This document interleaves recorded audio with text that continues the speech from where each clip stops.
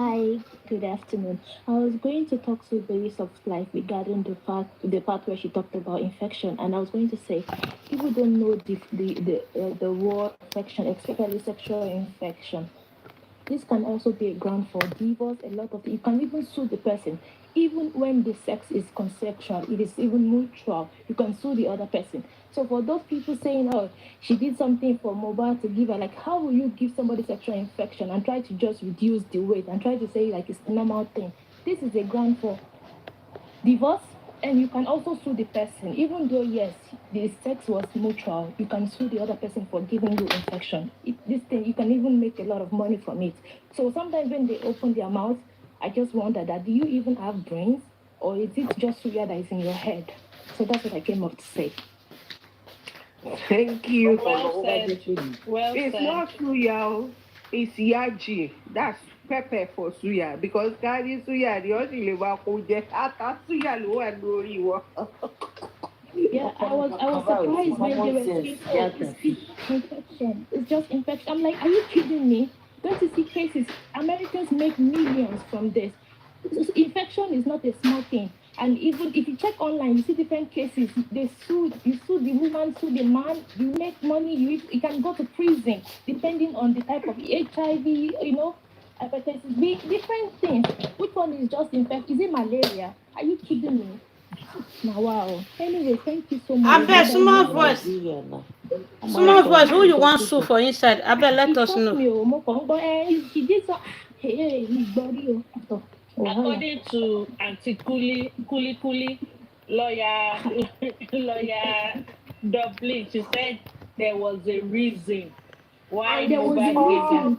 It's all in a bid to perpetrate rubbish. I believe everybody has access to Google. It's just everybody online. They Please don't take have one that second, common go sense, my online. dear queen. Wait, anyone? Yeah, wait. Mo sọ bẹ́ẹ̀, mo ní súyà ló wà ń bẹ̀ sẹ̀. You can't be Ọláta brain. suya ni àbálùbọ́sà tó ń jẹ kù ní suya. Because if people have common sense, even this Wummi thing, you don't even need a lot of evidence to dissect anything. Honestly. You don't. It's just obvious. Nothing. So it's actually safe to say that that woman, Nye Kudi, she's the type of lawyer that she's the kind of lawyer that will say, yeah, if a pedophile rapes a child, that there's a reason the It's the pedophile did 5 year that. old. Yeah, it's the 5 year Exactly. old. Is the 5 year old baby fault for wearing diapers? Why can't she wear pants? Exactly. Just imagine. Our attack along. Ọlọ́run ṣàánú. The crown jewel, Yeah. did you live in Ghana? Oh, I was raised in Ghana. You catch me. I try to hide my accent so much. Man, you just cannot hide from some of us. I couldn't hide. I do. I try so much to hide my Ghanaian accent, but hey. You confused me with the Yoruba because the Yoruba is also fluent Yeah. to a certain level. And But I'm at like, first, the Yoruba sounded like some from Cotonou, kind of like she had that kind of, or maybe it's just But me. most of the time, I do get like, are you from Ibadan? Are you from Oyo or something?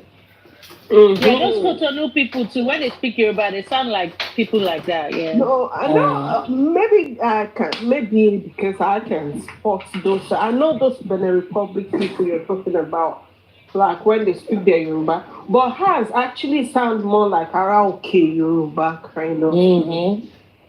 Then Because I live with Grandma Neo, Emma Binu. gbogbo ẹ̀ la gbà So you and Karimo, you have the same. Ọlọ́run má jẹ́ lórí burúkú olóṣì wèrè ọmọ Ọlọ́run ní ṣerú àwa bẹ́ẹ̀ kò sí nǹkan tọ́mọ ìyá mi máa ṣe fún mi tẹ́ anybody máa gbọ́ láyé. Don't care what that matter is. It stays between us. So sometimes when all these people are talking and just putting all their pressure on Wumi, just take 5 minutes, go on Google, check. There are some things you need to know, like rape, sexual disease, different things. There are a lot of things to learn than just sitting there, homie. It's not only homie in this life. check for other things, learn, read, go outside. Queen Yeah. this thing does not even need Google. All it requires is common sense. But yeah, like now, some I want me talk around any lawyer, yeah, something. Common sense, or they come on, okay, go to Google. But yeah, can they translate it to Yoruba? But you my yeni dada. Sure, you get. But when Me, I English don't is need God, a lot of evidence. When not Baba you. I'm speaks, talking about other when Wumi people. speaks, when the mother speaks, you can put everything together and see where the Honestly. fault is coming from. But I won't come what they have their own preconceived notions, right? Mm-hmm. So they are unable to go beyond that and be more objective about anything. Because when you have, as I am, I'm currently supporting Wumi. But if there are any concrete evidence, give me some Evidences. evidence that shows that she really has anything to do with that. I'm gonna talk about it. You understand me? Yeah. But I've not Yeah. gotten anything that really says, oh, this lady has something to do with her husband's death. Nothing. Absolutely. Honest. And if you hear them, they say, oh, Liam is the next of kin. Wumi's name is next of I'm not married, but I have a boyfriend. We are both abroad. And in this workplace, you have to put the next of kin that is in the country. Guess who is the next of kin? Me. Uh-huh. We are not married, nothing. I'm also working. Who is my next of? Because that's the rule of where we have. He is. So I don't know why you make it a big deal that who is the name? The name of I And am my Queen name is Lizzie, let me yes, tell you something. Yesterday, my this name is in most of Kudi the documents. My name. kept on It's just you're not screaming. She kept on screaming that since she's been born or whatever, that she has never seen a man use his first child or his child's name as on his property. I'm like, really? I'm telling you, she said it on her show imagine.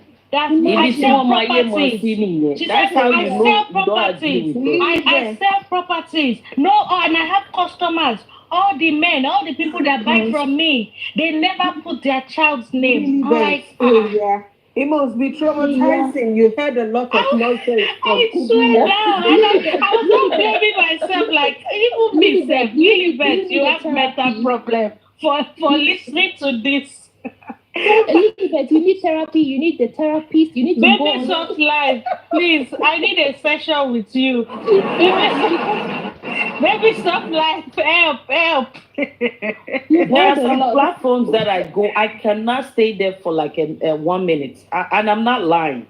The moment I hear the two words coming out, I just move on. Like I can't deal with it. can't.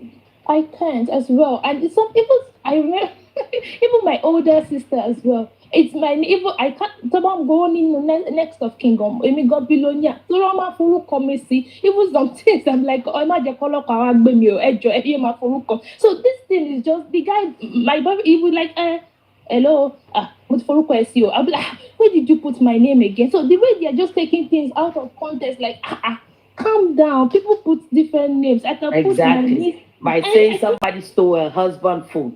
Kidney big uh-huh, deal. in a big deal. That's another stupid thing I've ever heard. Oh, G phone Honestly, wakore. Like, we how do very you G phone wakore?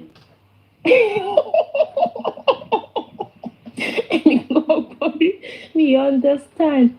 You know, these people, they are just like funny. They choose whatever suits them. They are the same people that will say, Mohbad was a prophet. He saw the future. He did this with the future. Okay, can't you say he saw the future that his father was going to act crazy? That's why he put his son's name on the property. Really, Uh-huh. but even sometimes when they talk, I Ejo, sometimes whose I name think was he supposed to put on the property? Because I don't get it. sometimes His Don't when they father? know. talk, I'm confused. I think I sometimes I just go back to listen to Mohbad's song to think maybe Boya Babara only Babara and Mohbad in call because I feel like do you guys listen to other Mohbad's music, the other ones? Listen to the word. Why can't you count Shawn the Toto B Thomas on here? Is that one to part They of have the never process? analyzed Omomi, the song he sang for his wife. They have never analyzed it. Even go and Of check the course, beginning. because Our that does our not. follow Mohbad. Our street. It's just because we are abroad. She street more. Normal Mohbad song wey we dey hear. They always shock me. Like, do you listen to the lyrics when they say ọmọ ológo OTV Angeli ni? kọ́ ni Mohbad bọ́ ẹ lọ gbọ́ àwọn lyrics kan tí ò bá ti áńgẹ́lì mu. So ẹ jẹ́ ká máa fọpọlọ sí kinní yìí. You just capitalize on one thing and you sit down 24 hours and be talking, homie, yẹn ló tiẹ̀ máa preliminary. Homie, I know that this one has nothing to say, that homie.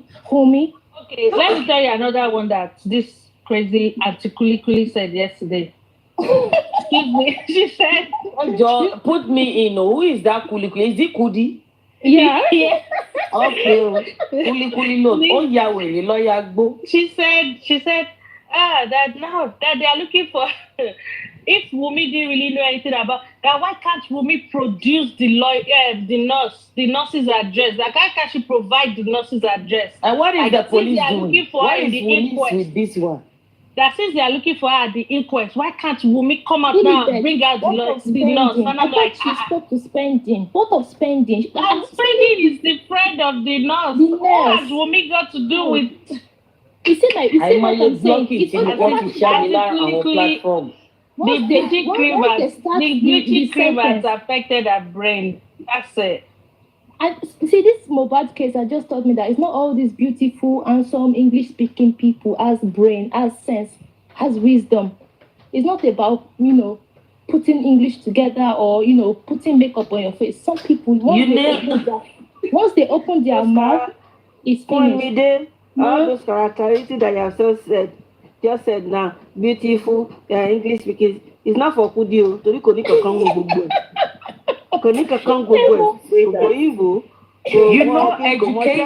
Education is different from literacy, right? Lori TikTok yìí, not even follow TikTok yìí, ma fi báyé Kudi jẹ́. Honestly, like immediately Lilibet talked about the sexual. I'm like, no. I need to come up to say, do you know this thing is a huge case? This is money-making case. This is some people can even go to jail. Maybe not a lot, maybe a few years. You know what it is to give somebody STD, whether the sex was mutual or not.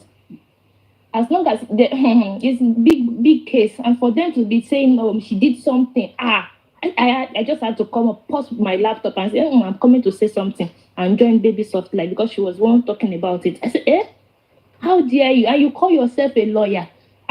You better go Let back me tell you, what a lot of people don't know is that there is a difference between being educated and literacy, right? Some people may be fluent in English, but they are not educated, very ignorant people. This so case it's different. Made me realize. Just because you speak English does not mean you are educated or you have any kind of education. I can't go to school, I want lawyer go school, I can't look away school, want to get education. Some people just pass through it. So there's a difference. And having common sense is an education you get from your own home and background. And within yourself as well. You need to talk. Sometimes you just need to step up and just listen, talk to yourself. Anyway. Exactly. Baby Soft Life, exactly. You hear, I have BBC, I have ACC, I have ACN. It's not about BBC and NTA you have, the certification that you have. Do you have common sense? No. Anyway, I yield my mic.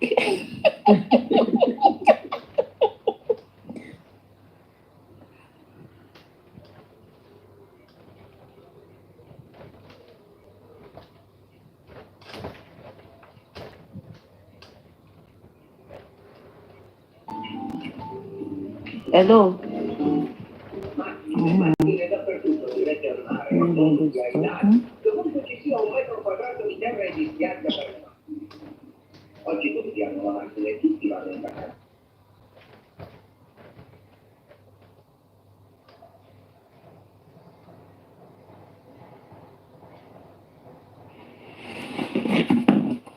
Hello, gbogbo ilé káàárọ̀ o. Ẹ káàárọ̀. A kú lu o, a kú fàájì o. Kàrímọ́ ẹlẹ́ran ọ̀gbẹ́.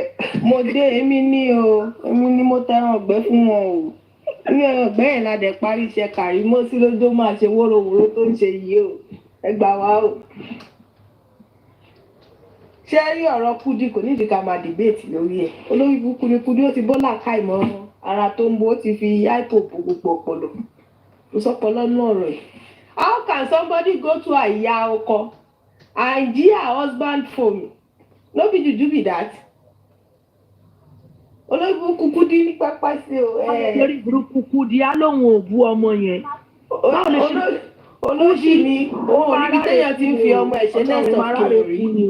Òun ò ríbi tí bí parents ti ń ra property tó ń fi orúkọ ọmọ wọn sí. That's a sign of poverty. Bàbá ò ní property ló fà á. Bàbá ò ra kẹ̀kẹ́ rí. Orí tí bàbá ẹ̀ bá ní property, wàá mọ̀ pé èèyàn máa ń forúkọ ọmọ èèyàn.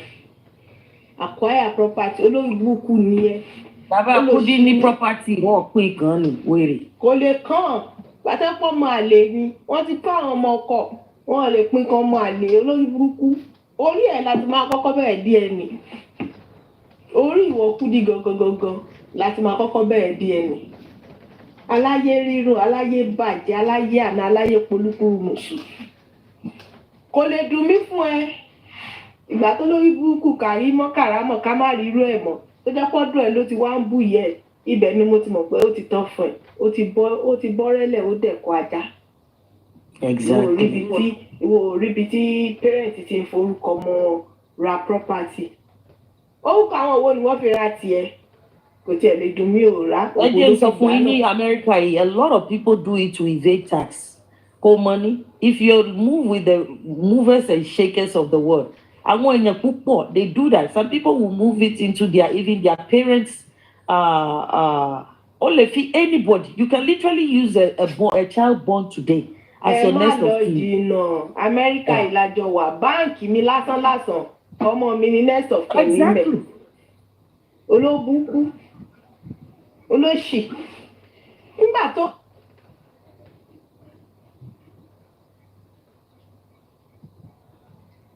Kò tó fi ń bóra yìí the only achievement tí Kudi nínú kò ní nǹkan mi. Lẹ́yìn kan mú èrò sí ẹ̀yìn agbo màlá kan mú sẹ́yìn agbo òṣùpá kan mú sẹ́yìn agbo òbẹ́sẹ̀ kan ní kó mẹ́yìn wá àti ẹ̀mẹ́yìn wá. Kòbà ó tán. Àwọn tí wọ́n máa ń jó kiri àwọn wèrè.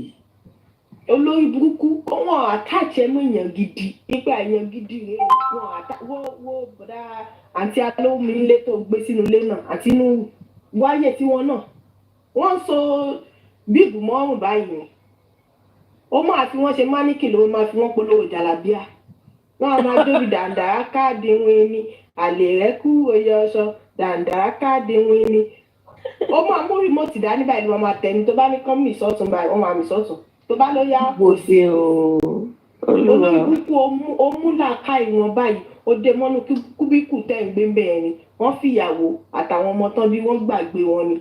Sister Karimo, ẹ ká sọ. Yes, call me. Yes, sir. Ẹ ti máa sọ̀rọ̀ lọ but ó ní nǹkan tí mo fẹ́ jù lẹ́ǹsìn but wọ́n gbọ́dọ̀ gbé láti lọ 100k ká tó jù lẹ̀.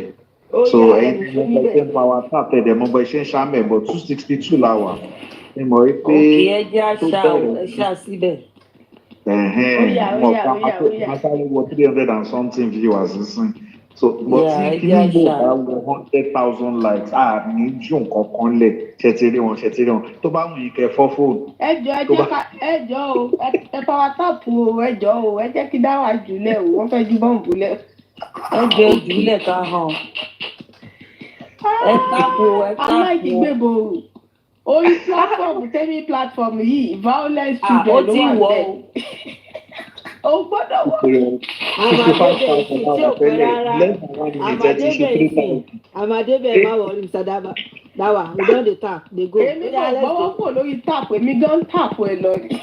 Èmi gan tap o. Let's go. Lórí òtítọ́ làwa wà ṣá. Let's go. Olórí burúkú Kudi olóṣì aláyé ìjẹrà. Ẹ̀sìn Kudi yẹn lẹ̀ ẹ̀sìn Kudi lẹ̀. Wẹ́ẹ́ máa sọ ó yẹ kó máa sọ̀rọ̀ tó fẹ́ sọ sọ́wọ́ báyìí kó gbóhùn ẹ̀ wò ní mú bóyá ó rùn. Ẹ dé òun kan tó ń sọ. Olóṣì Wummi lọ jí fóònù ọkọ ẹ̀ abúlé ìbùkù tẹ̀ làwọn ará bí mi. Ó jí náà nìyẹn kọ́ lọ kú. Káwọn náà lọ jí tọkọ wọn. Ẹ gbà mí o mo máa tẹ̀ wá ṣe nǹkan. káwọn náà lọ jí tọkọ wọn. We are tapping profusely.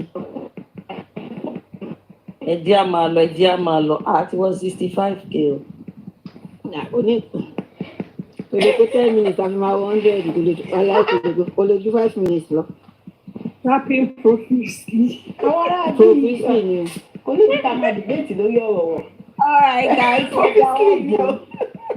Ẹ̀dá ọ̀bọ̀ ẹ̀ la ọ̀bọ̀ profusely. Kálukú ó dá ọ̀bọ̀ tiẹ̀ o. I've gotten weak low because of tapping.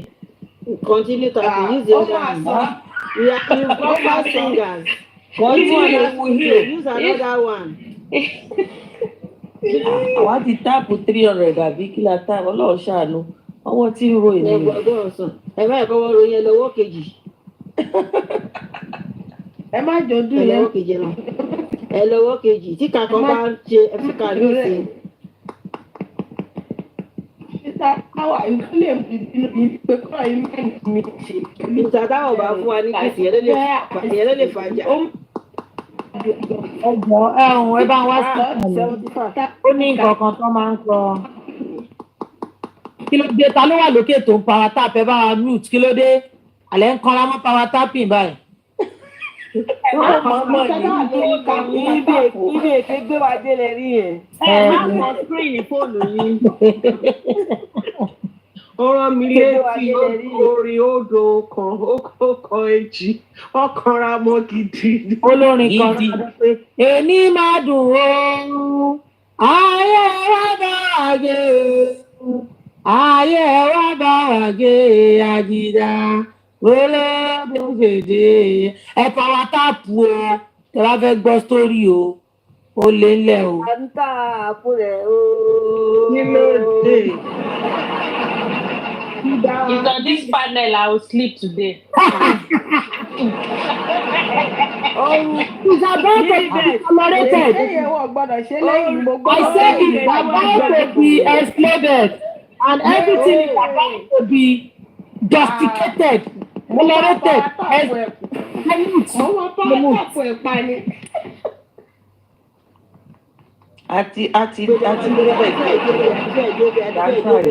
Continue, guys. You can do it. Continue doing it. Continue tapping.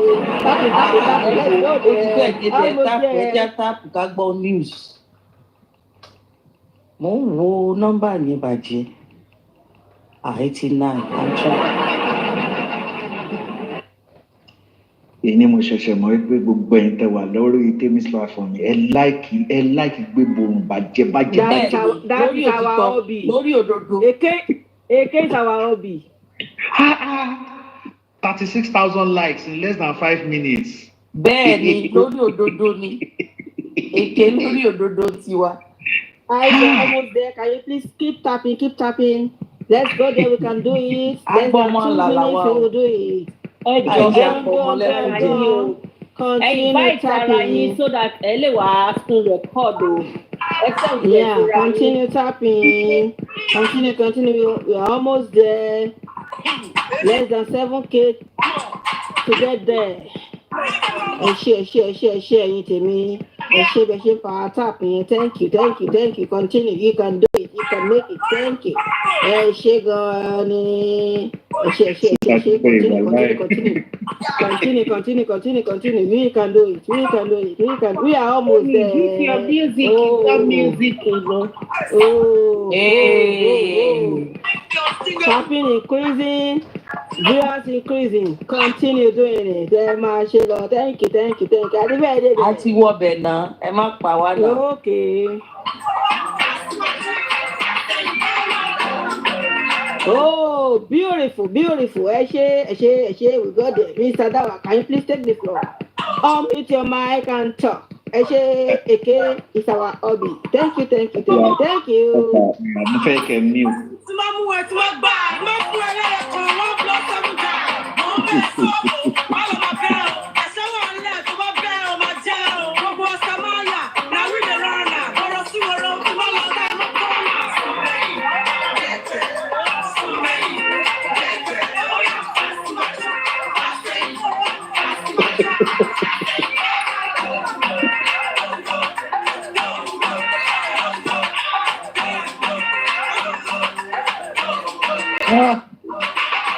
Fílẹ̀ fún orúkọ mi ní Bọ́sì. Ẹ̀tọ́ láti wá bọ́tà kí sọ́mọdọ̀tì.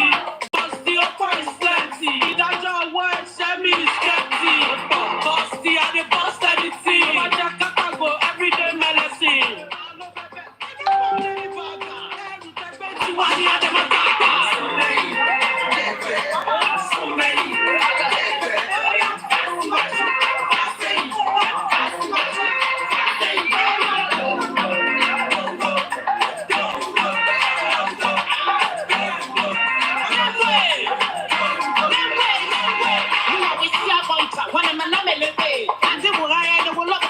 Your face. Then this is the big blockers who are never prepared. They don't know so we get attacked. What is scatter defense? In a form, Miss Jackie, I you look at here. You know you're not your own that. If you look where them, isn't it only one of him? I take him more. If you rock what I eat, I can just say your mama.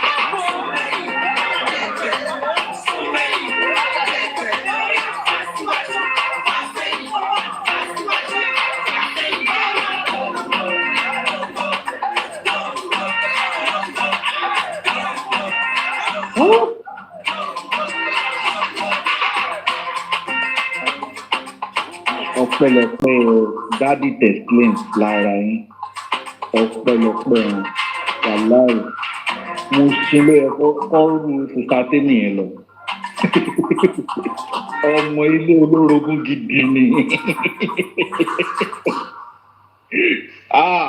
sísátẹnì máa rẹ ok president nǹkan kíkọ tẹ bá gbọ́n sìn ẹ jọ lórí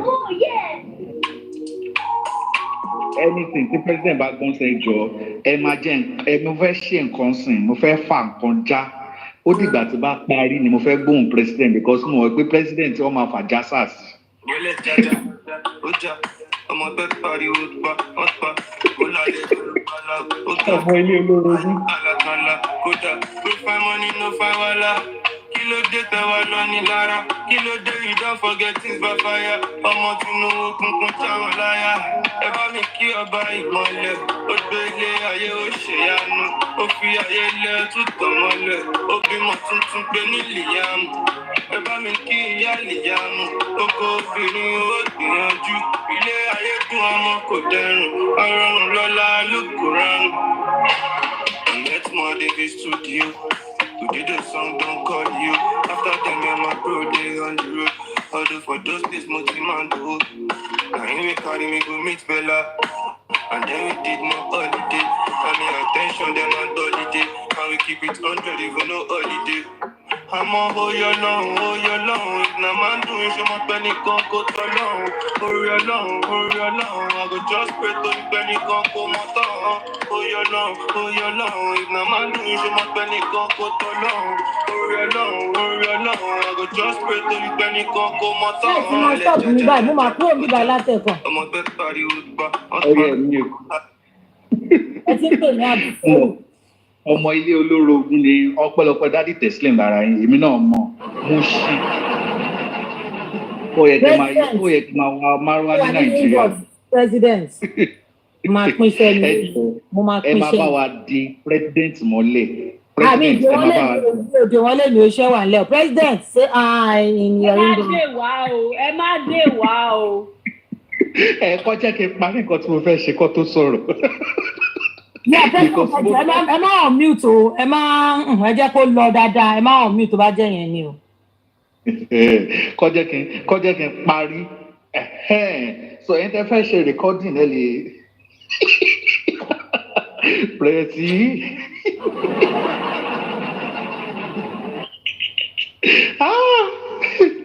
Okay. So let's get serious. Sherry, I'm on song you project your personal life into other people's. The hatred you have for people stems from your own life.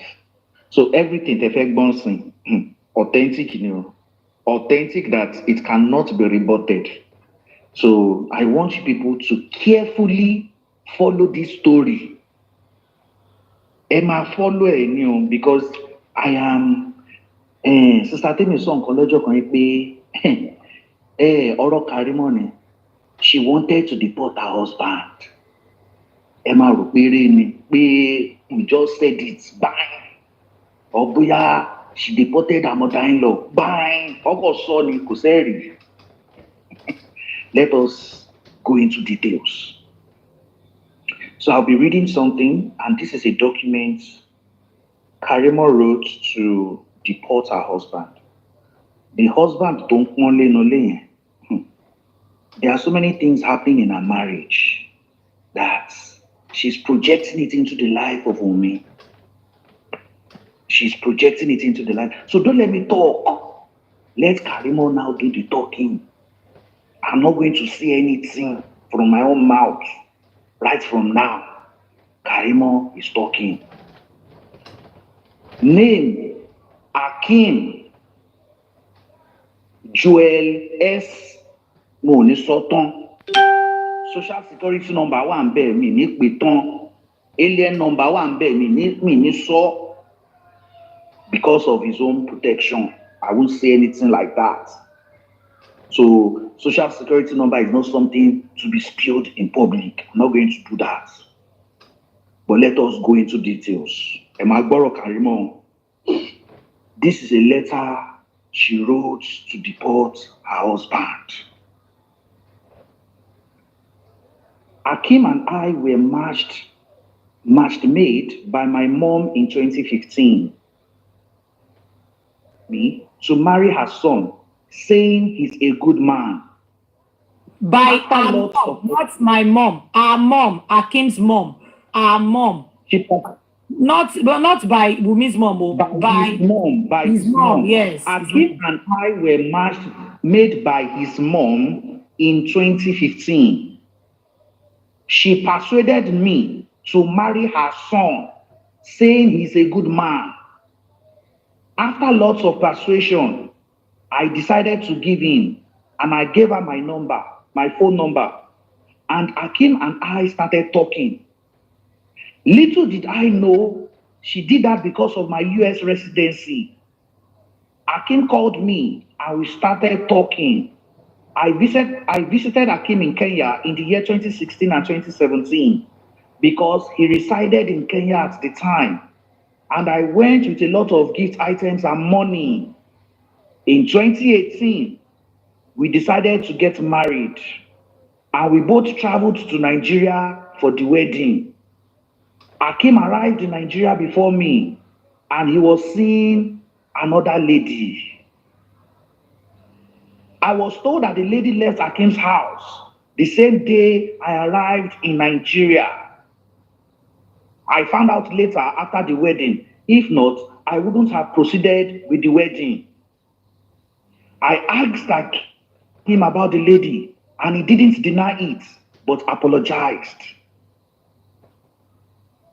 In 2019, I had my first child with Akim.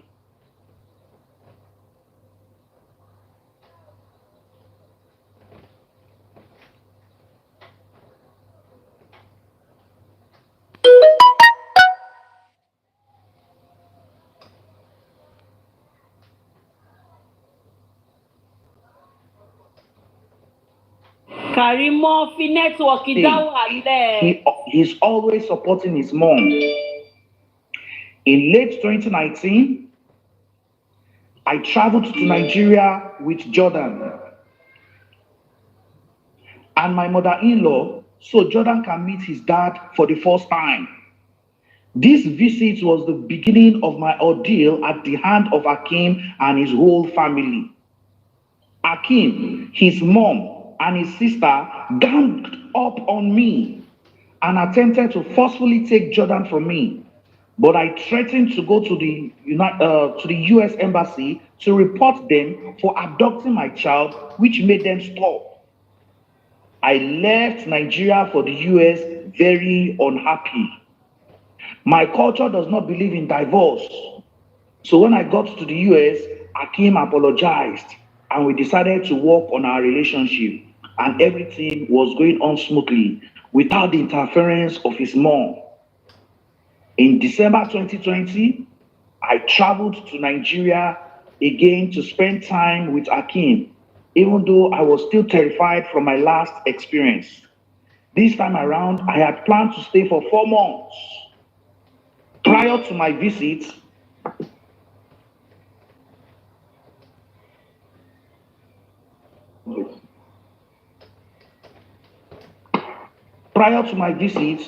I had asked Akim to talk to his mom to let me be at peace and not cause trouble and fight with me during my stay. This time around, because of the length of my stay and previous experience, I decided not to stay at the mom's house. I rented an Airbnb for our privacy and my mental health. It was during this long trip that I discovered how Akim has been messing around with different women to the point that I was infected with chlamydia, an STD by him while I was pregnant with my first child, Jordan. Yay! During my pregnancy in 2019, my OBGYN requested that I place a call to Akim through FaceTime video call due to the outcome of my results, and the doctor told him that he has infected me with chlamydia and that if he doesn't stop messing around with random women, he's putting me and his unborn child in danger. I was treated with azithromycin antibiotics to prevent my unborn from being blind at birth. In March 2021, as my long trip to Nigeria was coming to an end, his longtime lover called in on his phone as he was in the shower.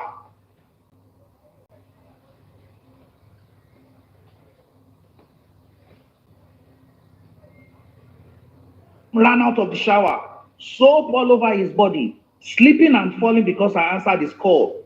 When I questioned who she was, he couldn't tell me. Instead, stammering and saying she's my cousin. So I replied, how come I don't know her as a member of the family? Akim's response to the lady on the phone was, my families are here. My families are here. So I called his mom and informed her of the issue, as she was the one who introduced me to Akim. When I arrived at my mother-in-law's place, the same lady was already there waiting for us. This lady and his mom assaulted me verbally and physically while Akim stood there watching and told me that I brought it upon myself and I did not intervene. I sobbed uncontrollably because I couldn't believe my husband could be on his mistress' side. And his mother and sister were laughing at me while the lady was beating me up. I wanted to quit the marriage that day, but I was afraid for my safety and that of my son. I left Nigeria for the United States with Jordan in March 2021, crying the entire flight. While all this was going on, I had already petitioned for him and he had gotten his immigrant visa. When Akim arrived in the United States in April 2021, I asked him about the said lady, and he admitted that the lady was his longtime lover. At this point, I asked him to choose between his marriage to me and his son or his mistress. He couldn't give me an answer right away and requested some time to think about it. In 2022, I recommended Akim return to school for nursing to advance his career, but initially rejected it. But after much persuasion, he agreed to return to school. While he was in school, he was unable to work due to the workload of school. I was unable to work as much as well because I had to stay home with the kids so he could concentrate on studying. His school was not qualified for FAFSA, F-A-F-S-A. He had to pay his tuition out of pocket. I was helping to pay his tuition and the bills with the little income I was earning. As time went on, we both realized we needed help with childcare. So I suggested we have Akim's mother come over to help with the kids while he goes to school. And I work to help pay the bills. I paid for his mom's visa fee and airplane ticket totaling $2,400. As soon as she arrived, Akim told her so many things about me that were not true. She arrived in late August of 2022, and on October 12th, she brought up the subject of Akim's mistress who beat me up in Nigeria. I told her I didn't want to talk about it because it was a terrible experience, but she insisted. During this discussion, an argument ensued, and the next thing I remembered was that she gave me a big slap on the right side of my face while I was holding my 9 month old baby girl, Gracious. She dragged me out of the bedroom to the living room with my clothes while still holding my daughter, and all three of us fell on each other. My daughter was so frightened and was crying profusely. I got up quickly to check and ensure that she didn't get hurt. I hurried out of the house for our safety, called Akin to explain what happened to him, and asked him to come back home immediately. I was afraid to go back into the house so she doesn't attack us again. We had to wait in the parking lot for him to arrive. Upon his arrival, he said nothing, and I asked him if he thought it was okay for his mother to physically assault me and his daughter, but he kept quiet. In his presence, the mother unzipped her travel bag and pulled out the 22 pairs of shoes that I had purchased for her to beat me and hurled all 22 pairs of shoes at me, two of which hit my daughter on the head, causing her to cry again. I told Akim, "You are watching your mother while she beats me and your daughter up." Then Akim took Gracious away from me, and his mother was free to beat me up again. I couldn't defend myself because in Africa, particularly in Nigeria and my tribe, you are not permitted to defend yourself against elder abuse. Akim hurriedly changed his mother's ticket to Nigeria and drove her to the airport before I could find my phone and call the cops. My life fell apart that day, and while I was suffering in silence in my marriage from various forms of emotional and physical violence, Akim stood by and watched his mother beat me and my 9 month old daughter. This is the second time my mother-in-law has physically assaulted me. I grieved and cried till I was weary of sobbing because Akim did not apologize on his mother's behalf. Akim's mother informed me that Akim was married to his Nigerian mistress because I came into the picture. Before I came into the picture, that I was only used as a stepping stone to bring Akim to America, and I should deal with it. I couldn't believe my ears and begged Akim to tell me the truth, but he denied it. Yet he couldn't let go of the said lady. Beginning of this year, I enrolled for the online classes at Manchester Community College to start on January 19, 2023. I went to school for my anatomy and physiology lab sessions, which was scheduled to run from 5 p.m. to 7:30 p.m., but finished at 8:16 p.m. Akim was awaiting me at home and continuously calling me around 7:30 p.m., but I couldn't pick up since I didn't want to disrupt my A and P class. At 8:16 p.m. after the lab class, I called Akim, who calls at me and asked why I was late. I arrived home at 8:26 p.m. Akim told me, "I'm going to start hitting you." And I told him that I never reported your mother when she physically assaulted me on October 12, 2022. But if you hit me as you claimed, I will report you. Akim unexpectedly smacked me with the back of his palm on my neck. I couldn't breathe for a few minutes, and when I was able to, I contacted the cops. Akim fled before the cops arrived at our residence, so they were unable to arrest him. He eventually apologized, and while I was unable to press charges, I was able to obtain a restraining order against him and my children. The DCYF also called to my house to check on me and the kids. Akim begged and assured me he would change, but it only became worse. The DCYF lady asked him to give me and the kids space for our own safety. We went to the 9th Circuit Court in Manchester, New Hampshire, NH, for a domestic violence hearing on March 23rd, 2023. Prior to the hearing date, a family member intervened. After the hearing, I begged Akim to move back to the house and start over because of the kids. Akim told me he's done with me and can't wait to get his citizenship next year and give me and the kids the middle finger. He also informed me that he purposefully rented an apartment near my house so that he could emotionally assault me with women because he wanted me to witness him with other women. He's also on a dating website chatting with older wealthy women. Akin told me that he used me as a stepping stone to get to the United States and that he can't wait to gain his citizenship so that he may move to another country. He also filed out from I-130 for his long-term partner. We are currently separated, no longer live together, and are in the process of filing for divorce. I was totally enslaved and used by him and his family, all in the name of marriage. I was financially extorted by him and his family and paid all his immigration processing fees to bring Akin to the United States. He never loved from the beginning. It was all a scam devised by him and his mother. But I was too foolish and in love to figure it out in time. I kept forgiving him because of the kids. I do not want them to be a product of a broken home, just like me.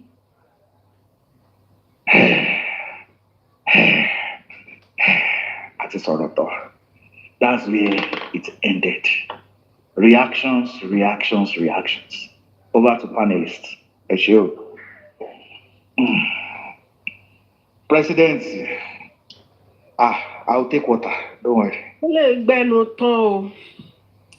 Ó gbẹnu tán gidi ni. We need that. We need it all. Bí ọ̀rọ̀ president. But you see, eventually, without being a shrink, I think that some of us have also mentioned that most of all of these people, Karimat inclusive, are only projecting. So it is easier for them to conjure up all of these scenarios because it is their reality. Projection yẹn pọ̀ àǹtí mi.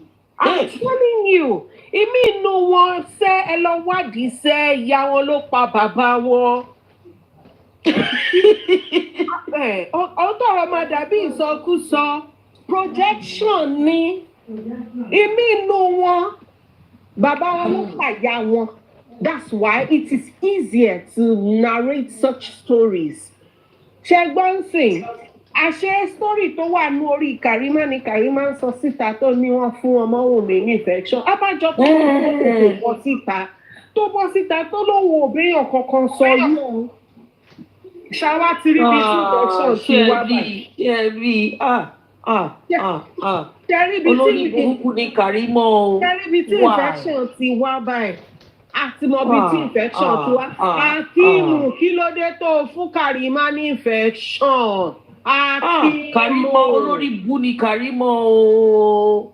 Because irú ọmọ ìyá wo leléyìí torí Ọlọ́run. What kind of a human being is this? Kí ló ń pè infection ní Yorùbá? Ìwọ ló ní kòkòrò ajẹnirun àbí kòkòrò jẹrajẹra. O wá fẹ́ project ẹ̀ sórí Mohbad àtọmọ Wummi. But people tend to believe her because she's the sister. No, so because they are dumb. Because they are dumb. As people like Aries didn't fall for it. I mean, she said certain things, and I'm like, okay, orí ẹ wà ńbẹ̀. Ní eléyìí tó sọ yìí, orí ẹ wà ńbẹ̀. So not everybody fell for it. If you go and look at those who are falling for it, they are the mischievous lords. Those mischievous people, those ones who just want anything that would confirm, suit the narrative they already have in their head. But the truth is, kò sí bí Karima ṣe lè try láti ọ̀la títí dé ọ̀túnla. Her reality is not ọmọ Wummi's story. So you all can project àtẹ̀yí tí ìyá ẹ̀ pa bàbá ẹ̀ àtẹ̀yí tí bàbá ẹ̀ pa ìyá ẹ̀ àti mí inú yín gan kẹ́tí attempt láti pọkọ yín rí. So ìyá rẹ̀ nìkan kọ́ ló ń bú ìyákọ rẹ̀ náà Karima. Lágbára Ọlọ́run òun la rí. Karima oráyé ẹ̀ báyìí. That British. Okay, what are we doing? In this thing we just heard now. She said something. She said she was grieving. So it's safe to say that number one, she was grieving the death of her marriage, the delusional marriage, and it's safe to say she's actually a widow. What do you think? It looks like it though. Because she me bad So she's jealous of Wummi for being like a celebrity, and her husband's death has made her so popular. So she wants to take that same spotlight because her marriage is actually dead. Like literally dead. She could have been. She actually, this is when you don't move with people who have common sense. She could have had the same fame without being this negative towards her sister. She could, by supporting her sister and standing by her sister positively, she could still have the same platform she has today. That's why she will do everything possible to make sure Mommy and Mama Mo don't get along. Because that's the same thing that's happening with her. She will do everything till she stops breathing. She will make sure both of them are not together. Because she's jealous of her sister. Also, I think if Mama Mohbad can hear this, it says a lot, really. Look at 100%. Look at Wummi that has a mother-in-law supporting her, standing by her, as against she. She doesn't have a mother-in-law. She's a stepping stone. Ọlọ́run akaba kọ́ nìyẹn. Ó jowú Wummi fún nǹkan tó láàkì láyé. Let me have one more to read. Ó jowú Wummi fún nǹkan tó láàkì láyé. I don't want to be like her projecting, but this is Karimo, ó gbé account ọmọ Wummi síta thinking kí wọ́n lọ ṣe investigation wípé account mọ́mì yín ló fi ń gbàwó. Ìwọ ló lose jẹ́ wá san nǹkan tó ṣẹlẹ̀ fún ẹ. Ṣé account tó gbé síta yẹn àwọn tí wọn ò tiẹ̀ tí ì fún ọmọ Wummi rí lówó alátìkọ́ ń wọlé ní gbáùn bó ṣe gbá account yẹn jáde ìwọ lójú tí o ìwọ ló ṣòfò ara ìwọ ló ṣòfò ẹ̀mí bí aláti ṣe ń wọlé níwájú ló ń wọlé lẹ́yìn ojú tí ẹ̀ wo ọmọ Wummi má ga sọlọ́ntì ẹ̀. Cindy, you know when I saw that account number, right? When I heard her call it out, 100%, she didn't do it for them to investigate. Me or my own thinking, or with the way I see her. She put that name out so that the evil people that want to do juju for Wummi, they can get her mother's name. I want to make one prayer. I want to make one prayer. Permit me to speak Yoruba because that prayer cannot go in English. Go ahead. Àwọn ọ̀tá wa ló máa polongo wa fún olóore wa. Amen. Karimo. Àmín Jésù. O ṣé o olóbùkún.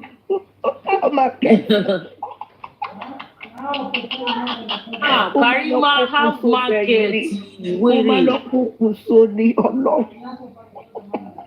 But wait though, please, another one that is confusing me.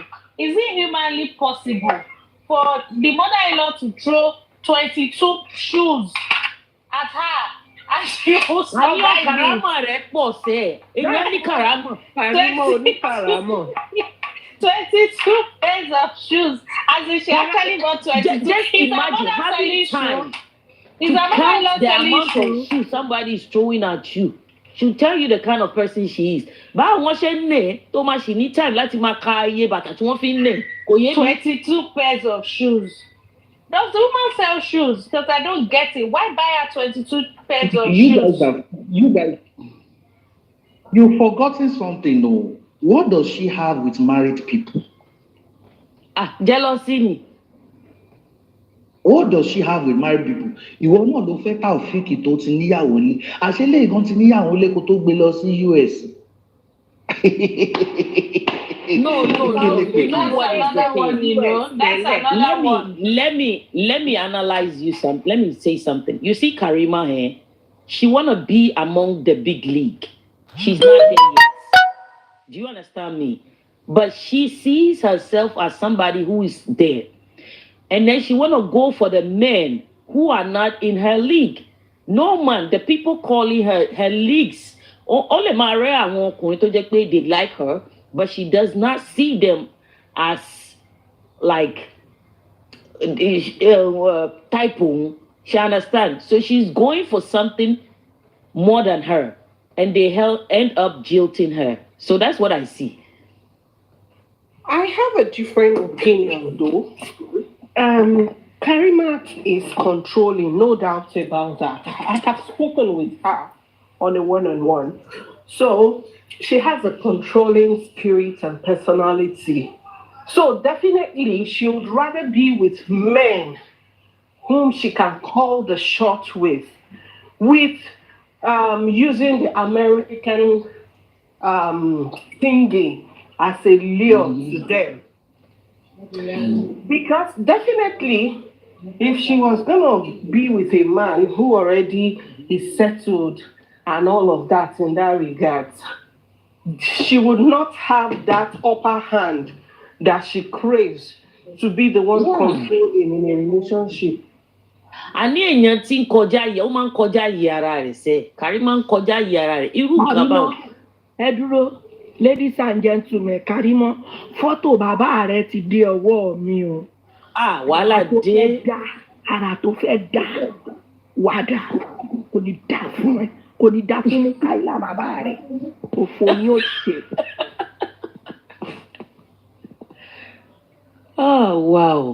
Wow.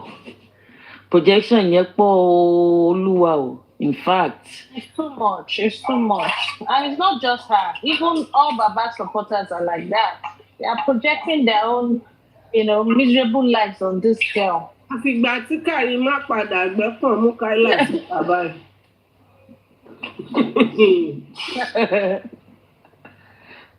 Ọwọ́ aládé. Àfìgbà tó tẹ́ o. Ó dẹ̀ ti tẹ́. God. Àwọn èèyàn máa bẹ̀rẹ̀ sí ní tú àṣírí ẹ̀ ní ìsìn Karima. America ni dẹ̀ ní gbogbo record ẹ̀ public kìíní ni. It's free o. Wọ́n bá dẹ̀ ti mọ social security rẹ báyìí, wàhálà dé. Wọ́n máa tú àṣírí rẹ káàkiri. Orúkọ rẹ lásán, wọ́n máa lọ public record ni. Gbogbo record yẹn ló máa jáde àfìgbà tó túra rẹ síta. Wèrè. Mommy J, welcome to Fracas. Mommy J. President Tatulele báyìí torí ọdún náà. Mukaila olórí ìbú nìyẹn, Mukaila. Ẹlẹ́nu papò. Òun nìyẹn. Ó dẹ̀ jọba bẹ́ẹ̀. Òun nìyẹn. Mukaila ẹlẹ́nu papò. Ó ní ṣoríire Karima. Ara tó bá fẹ́ dá wá dà. Ìyá yìí ni Mukaila ó máa gbé. Kò ní jẹ. Wà ló bèrè tó. Má tún rí ti ìyá bàbá ẹ ní yóò fò ìyá bàbá ẹ tó tọ́ ẹ. Má tún ní kọ́ lọ bá mi jí wá nínú kòtò. Toró lórí burúkú ni ọmọ òfò ló tọ́. Ìtọ́kùtọ̀ kò ní yẹ. Ara tí Mukaila fẹ́ dá mo fẹ́ rí. Ẹjọ́ báwo ni Karima ṣe wọ US gan? Báwo ló ṣe wọ̀? Ṣó wí ní lọ́tírì ni àbí báwo? Torí akúlù fún ẹ. Ibi báyìí Mukaila ibi tó máa gbé ìwọ ló ń fi ọmọ ẹlẹ́yìn kó máa yẹ̀yẹ́ ìyá ẹ̀ níta ìwọ gan máa fi ẹ̀ṣẹ̀ ẹ̀sẹ̀ kò ní dá fún ẹ. US yẹn ti wọ̀ lórí jù too much. Anything I did this. Mo ní kó lọ gbé ilé àjà mẹ́rin. Mo ṣe báyìí. Gbogbo èèyàn ló máa ń ṣe nǹkan fún kí ló dé tí ò lè panu mọ́. Ọ̀pọ̀ òun lè dá Amẹ́ríkà. Money Miss Road. Òun ọmọ aláṣọ ní Kútọ̀. Ó wá bá rẹ̀ l'Amẹ́ríkà bẹ̀rẹ̀ iṣẹ́ Ọlọ́run. Kò tiẹ̀ behave bí ọmọ aláṣọ kankan. God damn. Láì ṣe pé ìyá rẹ̀ ta tìmátì. Ọmọ ń túwó gan-an kí ló dé? In fact, eléyìí pọ̀ o, eléyìí pọ̀.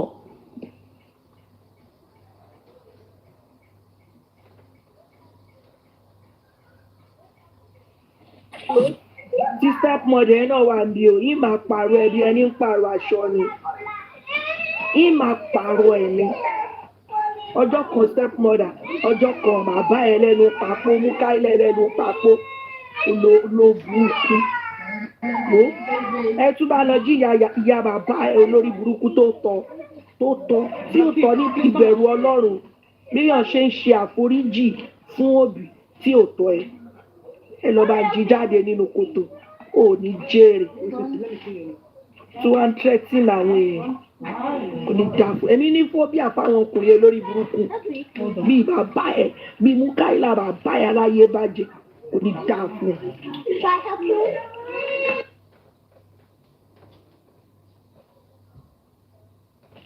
I just want to make something clear. Is the divorce going on currently, or nǹkan tó ṣẹlẹ̀ tí wọ́n ṣe mọ́ ni, or what is? I think that's an old letter. I think that's an old letter.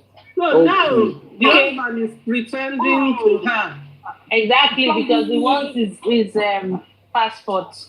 From the petition, Karimo said 2023 she was doing anatomy and physiology.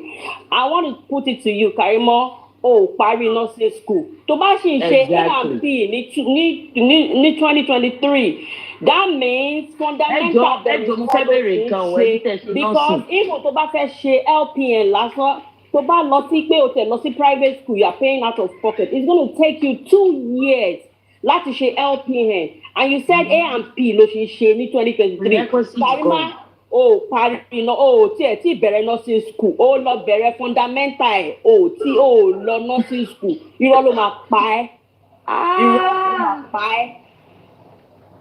And 2023 ló lóun ṣe eléyìí àbí?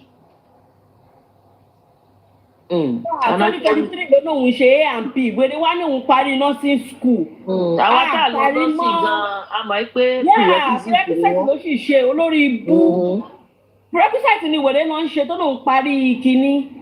Ayé ẹ̀ta irọ́ ló máa pa ẹ́. Ó yìí wà ní CNA wèrè.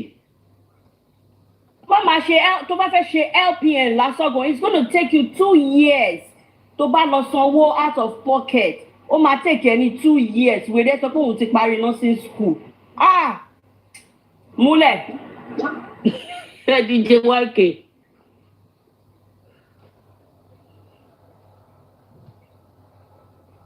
Ṣẹ́ni tí ò ti parí kí ni wọ́n ń pè? Prerequisite ló máa ṣe accelerated.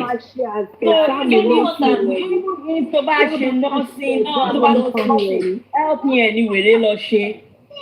Do you know what I'm even thinking? Nígbà tí ètí parí prerequisite, báwo ló ṣe máa ṣe LPN? No, you know what I'm even thinking, She must be a very, despicable human being for your mother-in-law to be slapping you and beating you, and your husband can't. I think, how? Because she talks too much. I can't imagine my own mother-in-law, and my husband is there. Okay, mother-in-law is even going too far. Mother-in-law is going too far. She said her husband's girlfriend beat her up, and her husband was right there. Because he doesn't love her. She says she's a stepping stone. You don't have husband though, babe. Forget it. You said you are a widow. I'm sorry to say. The other day I said sleeping with the enemy. So àwọn méjèèjì enemy ara wọn ni Ọlọ́run ti fi wọ́n ṣọ̀tá ara wọn tán jọ ń sùn pọ̀. Plenty enemy.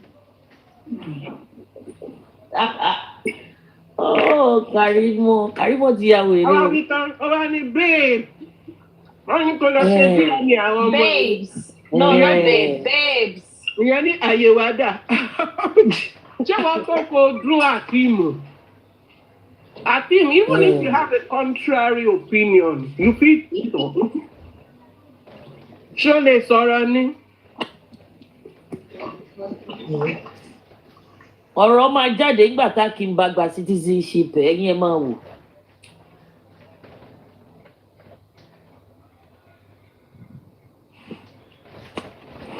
Bàtà tákì bá ṣe citizenship ẹ̀ tán ló tó máa deal pẹ̀lú Kàrímọ́ wèrè ẹlẹ́jọ́ òfò. Akeem tó gbọ́n gbà tó wọ Amẹ́ríkà ó yà lọ sórí dating app ó wò bóyá ó máa rí ibi tí lọ́ọ̀tẹ̀ ti máa wà bẹ́tà jù nonsense. Looking for rich older women. Wealthy older. Àwọn tó lè sì díẹ̀ tó lè guarantee ẹ̀ kò ń ṣèwọ́ tó máa lord ẹ̀ over him. And she went to get him from Kenya. Like really, what was you doing in Kenya? Like, I don't get it. Ó jápa lọ sí Kenya ní Kenya ká ni. Kenya. Oh my days.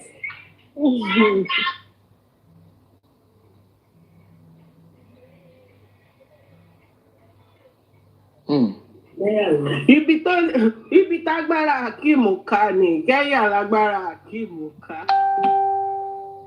Ọ̀sùn ni ọmọ ọlọ́mọ èmi ò lè fi bú o ọ̀sùn ni. Ọ̀sùn Akeem ló pè ẹ wá ní kó sọ̀rọ̀ pé kó má bá burú ẹ̀ jà. Akeem á sọ fún kó gbé ìyá ẹ̀ ṣe pé gan pàápàá. Bí àṣà nice ó ní àwọn tèmi ń ṣaṣẹ́ ibi tó ṣaṣẹ́ ti tẹ̀dé nìyẹn.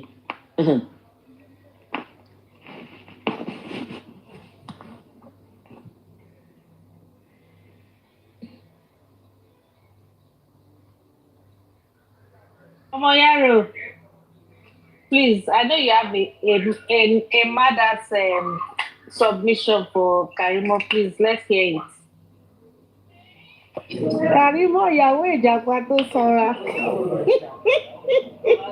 Wèrè ìjàpá tó sanra ń chìtọ̀ ló ní pọ̀mù. Equation yìí bad.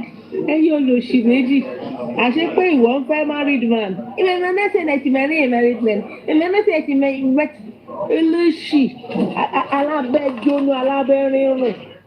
Aṣọ ya wèrè báyìí. Aṣọ ya wèrè báyìí ọmọ Mukaila.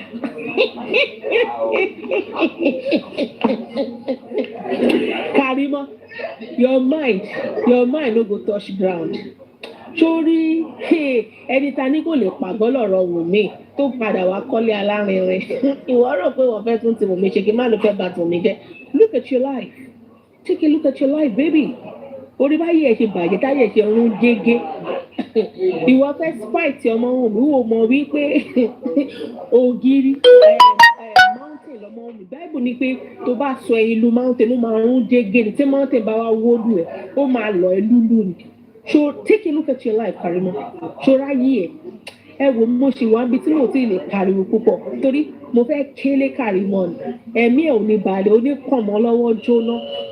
Ambassador Karo White unofficial olùṣí ọmọ àlè ọmọ àbí alábẹ́rínrún alábẹ́ jíjóná ayé ẹ̀ ta pa òbí gúgúrú ọmọ bọ̀dá Mukaila bọ̀dá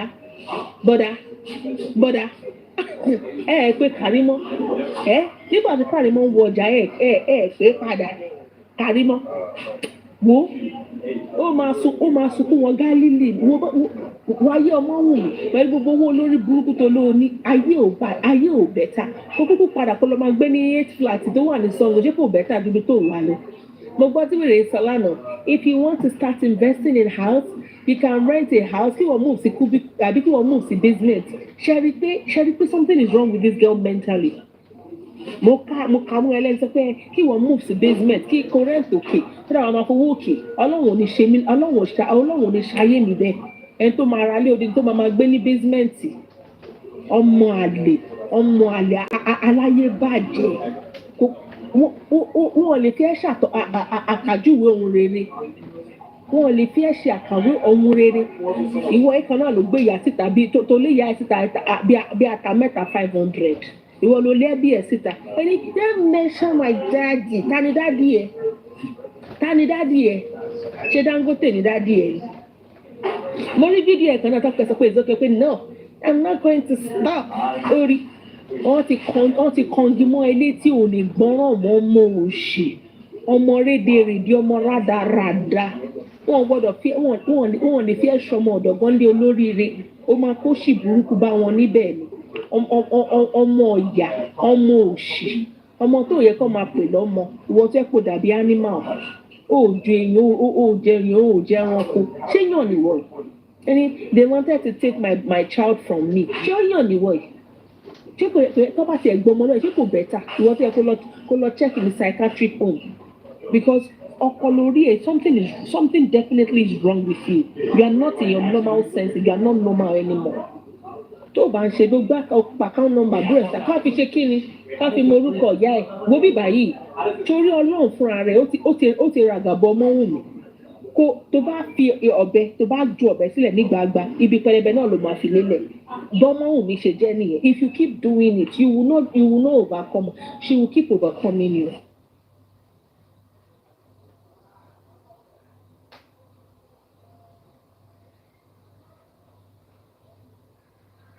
guy ni òun jẹ́ gbà fọ́ guy Kàrímọ́ kó lè ṣoríire ọkàn ẹ̀ ò balẹ̀ ó lóun wà lamẹ́ríkà yí ò dá you are in UK you are not okay go back to Nigeria padà sí Nàìjíríà wà lamẹ́ríkà ò wà okay mo bá lẹ́nu ó sọ pé o lè ra lé in different states even ibi tó bá ti ń ṣiṣẹ́ o wà ní basement ṣé nípa yí ẹ̀ bàjẹ́ ọmọ ó ra odindi ilé ìwọ ló ń gbé ń basement káwọn tó wà lókè lè máa sanwó dé ẹ̀ kí ló gbogbo iṣẹ́ tó wá ń ṣe kí ló wá ń ṣe àwọn tap ló ń fún lówó a fẹ́ ṣe give away lẹ́nu olówó egbò tí ń kọlẹ̀kùn tó ń ṣílẹ̀kùn fólè olówó egbò mọ́ ní Miss Road mi ò tiẹ̀ rówó náà lára ẹ̀ àwọn nẹ́ẹ̀tì gbogbo bírẹ̀ á máa jáde ẹ ti mọ̀ pé ọmọ aláta ó fẹ́ máa rí ban ó ń ṣe gàlégàlé lé àwọn ìyàwó ẹ̀ lórí ó ń ṣe gàlégàlé bọ̀dá kí ló kan bọ̀dá Akeem Japa tó sanra tó wà nílẹ̀ náà àṣé òun náà ti níyàn lé lókè I didn't know he cheated on me tálọ̀ bá cheat lé bí ò bá ń ṣèwọ bàtà ẹ̀kọ́ ti mọ̀ pé alágàbàgebè alára bí ìnàkí nìyẹn nonsense and ingredients wèrè ọmọ wàá ló béèrè tó yìí ṣe lórí ẹ̀ dàrú lórí ẹ̀ ìyẹn kan náà ẹ ti sẹ ìwé àtàgbàdo ká lè mọ̀ pé òun jẹun wèrè ọmọ you can join the army káre immigration officer adviser ìwẹ lẹ́nu men looking at you from afar ẹ mọ̀ pé gbogbo ara ẹ̀ ló ń rùn very dirty looking girl ó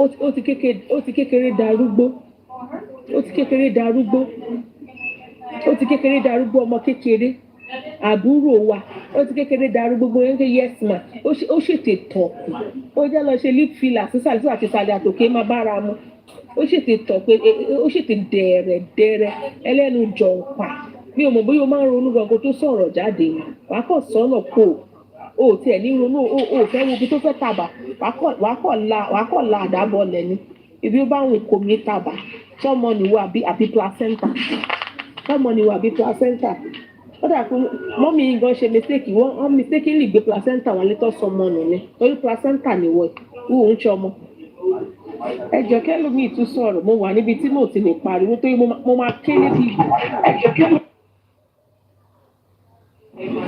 máa ké lébi ìwèrè láàárọ̀ èyí ṣé ṣọmọ nìwọ àbí placenta ni mọ́mí yìí gbé wálé tó wá nọ́ọ̀sì torí ẹ kọ́ ju ẹni kó gbé placenta gọ̀gọ̀ wálé.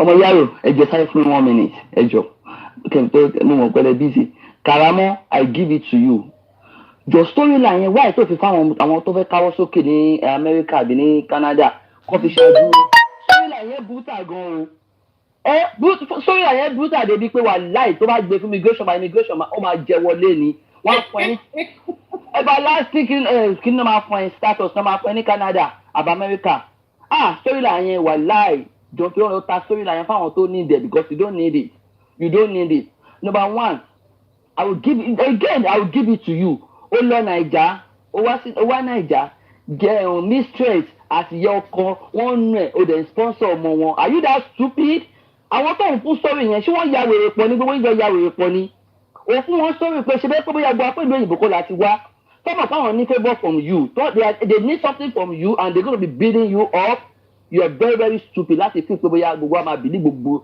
rubbish tó sọ yẹn o tún wá ní because culture yín this and that okay àwọn dìdì tó kọ́ fún all well and good o tún wá lè dé ìlú òyìnbó tán ìyọpẹ́ tí wàá dé ó tún nù ẹ̀ ó tún lọ jókòó síta títọ́ pẹ́ fi dé kò ní dáa fún ìkàwé fún àwọn tó kọ sórí fún kò ní dáa fún gbogbo yín pọ̀ tó dẹ̀ believe ẹ̀ kò ní ra gbá fún gbogbo yín olódùúkú ni ẹ ó fẹ́ tà ẹ̀sùn àlò disturb now kí ló dé tí yóò ṣe pọ̀ tó iná ìdè láre wọn láì wá ìtòrí fáwọn tó nídìí storyline tó fáwọn tó nídìí ẹ̀ seriously tó dẹ̀ parọ́ tó yìí ìwọ ọmọ onílù Amẹ́ríkà wọ́n lé jáde yọ fún ẹ̀ jáde nínú ilé ẹ̀ kò ní gbà fún ẹ̀ kárí mọ́.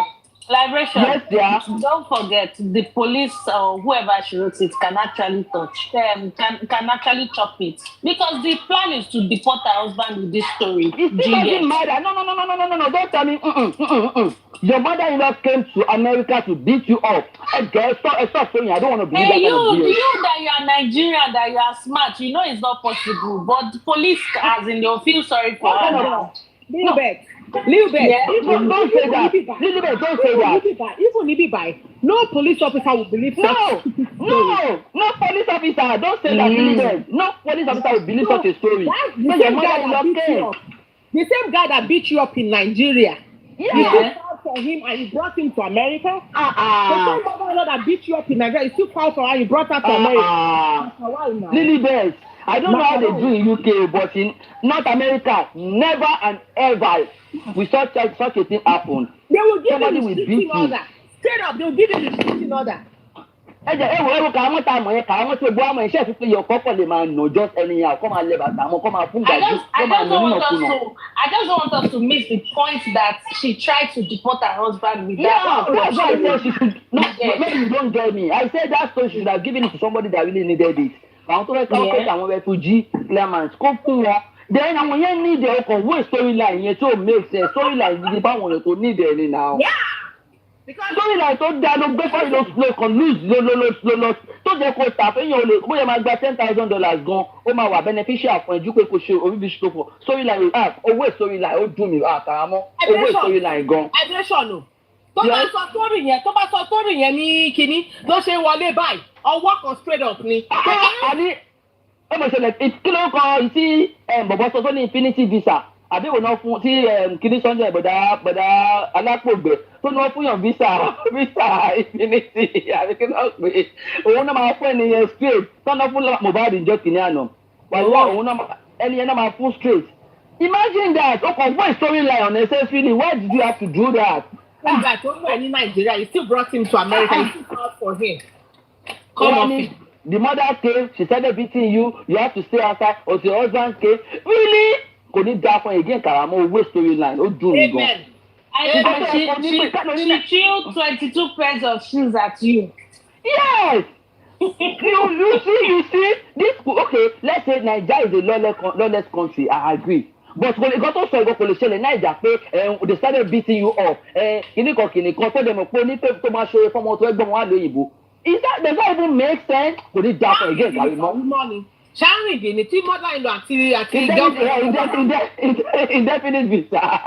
indefinite visa ló máa fún because àwọn tó dẹ̀ ó dùn mí pé Karimo kó bá fún mi kálọ̀ story bá ti jẹ́ ó ra bá mi gbé fún mi kí n bẹ ta ní Canada àwọn èèyàn need the story báyẹn Canada now kò ní dá fún again Karimo olùṣọ́ ọmọ àlè ọmọ bọ̀dá kí ló kọ́dá ẹjọ́ kí ló kọ́ bọ́dá ó kọ́dá dé again àwọn bọ̀dá ó fò fọ́mọ. Bọ̀dá Mọ́káìlà ẹ̀kọ́ ẹ fi spam jóná ní pátápátá. Ẹ fi spam jóná ẹ bá ti mú kẹ́rù spam yẹn gan kẹ́ẹ̀dá sómi òkun gan ó bẹ́tà ju Karimo tó fi fọ́ọ̀mù lọ. Àní Karimo placenta ni Karimo tó gbé wálé. Wọ́n náà ó dẹ̀ fún ọmọ gidi gan ọmọ gidi náà ti lọ fún ọmọ gidi nù. Ọmọ gidi nù placenta náà gbé wálé yeah you right.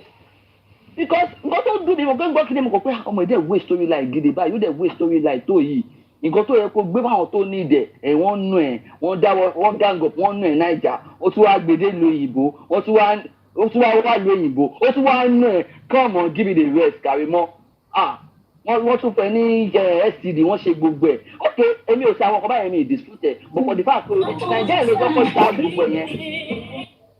Nàìjíríà ló ti bá gbọ́ ẹ̀jẹ̀ fún mi kó sọ pé wọ́n nù ẹ̀ àti mistress àti ìyàwó nù ẹ̀ sẹ́ kó tí wàá gbọ́mọ wá lu òyìnbó ìyàdó tí wàá bẹ̀rẹ̀ sí nù ẹ̀ ọ́fíìsà tó believe the story jẹ̀ gan. Liberation kò ní dáa fún Karimo lẹ́ẹ̀kan sí. Kò ní ra gbọ́ fún Karimo ní abẹ́ ìgbà ìlà ètò fún wa ni. Onífẹ́ sọ́kù ẹ̀ fún kọ́ high hope mi tí mo rò pé nǹkan tí Dawa class fẹ́ sọ ni pé ó ti lọ Wummi ó ti gbé lọ sẹ́wọ̀n lẹ́nu. Ó wá sọ pé ó wá bẹ̀rẹ̀ sí ní sọ super story fún wa Karimo kò tún ní dáa fún ẹlẹ́kan. Ó ní dáa fún Karamọ́ tẹ. Ó lè kọ́ bó ṣe dùn mí tó o. Ó dùn mí gan náà, ó ṣe wé storyline, ó wé storyline gidi ni náà. Ayé ò ní bẹ́ ṣẹ́. Kò ní yẹ ẹsẹ̀ Karamọ́. Ó máa yàgbà sọ́wọ́ ni ó mọ àlẹ́ ọmọ òṣì. Àwọn olóyìnbó ti ẹ lọ́mọ bọ̀dá fún Káìlà yìí. Imagine that. It's great and non-city. Bọ̀dá fún Káìlà ṣé mo pé níjọ́ yẹn tẹ́ ẹ fẹ́ gbé Karimọ́ ṣé mo pé nọ́ọ̀sì ń sọ fún yín pé ẹgbẹ́ kejì ọmọ. Ìkejì ọmọ lẹ gbé lọ yìí. Ọmọ lẹ gbé lọ yìí. Òun náà gbé ti ọmọ lẹ̀ sọ sí ṣòro. Wọ́n múra kọ́kọ́ wọ́n ti mọ̀ gógóró yóò ní jọ́nà. Wọ́n ti yó kẹ́rì, wọ́n ti mutí yó. Wọ́n ti bẹ́yìn wọn sínú akọ́họ̀ lọ́jọ́ yẹn. Owó tí àbúrò tó tó yìí. Ṣé àbúrò ti rà sí Jùmọ̀kẹ́ níjọ́ yẹn? Àti Jùmọ̀kẹ́ ò lè notice, wọ́n ti rà sí Jùmọ̀kẹ́, bọ̀dà Múkálà lè gbọ́ ọmọ wálé. Àti Jùmọ̀kẹ́ wọ́n ní kémi dákẹ́ lórí super story yìí ni mo ṣe dákẹ́ lẹ̀ Karimọ́ púpọ̀ tún jẹ́ kí n dákẹ́ kò tún ní dáa fún ẹlẹ́kan. Kò ní yẹ Karimọ́ sẹ́, kò ní yẹ ọmọ òṣì. Ọmọkọ́mọ. Olórí bàbá lákùú ẹ̀ ló ní Amẹ́ríkà. Ó lọ sí. Bàbá bàdá Múkáìlà àwọn náà l'Amẹ́ríkà ló fi jẹ́ fún gbogbo yẹn ni wọ́n lè dìpọ́tì. Ìwọ kan yìí ló di ọkọ ẹ̀ sílé, omúyẹ̀ náà lé òfin ilẹ̀ síbẹ̀ bí ìgbà tó dìpọ́tì yẹ́ ẹ̀ náà ni. Ẹni tó mọ́mọ́ òun ní lọ sí American fún ọkọ ẹ̀. Ayé ẹ̀ ṣe wá bítà báyìí. Ẹni tó kọ̀ drive ọmọ òun ní lọ sí American embassy. Lásán tí gbogbo ayé gbọ́. Ìyẹn tó tẹ̀ fọ́ ní ìsinmi òun pé láti Amẹ́ríkà embassy. Ibẹ̀ lẹ́yìn tó kọ́ wọ́n dẹ̀ máa ṣe bíi pé bóyá òun ló ń pín físà Amẹ́ríkà. Abẹ́lẹ́ tí wọ́n dá fọ́dà mú Thailand. Ibẹ̀ lẹ́yìn máa mọ̀ pé Karimọ́ olóṣì ni. Wọ́n máa ti kó lórí burúkú ọmọ àlè ni Karimọ́ tó yẹ pé àṣìjú ọmọ wọ́ọ̀dù. Àṣìjú ọmọ wọ́ọ̀dù. Ọmọ àbúrò ẹ̀ lọ sẹ́gbà sí àgùkù ìbí. Ó sì ní o, àníjọ́ tó kọ́kọ́ sọ wú mu lọ sí ẹ́mbásì, mo wá wò pé ṣé ẹ́mbásì ti Ghana ni àbí ti Kútọ́nù kò jẹ́ sẹ́gbà Amẹ́ríkà. Olórí kúkú ṣe òyìnbó òṣì tó wà lẹ́nu ẹ̀ náà ló lọ sọ ní ẹ́mbásì lọ. Báwo ló ṣe fẹ́ bọ̀ lọ́mọ ọ́fíìsà? Òyìnbó tó wà lẹ́nu ọmọ wù mí gan, ó lọ sí ẹ pátá 100. Olórí kúkú olóṣì. Ó dẹ̀ tún máa dọ́hùn náà, ó tún ní jẹ́ kọ́mọ tó gbóyìnbó sóyìnbó. Ó tún máa sọ Ghana, àwọnà ló máa sọ lọ́hùn. Wọ́n lò jọ́ fọ̀rọ̀ yẹn fi sà, olórí burúkú Karimọ́. Gbogbo ẹni bá ti gbọ́ ẹ̀tò pọ̀ báyìí, orí burúkú máa ṣe ìrẹ́lẹ́sẹ̀. Olórí burúkú ní 2 level. Ó lọ ṣí ọmọ ìyá. Karimọ́ ṣe bó wá sọ fún wa pé 7 years ago ló ti graduate ló ti di nọ́ọ̀sì nínú ìlú tèmi wa. Mo sọ pé CNA ní ẹ́ Karimọ́ àbẹ́ẹ̀chẹ̀ẹ̀chẹ̀. Ìkànnì méjèèjì ni àgbàtàṣí yẹ padà túpọ̀ láàárọ̀ yìí. Oṣù ọmọlẹ́mi àti ẹṣẹ́ kan lájọ ṣe àjọ ń pọ̀ gbé arúgbó ni. Èmi àti àlè ṣe ju vital sign lọ àti CPR àlè ṣe ju bẹ́ẹ̀ lọ. Olórí burúkú ẹ̀ ló ń prescribe oògùn fún ìyàn àbí òfẹ́ yẹ ẹni Karimọ́. Olùkọ́ ló ti jáde bó ni wọ́n ti ká nọ́ọ̀sì tiẹ̀. Olùṣe aláyé bàjẹ́ aláyé ta pa òbí gúgúrú. Ó lè mọ ọkọ ṣe jẹ́ kínú bíbí tó láàárọ̀ ìfún pé Mr. Dawa sọ pé kí n dákẹ́ ná. Lórí pé ó fẹ́ ka super story ayé ẹ̀. Àṣekọ̀ ayé ẹ̀ kan báyìí. Gbogbo nǹkan tó ṣẹlẹ̀ sí láìpẹ́ ló ń project sínú láìpẹ́ Ọmọwùmí. Ìwọ ló ní. Ó lẹ́gbẹ̀ẹ́ STD jọ tá a bá wá dáadáa ó máa ní HIV. Ó lè ṣe ọmọ. Kì í ṣe STD nìkan ló ní. Nǹkan tó jẹ́ kí bọ̀dá àjàpá kan jókòó tí ẹ̀yìn ẹjọ́ ní èsì ni. Ó ní kò lè ta ìfìjọ́, ó ti graduate, ẹ ti ní èsì. Téèyàn bá ti wojú ẹ̀yin méjèèjì, ẹni tó bá mọ bọ́ ṣe máa ń rí olóṣì. Bọ̀dá àjàpá wọ́n dàbí sickle cell patient. Olórí papò bí àmukù ọsàn. Wọ́n máa sọrí bí ẹ̀sán kúkú òkè báyìí ni. Ojú wọn wò rẹ̀sù bí ẹni tọ́ṣẹ̀ yọ kúrò lúgọ ẹmu. Wọ́n wá pé super story tó tẹ́lẹ̀ kalẹ̀ wá máa wá bọ́mọ́ wù mí rẹ̀ ń jáde ń bọ́mọ́ aṣẹ́wọ̀ ló ní ẹ̀gbọ́n STD. Ẹ̀tún bá wá títún lórúkọ àrùn míì tí wèrè tún ní kì í ṣe STD gan. Mo sì máa wó orúkọ tí mi tò ní jẹ. Nígbà tó wọ́n ti kọ́ta sọ pé wọ́n Karimọ́ Mrs. Yanibo. Karimọ́ ká má lè dúró ẹ̀ lórí rẹ̀. Ó lọ ṣe ọmọ pàpà ọmọ pàpà lájú ọkọ yẹn ló ń sọ fún níjà òkè bẹ́ẹ̀ go inside aṣọ ti fẹ́ sọ sí Nàìjíríà olórí kíkọ ara Kẹ́ńyà gbogbo communist man ló máa ń wù ẹ̀dọ́ ó ti tó kú déjì oko Mohbad ó ti wo bó ṣe máa gùn bó ṣe máa kí pọ́npọ́n tó. wàhálà ìsì tí gbọ́ 100. torí ẹ̀ ló ṣe fẹ́ kú ó ti wò ó fi pé ẹ wo owó ọmọ kékeré wù mí ló ń jẹ nǹkan tó yìí. ó lè bóyá títí lórí oko bọ̀dá Akíìmù bí ń tíra ìlú olókè ṣinṣin ó kó wọn sápó lé báyìí ni ó ti gùn ọ̀rẹ́ lókun wèrè ṣé ẹ mọ̀ pé bí tá a wà yìí weather for two ni ọmọ yàrá ṣé ẹ mọ̀ pé weather for two ni. bẹ́ẹ̀ ló máa mú ikú. wàhálà má lè kú òlé. pípẹ́ tó jẹ́ pé òun náà máa gbá Mohbad mú ikú àtọ́wọ́ ní wíńtà báyìí ó máa kàkàkùkà mọ́ra ní olùlọ́sí ọmọ ìyá ó kọ́ tó fi ṣe ló ti ń dò yẹn ó kó bọ̀dá àjàpá ó máa dópẹ́ ó máa dópẹ́ tó bá tún kúrò ní adé oko bọ̀dá àjàpá ó kó bọ̀dá yán rí ibo ló tún máa rí ó lè rí lóko Mohbad yẹn ó fẹ́ mọ bí Mohbad ṣe máa ń ṣe ọmọ yẹn ọmọ mi ọmọ wù mí ó dẹ̀ máa rí ìbàjẹ́ bóyá àwọn Mohbad àwọn jágàn àwọn jágàn yẹ́sẹ̀ Ọjọ́ ọjọ́ kan bóyá wò ní ṣe fi ṣé kí ní ìgbéré náà ṣe sísá mi ṣe rí nǹkan tó torí ẹ̀ tí Kàrímọ́ ṣe fẹ́ kú pé Wùmí gba fóònù ṣe rí gbogbo sex style tí Wùmí àti Mohbad máa ń ṣe wọ́n máa ń sẹ̀ǹdẹ̀ sí àwọn orí fóònù àwọn Wùmí yẹn ló wà lúwèé ṣe fẹ́ kú síbẹ̀ ó fẹ́ wo tó ẹgbẹ́ wọ́n lè rí wọ́n lè ṣe irú ẹ̀ pé ọmú ẹ̀ ti pọ̀ jù kò sẹ́ni tó fẹ́ fún rẹ̀ ní ẹ̀dì wọ́n lè lálé iṣẹ́ ẹ̀ kò sẹ́ni tó fẹ́ máa pléètì ẹ̀ olóòórùn à ń wù ẹ́ lórí fóònù tó tún rùn òórùn jáde látòrí fóònù olóṣì nígbà tí bàbá àjàpá ti fẹ́ kò kíìsì ẹ̀ wọ́n máa ń gbé ẹgbẹ́ ẹgbẹ́ kan tí bàbá àjàpá bá fẹ́ lọ́wọ́ ẹ báyìí wọ́n máa ń lo face mask ni gbogbo tó yẹ kó fi fáìn ló fi ṣàyà ẹ̀rìmọ̀ adẹ̀rẹ̀ àwọn tó lọ́yàn tó tún fáìn ọyàn ti tiẹ̀ yóò wọ̀wọ́ kò wúlò ó useless. àyà yìí wo àyà kọ́ nìyẹn o àyàwó Kàrímọ́ ò láyà aṣọ ni wèrè ń dì sáyà.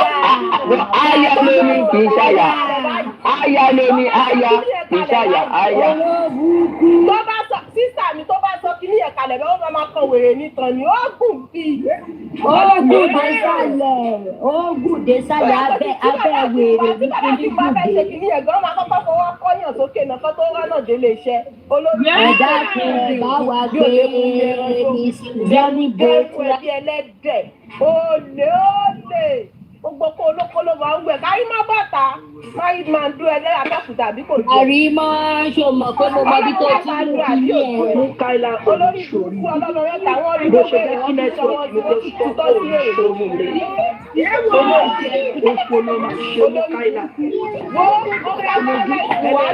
Kàrímọ́ o ọjọ́ gbogbo lẹ́mọ ní súnà ọmọ tí mo bá ṣe fún Kàrímọ́.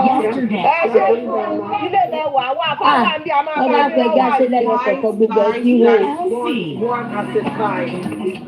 One at a time, please. Túra yóò gbádùn yẹn lọ́gbẹ́ ìgbọ́ràn. Ẹ má bínú sísà mi, ó ń ká gbogbo wa lára ni, ó ń ká wa lára papọ̀ ni. Ẹ jẹ́ ká ṣe lẹ́yọ̀ kọ̀ọ̀kan. Ó dẹ̀ wá kú sí máa ṣe ìkàlẹ̀, ó dẹ̀ bẹ̀rẹ̀ sí ní sọ ìtọ̀gbésí ayé Kàrímọ́, àbí kò ní dá fọ́dà mú Káílà tó fàtọ̀ wèrè bí Kàrímọ́. Please, me. Hello, ní music. Olóṣì ọmọ ìyá, ọmọ pàpà ńlági, àdánwò ọmọ òsì ńlẹ̀ yóò béèrè bàbá lérò pé ọmọ ń bọ̀ ọ̀sà wọlé ọmọ wọlé òbí bu ẹkún ọmọ lábẹ́rẹ́ àràn ló wọlé ó dàbí kíní kan tó ń gboyún jẹ́. Ẹ má bínú jàre mo wà lẹ́nu iṣẹ́ màá bá yín sọ̀rọ̀ létà. Okay. Àwọn òkè body music ń wà náà. Please mute. Ọ̀dọ̀ mi nì. Okay, please mute. Thank you. All right. So who's going next? Palama lè kún ó lé.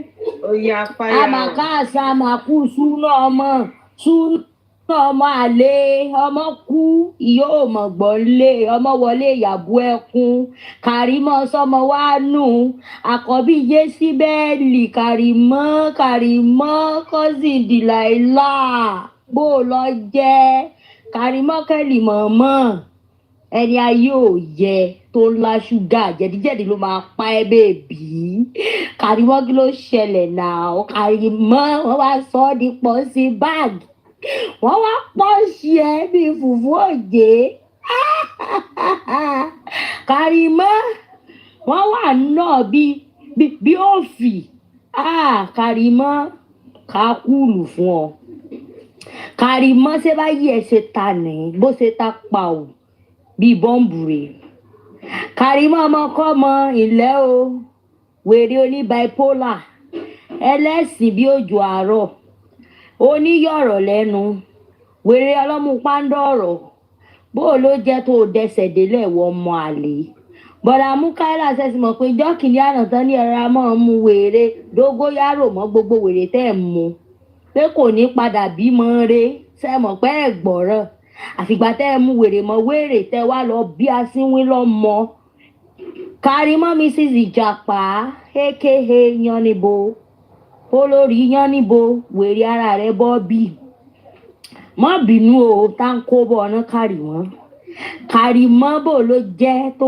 wá mọ́kọ lọ́kọ tó jẹ́ pé gbogbo wẹ́ná sex addict ní ẹ́ láti ilẹ̀ náà tó láti kékeré rẹ̀ náà ti fi táwí wọ́n ti fokó wọ́n ti fi já fún ẹ̀ pọ̀ mọ́ làákàyè gbogbo làákàyè ti túká gbogbo settings orí ẹ̀ ó ti dàgbó wèrè ọmọ ìran kíran ọmọ wọlé ìyàbú ẹkún olóńgbò sì ń sunkún jọ súnà rẹ tó lógbò yẹn ṣe yẹn àti Jùmọ̀kẹ́ méyẹ sọmọ ẹgbọmọ ilé kẹ ẹ gbé bí ọmọ rẹ lé èyí ò lè bá yín dalẹ̀ kè ṣe nínú èpè míà ọmọ kọrí ẹ mọ gbé adìyẹ ilé náà ṣe kúkúrú. ta ló bímọ tí ò tọ́ ẹ má gbọ́mọ yìí bímọ tí ò tọ́ àwa la máa bá ẹ má gbọ́mọ yìí ẹ má gbọ́mọ yìí amẹ́mọ̀ gbọ́.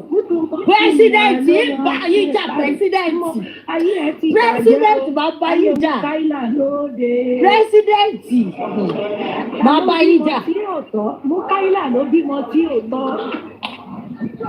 President máa bá yín jà tẹ bá jẹ́ kí gbogbo Sunday mu tí tó wà lẹ́fún Kàrímọ́ kó sá lọ èmi àti yín máa jà lẹ́yìn Kàrímọ́ tó bá yí ẹ ṣe bàjẹ́ tó lélẹ̀ ìwọ nìkan wọ́n wá ń panẹ́ bíi tiẹ̀ bíi bọ́dì mọ́tò Kàrímọ́ bò ló jẹ́ ṣé bẹ́ẹ̀ lọ́kọ́ wọn lóde ní no wonder tó lórí burúkú ara ẹ tó ṣàfigba ẹ blocking torí ó fẹ́ wá sílé dádì Liam ó fẹ́ wá lá píópíó báàlì àmọ́ ò lè lárú ẹ̀ náà ìwọ náà kọ̀ wù ẹ́ wèrè tó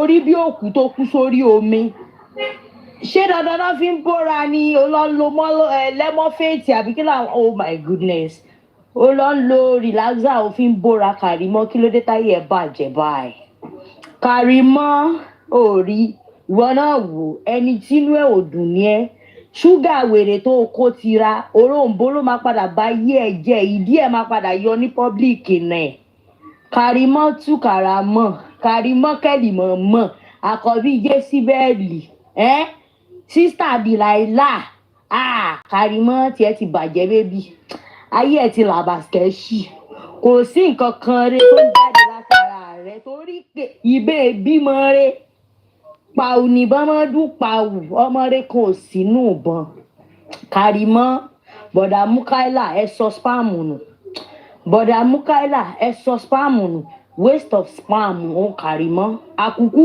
bí ìwọ ọlọ́run bó bá kúrú Kàrímọ́ lọ́dọ̀ rẹ mọ́mọ́ fẹ́ mi ọlọ́run èmi ò fẹ́ o èmi ò fẹ́ tó lórí ibú eléyìí ti fìdí Kàrímọ́ ó ti fìdí balẹ̀ jẹ́ ó ti fi ìdíbọ̀nà jẹ́ ó ti ṣorí burúkú yẹ̀ẹ̀yẹ̀ from Lagos to ìlú ọba to Kenya from Kenya to America bí àṣà ẹ̀ má bínú o jọ ṣé àbúrò ẹ̀ ló kó bá ẹ̀ àfi kó máa gbọ́kọ ọlọ́kọ gbogbo ọkọ tó fẹ́ ní láyé ẹ̀ ọkọ méjì wọ́n ṣépè fún ẹni Kàrímọ́ kẹ́lìmọ́mọ́ Kàrímọ́ ẹlẹ́sìn kan tí ò ṣe pín mẹ́ta jọ ó ṣẹ̀ṣẹ̀ bẹ̀rẹ̀ ìyá ni o wọ́n á sì nù ẹ́ láti Amẹ́ríkà yẹn wọ́n máa nù ẹ́ padà lọ sí tòkò ọmọ àlè ọmọ ìran kíran ọmọ àlè ọmọ wọlé ìyàbú ẹkún ọmọ pa òbí bí iná báńgà so gbogbo ẹ̀sìn tó ń ṣe kiri òun ló fi ń wọn àbúrò ẹ̀ o ò láyọ̀ inú ẹ̀ ò dẹ̀ lè dùn ìdùnnú kò sí fún ẹ bó ṣe wà yẹn wàá máa sunkún kiri ní o Karimo bó ṣe ń ké kiri bí ẹyẹ ìbáká yẹn náà ni wàá ṣe máa ké kiri wàá máa sunkún kiri ni ìsinmi kò sí fún ẹ torí lórí burúkú ni ẹ blue passport blue kinní kan so lórí beating ni bèbí lórí beating náà fún ẹ lórí owó ẹ wọ́n tún ná ẹ lórí owó lórí burúkú tó ló ní lórí blue passport tí wèrè tó ló gbé dání Karimo ọmọ ọ̀dọ̀ ya nọ́ọ̀sì torí wọ́n lè ṣe nọ́ọ̀sì wo ìṣó original nọ́ọ̀sì wọ́n ló níṣẹ́ lọ́wọ́ wọ́n lóríṣiríṣi irọ́ ló kún ọwọ́ rẹ̀ Karimo lọ sinmi wò ó bímọ tán oní bipolar ìwọ ìkan náà ò dùn ò ta tó bá sọ̀rọ̀ báyìí fóòmù máa hó lẹ́nu ẹni ò kí ń fọyín ò kí ń ṣerun kò sí nǹkan kan ìwọ náà wo síwà ìbèbí ìwọ ọmọ bó ṣe set wo pó ìwọ tó ò tí ì wo pó wo gbogbo lórí burúkú ara ẹ ṣe rí òṣè ọmọge bí ẹni sopó wèrè aláwọn nílọ onímúrẹmọlẹ bí ìbòjì òkú olójú jíjì bí kànáà tí wọ́n ń dàgbẹ́ sí Karimo ayé ẹ ó ti rún bí aṣọ inú àgbọ̀n ó láyọ̀ kò sádùn kankan mọ́ lára àlùbáríkà ti tán tó bá wù ẹ́ kó lọ fúnra ẹ lókùn pa ó bá sọ pé Wùmí ṣe ó ṣe náà ní àgbà ní tó bá ti ní Wùmí ṣe yes I accept ẹ lọ para ẹ lọ gbé nǹkan jẹ lọ kú dànù irú ẹ̀kọ́ náà need ọmọ Wùmí àwọn èèyàn tọ́lọ́ yàn tí wọ́n ti dúró sẹ́yìn ẹ̀ wọ́n ti dúró sẹ́yìn ọmọ Wùmí tí wọ́n náà bá wo kákọ́sì àwọn àǹtí àwọn màmá àwọn bàbá no tó bá wo kákọ́sì gbogbo àwọn tó dúró tọmọ Wùmí wàhálà kò sẹ́ ẹni tó bá ta ẹ̀ kò sínú wọn torí lórí burúkú ẹ fẹ́ máa bọ́lọ̀ drag o fẹ́ máa bọ́lọ̀ ṣe competition Karimo o ṣàfẹ́ fitting o ṣàfẹ́ kárí o fẹ́ ṣe kárí iṣẹ́ àrími àbígbò náà ṣe ń pè kán lè máa sọ pé Karimo do this Karimo do that wèrè àbúrò erésì egbọn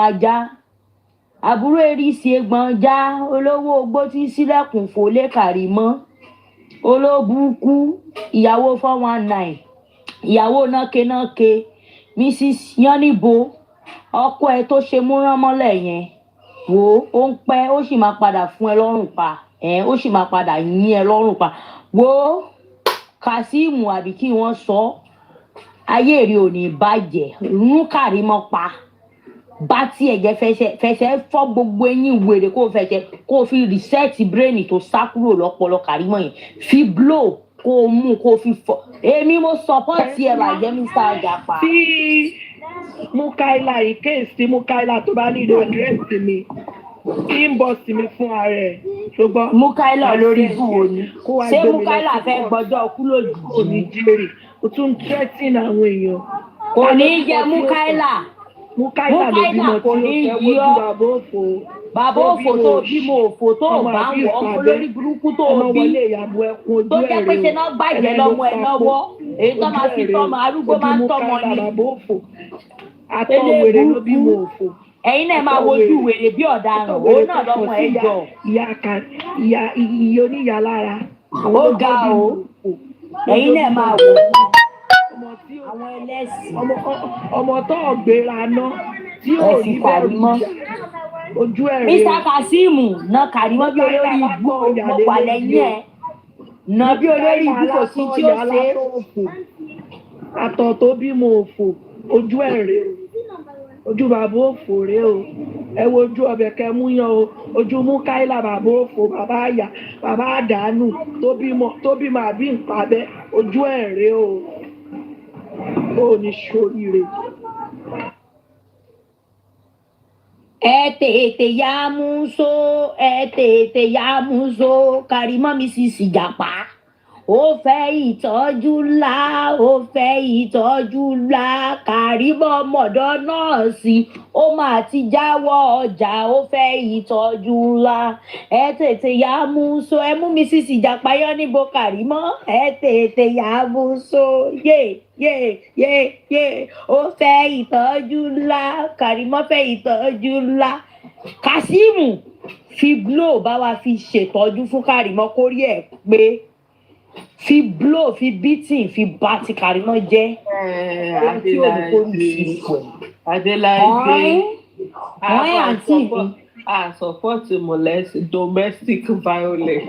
Èmi support ẹ̀ bí mo dé yìí àǹtí mi èmi support ẹ̀ nílò ọkùnrin lu obìnrin. àǹtí mi ẹgbẹ́ mi sọ nǹkan fún yín ṣé ẹ mọ̀ pé gbogbo kóńdó gbogbo kùmọ̀ tí Kàrímọ́ ń jù kí agboolé Kàrímọ́ but tó bá ẹrù gan ò tiẹ̀ bà ẹ́ ẹrù ò bá ẹ tó bá ní kéèyàn sọ̀rọ̀ gan kákàn ta ohùn lásán ò lọ́rọ̀ lẹ́nu ò dá pé in fact wọn ò tó ẹ dáadáa ò dángájíá tó bá wá sọ pé ká lé ọwọ́ 1212 ká sáré ṣe kí ni kò yé 1212 ni ká kàn sáré dúblò lórí Kàrímọ́ ikú Adéláìdé wọ́n Adéláìdé ìjọ tẹ bá ṣe tán mú ìwà wà lọ́dọ̀ Papariano bóyá ká gbọ́ nǹkan tó fẹ́ sọ ó ń sọ̀rọ̀ Papariano lọ́wọ́. ẹgbẹ́ nǹkan tí wèrè náà fẹ́ sọ wèrè ọ̀hún. ìwádẹ́ ó padà lọ́dọ̀ Papariano liberation ìwádìí wà débẹ̀ ní sórí. No,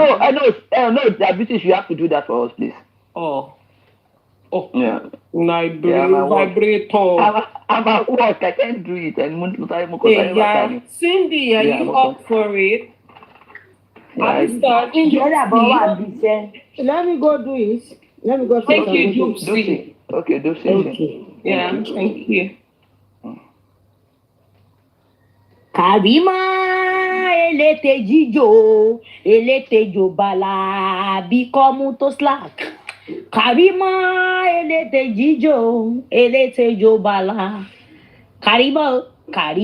Kàrímọ́ òkági Kàrímọ́ tó ń bẹ l'Amẹ́ríkà tí ò rí nǹkan gidi Kàrímọ́ pẹ̀lẹ́ tiẹ̀ Kàrímọ́ kẹ́lì mọ́mọ́ ọmọ Mukaila Kàrímọ́ ni ẹni tó fẹ́ lọ síbi ẹ̀dẹ̀ sí mute Dupsy ṣé ẹ ṣe Júmi ok sí Dupsy. mo fẹ́ sọ pé kí n débẹ̀ kí n tó wọ̀n mute tẹ́lẹ̀ ni. Okay, jẹ́ ẹ ti débẹ̀ bá jẹ́ kí n sọ̀rọ̀ yìí o. Okay, Júmi Dupsy máa ṣe Júmi thank you my love. Yeah. But Júmi but ṣé o ti record anything Júmi o ti record kankan láti ẹ̀kan Júmi bóyá kankan important information wà mẹ́ta lè. Investigators, retired police, retired soldiers, hire them. Get your facts, get your report. Now wait for the Nigerian police. As Nigerian police is talking their own. Okay, sir. No, this is what I'm saying. Okay, sir. Do you know, Chairman? Hello, sir. Chairman, do you know Dr. Oluloyo spent over $10,000 to do this investigation? He sent the investigations to. Because I monitor Dr. Oluloyo's statement. He was the one that first announced Mohbad death. Before they started, even it got to the level that this actress, was the one that paid when these people wanted to cover up. He did his own personal and independent investigation. It's one that you cannot carry it out. When you send it to police will send it aside. That is the major problem. It's not as if police doesn't know what is happening. They know. But if Mohbad is one of the Dr. Lewa, you know the chairman, you can sue Nigerian police. If you have your own independent reports, that is very chairman. You can take Nigerian police to the High Court and sue them. Chairman and Dr. Mewa, I think this is supposed to be fair. Let me quickly ask this, please. Dr. Mewa, will you agree with me that Lagos State Police are compromised on this case? Of course. Do you agree with me that the Lagos State Police are not doing the right thing on this justice for Mohbad? Yes.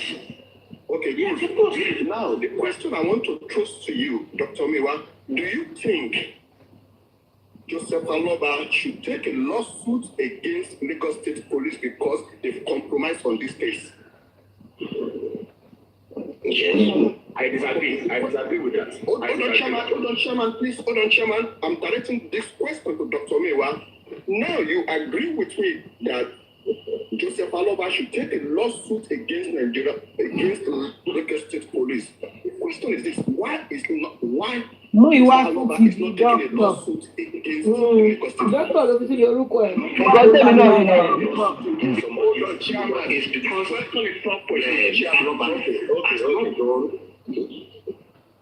Go ahead, Dr. Mewa, go ahead. Mr. Aloba has not done his own personal or investigation. It doesn't have. Look, Mr. Aloba is looking for evidence from one angle or the other. He has not done his own perfect investigation. That is the reason he handed over to police to do this justice. That is the reason. He cannot even fight because he does not have the evidence. Okay. Why is he not doing his own private investigation? If Joseph Aloba knows that the Lagos State Police are not doing the right thing, with the public money being contributed, over millions upon millions contributed. Okay, if I may ask you this,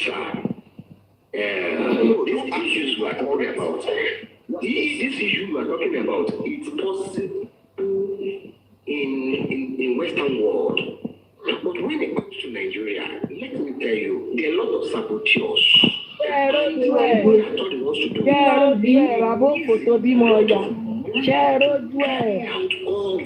Mukaila tó bímọ àdánù ṣẹ́ẹ̀rọ́jú ẹ̀ Mukaila tó alátọ̀ọ̀yà àtọ̀ọ̀fọ̀ tó ti bímọ àdánù Mukaila rèé o.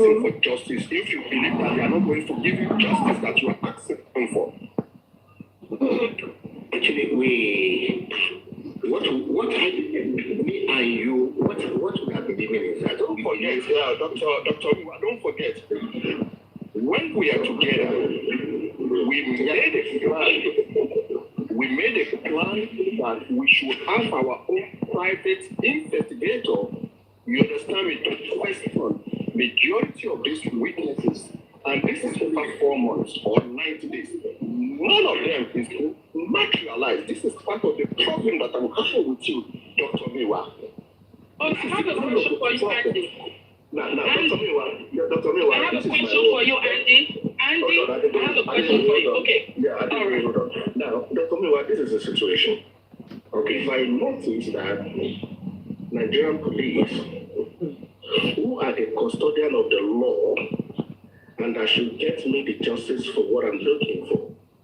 If I notice that there's hanky-panky in their deliverables, the onus is on me. Ìwà chairman ló ń sọ̀rọ̀ yìí, ó ń ṣe mú ìwà àti ìdòkòwò. No, Ìwà ìjòsí ni o, chairman wà bẹ́ẹ̀, àwọn méjì ló wà bẹ́ẹ̀ o. Chairman ló ń sọ̀rọ̀ lọ́wọ́ báyìí. Ó ti di Dr. Muiwa ni, òun ni ó wà ní lásìkò nìyẹn. So that as I'm approaching the court, I am bringing forth my reasons, evidence to tell the Nigerian police that you are not doing what you're supposed to do. Okay. Now, do I have those reports? Do I have those investigative reports? Do I have those facts and evidences? Why would I approach the court? So, what I'm saying, this is a tripod issue. Nigerian police, you are doing your own, you are the custodian of this investigation. Go ahead and do it. But immediately I noticed, I was spring to action to set up my investigation team, headed by a lawyer, because that report needs to be evidential in the court. So the lawyer knows what to do. I will get a lawyer, a son, to head the team with investigators and get me reports, my private report, within 30 to 60 days. Then after that, I will file a lawsuit in court to challenge the Nigerian police. Has that been done? No, I need to ask you a question, please, if you don't mind. Please, with due respect, why do you think the Nigerian Nigerian police should be sued now? I just an answer, then I'll say something. Why do you think they need to be sued now? What I say, if I may respond to that, what I'm saying is this: immediately I notice. No. Once I notice that way. Hold on. Okay, go ahead, sir. Immediately I notice you should understand now. Don't let me use. Yeah, kì í ṣe mú ìwà lóòótọ́. Another doctor mú ìwà kan lélẹ̀ kì í ṣe mú ìwà. Cindy, you're right. Mo ti lọ wò. You know, right here we are talking sex. Yes. So peke is not part of it. So what is peke? Are you talking about? Let me bring that way. I expect you to have questioned ABCD. Okay. I expect you to have acted on my petition that I've written against ABCD. I expect you to have taken some certain steps. Okay? And down the line, 6 months down the line, I'm saying that you're not going in that direction. In my own personal self, I would first of all want to think, oh, come on, something is about to happen. I want to go into my because if not finished, I'm not going to preempt them. Okay, as they are doing their own, I'm doing their own, and I'm keeping my reports. Now finally wait for them. When they now submit and in the court and the thing now looks somehow, and that is against what I've also found out, then I spring into action with my reports.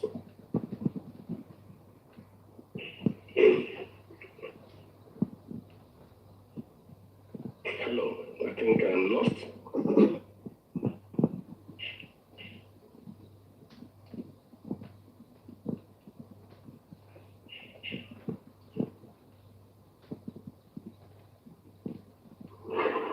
Is anyone still there? I'm still here. I didn't hear anybody again. I'm here. Yeah, we're listening to you. I'm here. So I didn't know enough. I will gather my own report, my own final thing. If two of us jive on Temple of Justice, so be it. But if your report is different from what I got, then I'm going to court straight. I'm heading to court. Okay, so now, let me say something. Where they missed it was during the autopsy. And who missed it? Who missed it? Where the legal team missed it. I'm not sure who the legal teams are. They missed it. Because after Mohbad's death and his body was exhumed, the first thing they should have done was to have their own private investigation. Postmortem examination. Right. Let me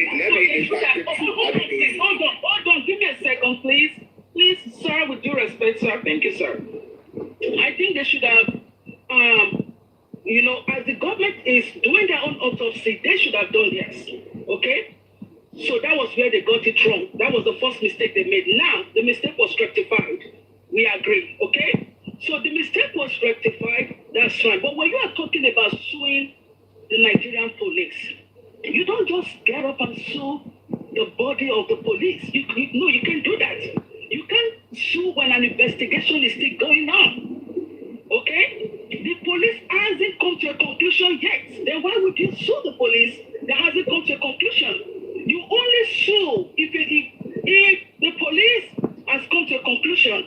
That's when you sue the police. Now, you can have the motive of suing the police. The motive will be, okay, I'm going to have a standby lawyer. Just like you said, a private investigator should be, by now, I think they should have that. By now, they should have gathered their evidence. By now, they should know what is going on, like a secret dog searching for a dead body. They should have had that. And I'm not sure. It's not correct, Chairman. It's not correct. Let me finish. Let me finish. Hold on, Mr. Andy, let me finish. So I think they should have done that. Okay, regardless of that, everything has been done. If you want to sue the Nigerian police, what are you suing them for? That they compromised? How can you prove that they've compromised? You have to wait until the coroner, what's it called? Until the coroner, interrogation, is over. Then when this case goes to the court, then you can now say, okay, okay, well, the Nigerian police are compromised. This is what. How can you sue the body of a police when the investigation is still going on? I mean, it doesn't, sir, it doesn't work that way. I'm sorry. That's You see, let me say this for you. From the beginning, the the Lagos State Police have compromised at the beginning of this justice for Mohbad. I will remind you, before Mohbad was being fined, Mohbad wrote a petition. That is number one. When they fined Mohbad, they called the father on Tuesday, 12th of September 2023. The Baba took the body to police station. Baba did this to one of the police, and they wrote statements, and the Baba signed it. And according to Baba's story, and I absolutely believe Joseph Aloba, they refused to give according to Baba. According to Baba. What they should have done, Andy, hold on here, Andy. Hold on. Andy, I'm not going to allow her to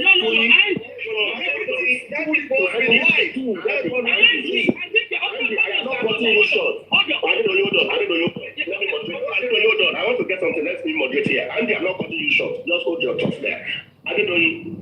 Those two questions that Andy just raised now. Did you hear those two issues? Okay. All right. So now let me answer. Did you hear those two issues? Okay, nice. Okay, hold on. You just ask me and let me answer to that. So first of all, Andy, now let me tell you something. I'm not telling you that Mr. Lover cannot sue. That is not what I'm saying, and I think you're not listening to me, and I do apologize for that. But now, when you're talking about suing, you can't just sue when the case is going on now. Okay? Hold on. Please give me a second. Please give me a second. Can you give me a second, please? Hold on. I don't want to divert that. I get it. Give me a second. Andy, hold on, sir. Now, after this investigation is over, Mr. Lomba needs to be piling up his case. Pile it up. Okay? Pile every evidence that you have. Pile everything up. If you sue the police now, you know what they will tell you? Are we done with our investigation? That case will be thrown out into the pit. What you need to do, it's like setting a trap. Set a trap for them. And continue to set it. If you go to an intelligent lawyer, that's what they will tell you. Keep filing your case. Set everything up. And you now wait for what the police will do. Wait and see if Mrs. CY will be see what they will do with her. See what they will do with Darosha, whatever his name is. See what they will do. Watch and see. After watching them, you know. Then you hit them with a sword. If you so you mean Baba can then go back from the beginning of the case to start piling up the report from the beginning? I think you need to go and check the Lagos State Police statement. I disagree with you, Mrs. Adedoyin. You have just come here to come and lie to people, Adedoyin. I'll be watching you from one platform to another platform. You are misleading the public in this justice for Mohbad, Adedoyin. What are you talking about? Andy, in my opinion, there is nothing in my opinion. And you are telling me what? Excuse me, it doesn't matter if you can speak what you want. That's your opinion. That's your opinion. It doesn't mean you're right, though. It doesn't mean you're right, though. You can decide. Listen, it doesn't matter if you start from the top or you start from the bottom. If you decide to sue the police for not giving him a statement when the police report, when he went to the police custody, he can do that. He doesn't have to wait till the end of the case. If he decides to go that route, he can go that route. Now, let me ask you a question. When it took to the police, it's not as if you guys put sentiment into this. You need facts, not sentiment. When it comes to you need facts. You can put sentiment all you want. It doesn't move me. Now, my question is this. When Mr. Loba took that body to the police station, did they have a report from the doctor? I'm asking a question. No, I'm just asking you a question. Was there a report from the doctor? Now, the police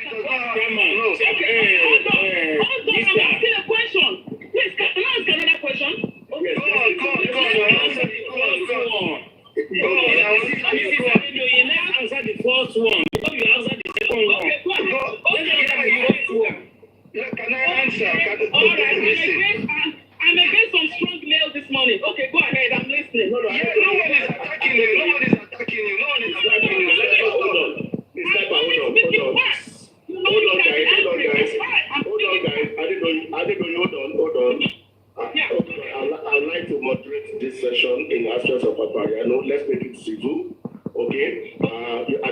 You can raise your question and any member on the panel can respond. And if you know anyone that you want him to respond, you can mention the person to respond. Don't let us interject each other so that we can get the substance out of this discussion, okay? Now, Adedoye has raised a question that if Baba Mohbad had a doctor's report, the sniper, do you want to respond to that? Yeah, I'll respond to that. No, he didn't have a doctor's report. No, hence the reason why he went to the police custody to get a police report.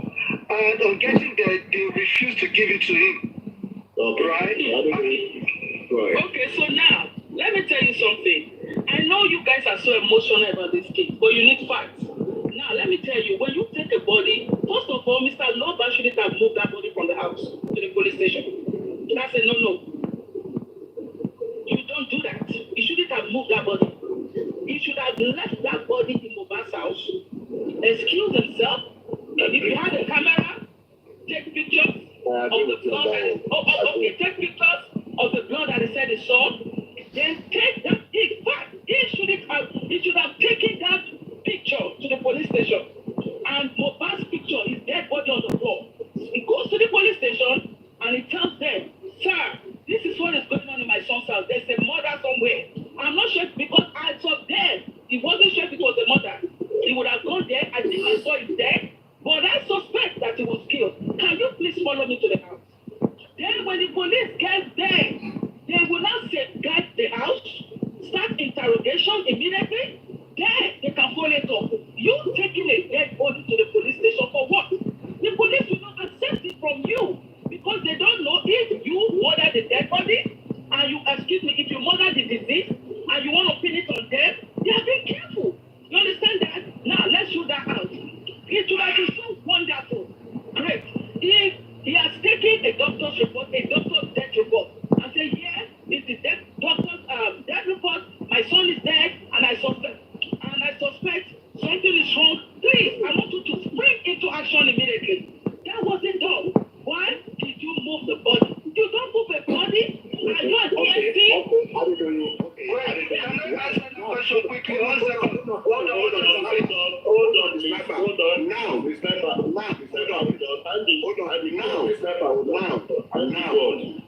Baba Aloba have made a mistake by moving the body to the police station. Now, hold on.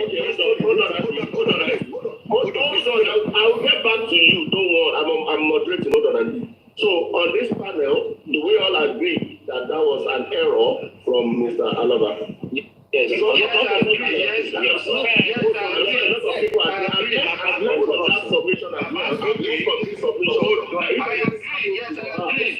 Baba made an error in your house. Baba made an error by moving the body. Yes, I agree. So Andy, go on. Now, Baba made an error by moving the body away from his own son's house to police station. Now, I'm going to give a rhetorical question at the doing. When Baba moved this body to police all right. station, So are we fighting? when Baba Can you moved just this calm down? body, Ask your question. he's asking a question now. We are not when Baba now, this one is going to be a rhetorical question to you. Now, Baba now moved the body to the police station. What should the Lagos State Police done at that moment? What should they have done? Now that he has made the mistake, he has brought the body to your station. What should the Nigerian police have done? Don't forget. Don't forget that this are Lagos State Police that knows the laws very well, that Baba very well. You understand me? And Baba went there with another five people. How did they know Baba very well? Baba. No. They know the law. They know the law. No, what it means is that Nigerian police knows the law. They knows the law very well. You understand me? And Baba, what should the Nigerian police have done in that circumstance? All right, I will tell you what they should have done. Now, Baba, when Baba got to the police station and it, okay, you know what? Baba was lucky. First of all, before I answer your question, he was lucky. They would have screwed him up and tied this on him. Let me tell you something. This would have been pinned on him so bad. But he's so lucky that his grace, the grace of God saved him from this. Now, when they got to the police station and he took that body there, I expect the police to have told Baba, well, we are going to arrest you here. Exactly. Where did you get, hold on, please. Where did you get this dead body from? We suspect you. Now, Baba will start explaining. Oh, this is what happened. Blah, blah, blah, blah, blah. This is what happened. Then the police will start him. And I know Mr. Lover said something. He said, I took the body there because I wanted the police to arrest every one of us. The police failed. The police failed in that sense because what they should have done was to, okay, you know what, we can't accept this body, but we are going to follow you to the house of the deceased. My question is this. Did Baba tell them to follow him to the house? That's my question. Baba, I know, hold on. I know you guys are very sentimental, which is good. Did Mr. Lover tell them when he got to the police station? Mind your language. Okay, yes, I'm sorry. I apologize, sir. I'm sorry. Did Mr. Lover tell them to follow him to the house of the deceased? Did he request for that? Or when he got there, he told them, well, I want a report. I want to put Mr. Mohbad in the morgue, and I need a report from you to do that. The police can't give you that when there is no death report, sir, because they don't know what happened. Why would you expect the police to give you a report when they don't even know what happened? Okay? The police will take you if you bring a death report, right? I hope you understand. If you bring a death body to the police, you are complaining to the death report. This is what it is, and I need to unbury this child, and I need something from you. Then the police can work with you. You don't take a dead body to the police station. They don't even know where you're bringing this body from. They don't know what happened to Mohbad, and you expect them to involve themselves in this? The best thing they should have done was to follow him. I know Nigerian police very well. This is where the police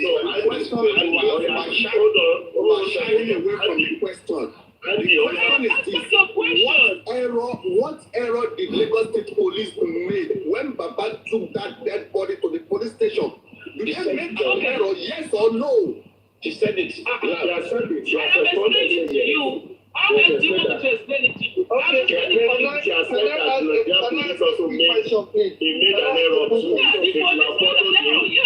Can I ask a quick question, please, to Mr. Adetoye? All right, so Mr. Adetoye, I want to paint a scenario to you now, and you tell me what the police would have done. Say I was driving and I found a dead body, and I picked that dead body, and I drove to the police station and found this dead body. What would they tell me? Would they arrest me? Or they will tell me, oh, take the dead body away from here. What would they do?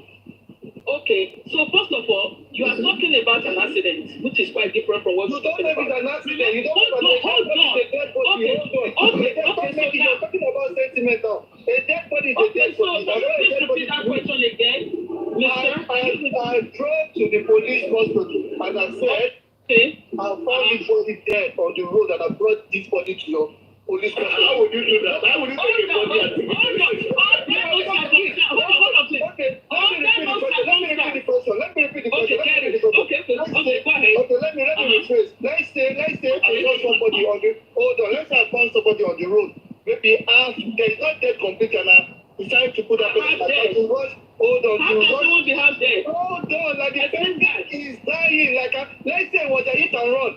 Let's say it was a hit and run by someone else. I found the body from the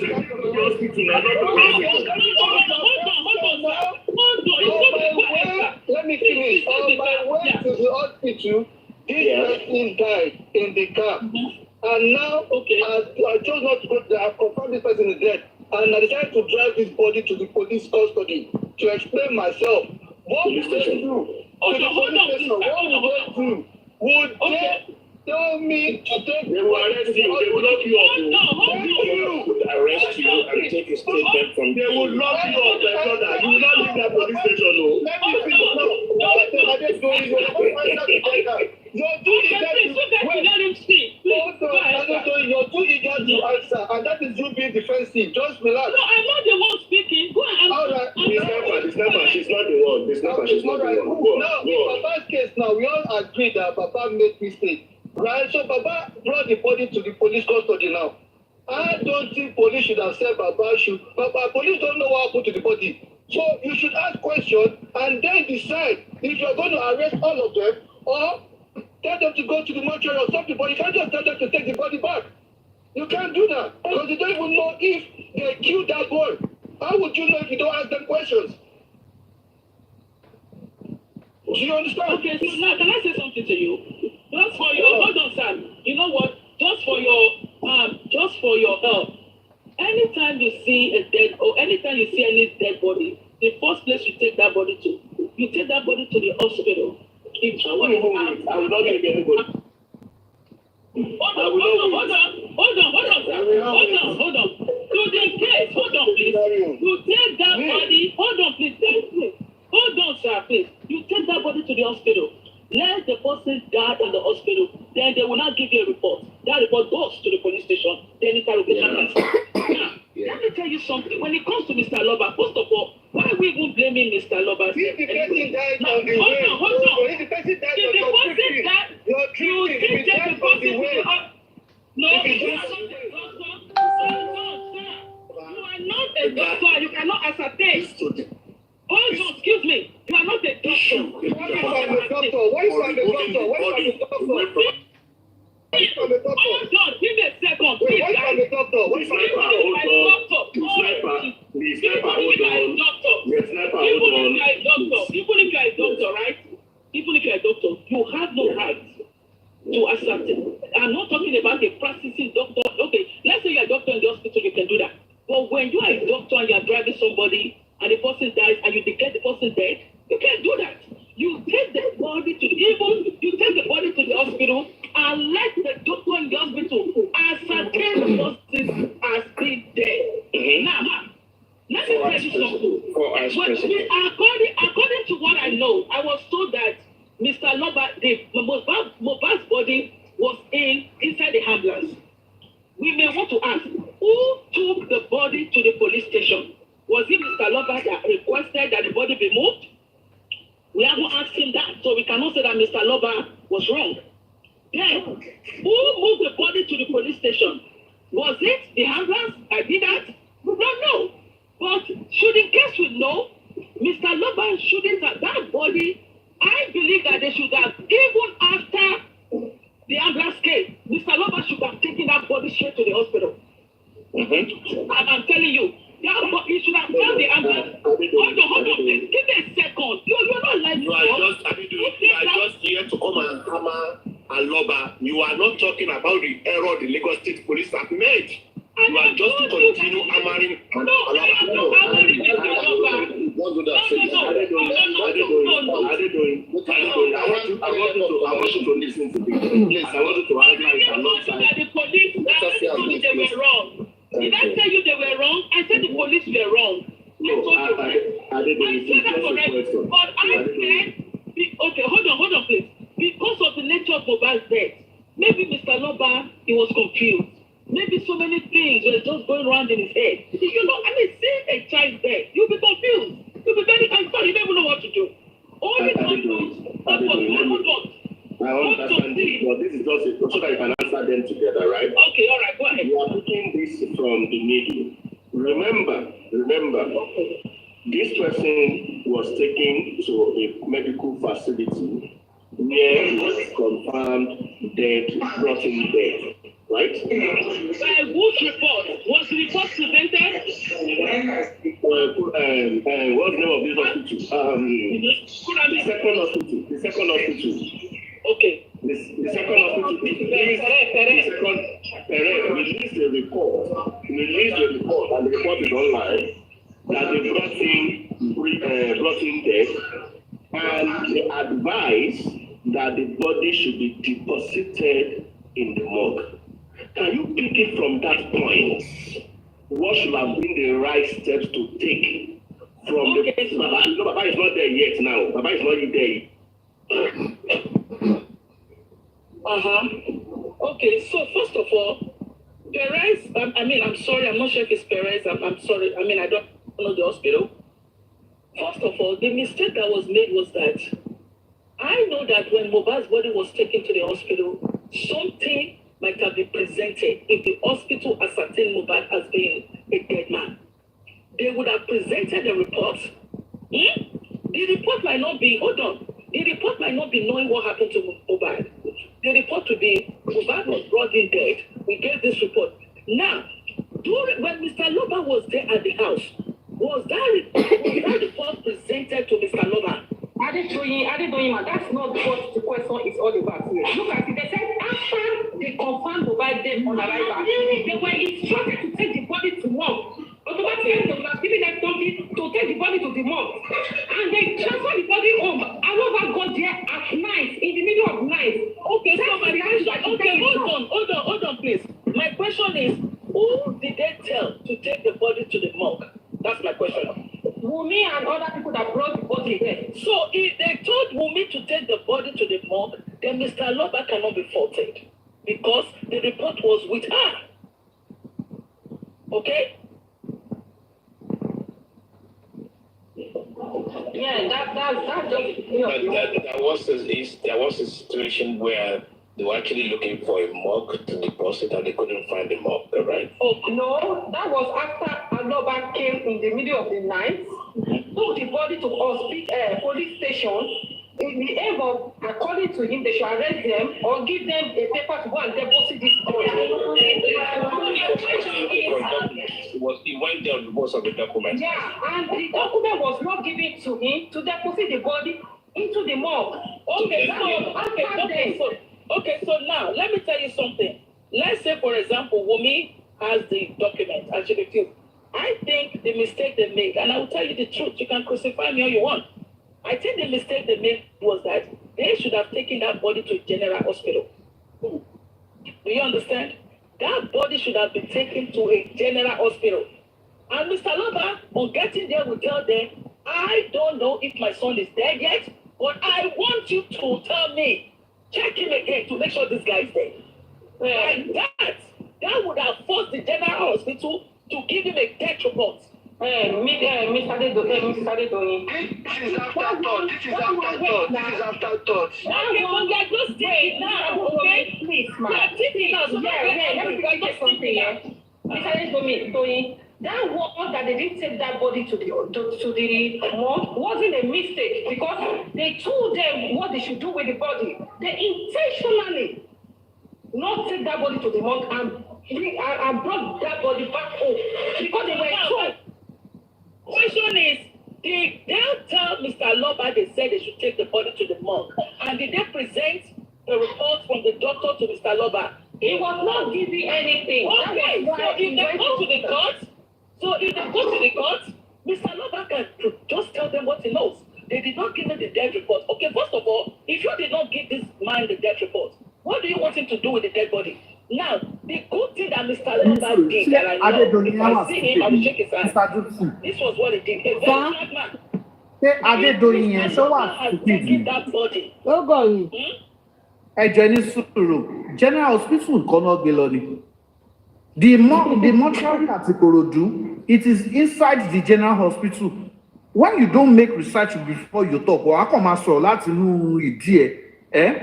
The mortuary is inside the general hospital. Ẹ wò ẹ máa sọ̀rọ̀ lọ azin mo kàn láì pé kí ọ̀rọ̀ wo ni Adédoyin. lágbájá tẹ bá rí pé ìgbà tí ó fẹ́ nǹkan tó fẹ́ kó sọ náà ló ti sọ fún wọn ẹ rí pé wọn àjímọ̀ ìgbà tó yẹ pé tó fọ́n já sí Wùmí so kì í ṣe wọ́n mọ̀ nǹkan tó ń sọ ó ti sọ nǹkan tó fẹ́ ń sin gbogbo wọn bẹ̀rẹ̀ sí calm down sí pé because Wùmí ló jẹ kí Wùmí ló kó ṣe ìgbà tó ń dákọ̀ àbáyẹn nìkan you see how they were attacking her when it comes to Wùmí yes that is where they want to go you see.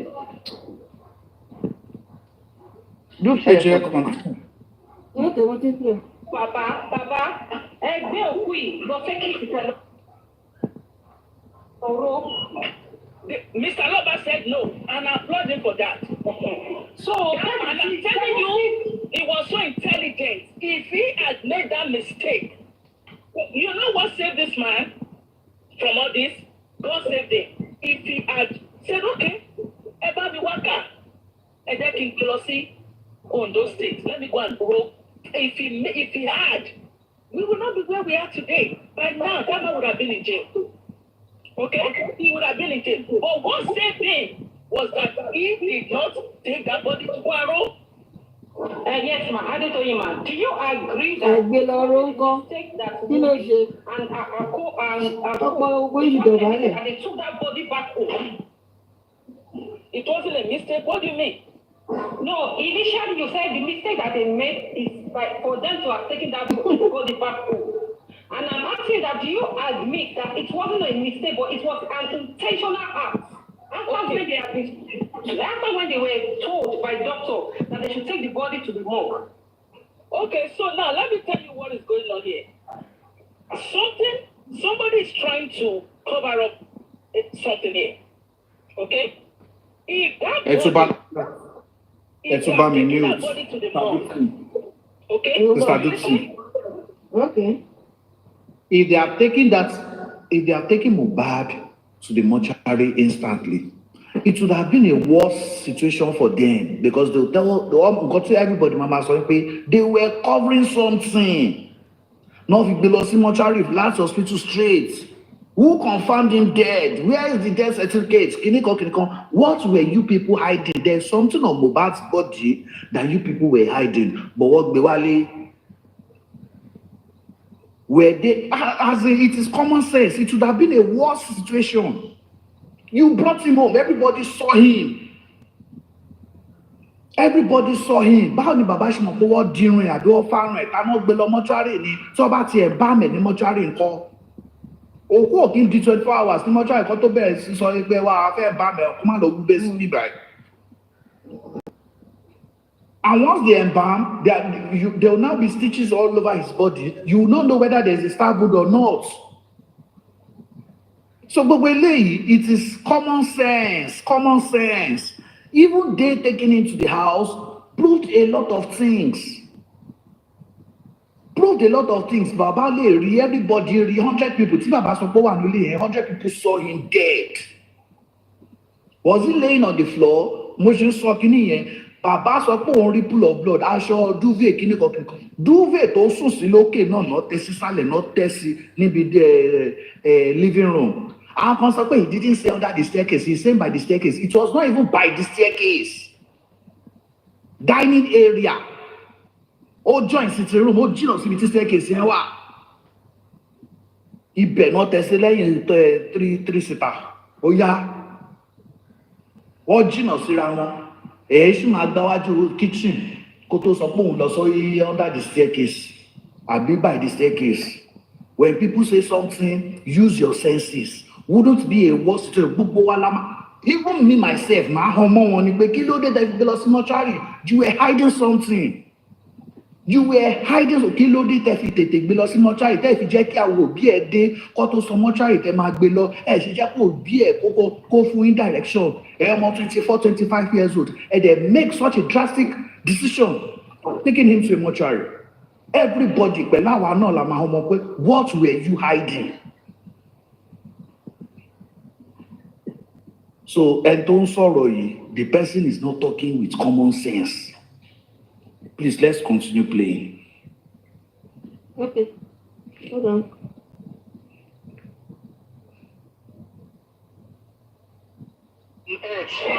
What would be their reason for not following that instruction and they chose to take that body home?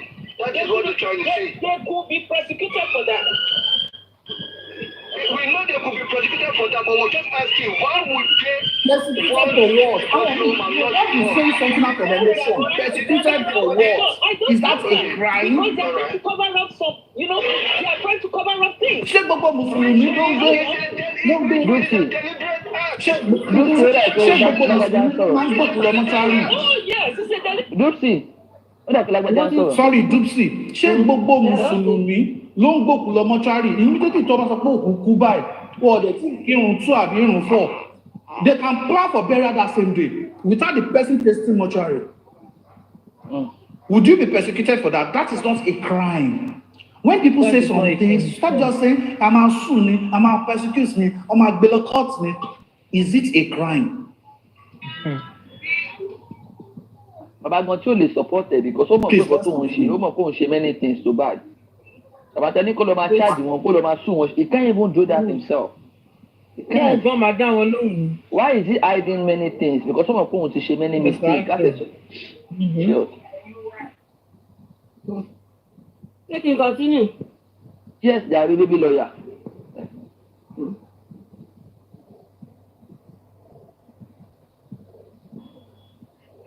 Baby lawyer àbí mo ti pe baby lawyer ẹ ti bínú ẹ ti bínú ni baby lawyer. Mo ń play òun ni ò play it's not me. Mo wẹ̀ baby lawyer. Mi ní ìdájí bínú sí i dáwọ́ ti pè mí baby lawyer màá sùn yìí. Yeah, before the final decision was made to go correct, right? And then the mortuary of whichever hospital they tried to go to was asking for a report before the body gets deposited, right? Yep. And that's what prompted Baba to the police station. It wasn't that Baba went to police station to go and report. No, Baba went to the police station first. When they left the house, they went straight to the police station. Okay. On getting there, I think police report, so they can use that to deposit the body. I'm still asking the same question. When but Baba you said they went to police. You said they went to police later. When Baba went to the police station, was he accompanied with the body? Yes. That himself is back to the same thing, right? Yeah. So, police station request an homicide. Because we plan the one. We just see that they want. So I'm going to like to manipulate many things, but it's too late for that. Let me clarify that place. Because our justice for Mohbad needs to be fair. From Baba, according to Baba, when the incident happened, the first story he gave the whole world is to collect the report to deposit the body at the morgue. It was after several weeks, Baba now came up with another thing that he expected the Lagos State Police to arrest every one of them. That makes two stories now. Actually, so to me, I think we said this, time and dozen, that Baba should have actually initially tried several police stations and report the homicide without even touching the body. The police states where the body is, and then get the police to follow you home. Make it theater. And that should have been the case. Agreed. Yes, agreed. There is no, for me, there is no excuse for ignorance. I'm sorry. We all agree on that, but don't forget as well that Baba said when he called, he saw over thousands of people. I'm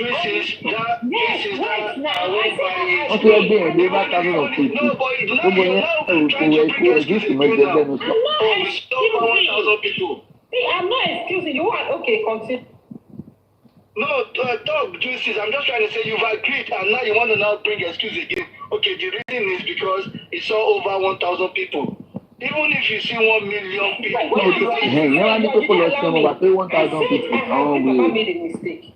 But we should not forget that it's over 1,000 people that are there. Even if Papa is not taking right, and he say, come blast to take this body. And it's over 1,000 people that are there. None of them can even say no. Listen, at that point, Baba actually asked more than 1,000 place, 100. Even Baba asked more. It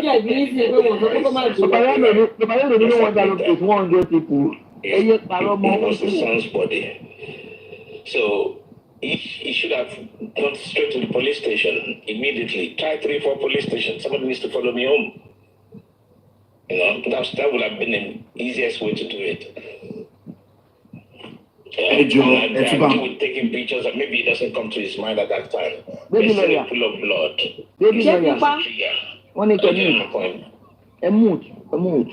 Which police station?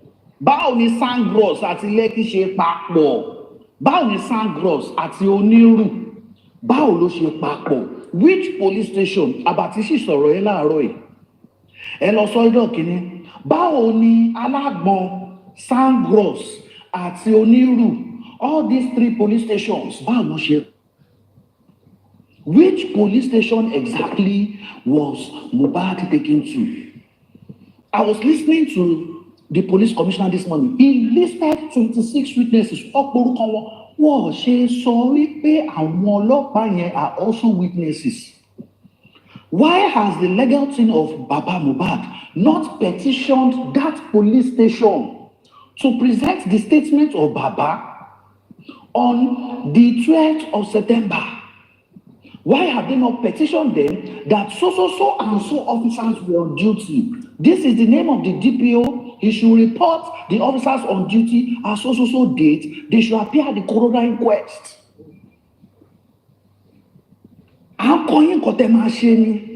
If you really want justice, Baba should have done this thing months ago. Which police station? I'm not saying Wolo police station, no, and I'm not saying Wolo police station. But which police station? How is Sangros, Alagbon, and Oniri police station? How are they the same? How are they in the same place? You come here, you be telling people lies. You go to Berekete, you told lies, you went to CTC, you said something else. Which police station? Why has your legal team not petitioned the police station? At least that day, you would have said you saw a pool of blood. You would have said injection. They told me injection. You would have put it in the this thing. They would have. You said you signed it before they came and told you they are not going to give it to you again. We would have seen your signature. Mr. See, this thing is getting interesting, no? Getting interesting. Why have they not petitioned the police station? Why are we listening to Karimo Nikaramo? Where is your autopsy? Where is your autopsy result? Stop distracting us. Tomorrow is inquest. Stop distracting us. Where's your Barapa pathologist? How many years? Not finished autopsy. The preliminary report of the autopsy ought to be out. Stop diverting us. All this talk, we have done it for 11 months. Don't bring it up again. There are no issues. Go straight to the point. What bite Mohbad? That is the only thing we want to hear. What bite Mohbad? Am I saying no? What bite Mohbad? Mohbad. Account ò ṣe àkáǹtì, fóònù ò ṣe fóònù, ṣé wọ́n la fóònù mọ́ lórí mi? What bite Mohbad? That is what we want to hear. Nǹkan tá a fẹ́ nìyẹn. Báyìí fi lé ní o. Wọ́n gbé sọ́ọ̀tì sí láyà, tó fẹ́ fi ṣe súyà àbí barbecue ní what bite Mohbad?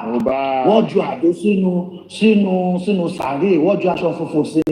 Ṣé nǹkan tó fi fún lọ́rùn pa nìyẹn? Àbí àdó, wọ́n pe orí Mohbad sínú àdó, bí Abidjan ṣe máa ń pe àdó.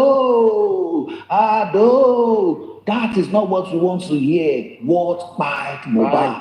That is the only thing that we want for justice for Mohbad. Stop diverting us. What bite Mohbad? As you said, ṣe nọ́ọ̀sì ṣé wọ́n fa DNA láti ara Liam wọ́n fi gún Mohbad lórí wọ́n fa DNA wọ́n gún Mohbad ní DNA Liam ni. Is that what bite Mohbad? What bite Mohbad? Kí ló pa Mohbad? Lágbájá, as you said, why say police station were witnesses? 26 witnesses and police station sílẹ̀ ra wọn. Pé kán ní pé wọ́n wá sọ́dọ̀ àwọn. 26 witnesses. The medical director of Puramed. The medical director of Puramed and parents were part of the witnesses. The doctor attending were part of the witnesses. Were part of the 26. What happened to the DPO of the police station that is not a witness? At least the policemen would have seen the body of Mohbad. What belonged ni? What's the liar ni? They would have seen it. What about Mohbad? There was never police station. ẹ lè lọ police station tẹ́ fẹ́ gba police report lórí òkú kan tó wà ní ambulance tó wà ń ta ọlọ́pàá máa bọ́ síta láti investigate òkú náà to know whether it was a natural or something. So if it is not a natural cause and in your statement you wrote that a nurse injected ọmọ ní nurse dà ṣé wà ní mọ́tò ó yẹ fà jáde what by Mohbad. You let the nurse went fún Karimo kan tó wà ní USC tó ń fọ̀dí òkú káàkiri tó ń fọ̀gbẹ́ arúgbó káàkiri what by Mohbad. That is the only thing we want to hear now. Ṣẹ́gbọ́n what by Mohbad. Stop distracting us with Karimo. The nurse went away straight away, walk away straight away. Èèyàn fún pẹ̀lú restriction order, èèyàn ní chlamydia, àfẹ́ gbọ́ what by Mohbad. Ṣé gbọ́ wọ́n pa tẹ́lẹ̀ Mohbad. ẹ̀gbọ́n ni ẹ̀gbọ́n kí ló pa Mohbad àbí lọ́wọ́ yìí. Ìtọ́lágbájá bèèrè lọ́wọ́ yín what by Mohbad. Jù bẹ́ẹ̀ lọ police station ni ẹ lọ charge police station. Wọ́n lo 5 foot 11 casket fún ní láti ṣe fún pa yẹn. Kíní kan wọ́n nara wọn pa ó ṣe kíní kan autopsy yìí dá. Let the autopsy come and tell us what by Mohbad. Ẹ wo ẹ máa play ẹ lọ. Ẹ máa play ẹ lọ next day with you. Àwọn èèyàn ní check lórí topic yẹn mọ́. They can reinvite those guys again.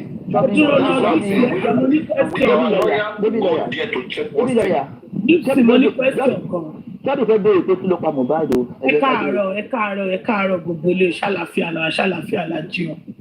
No question wọ́n ní mo mọ̀ pé a ní àwọn nurses nínú house.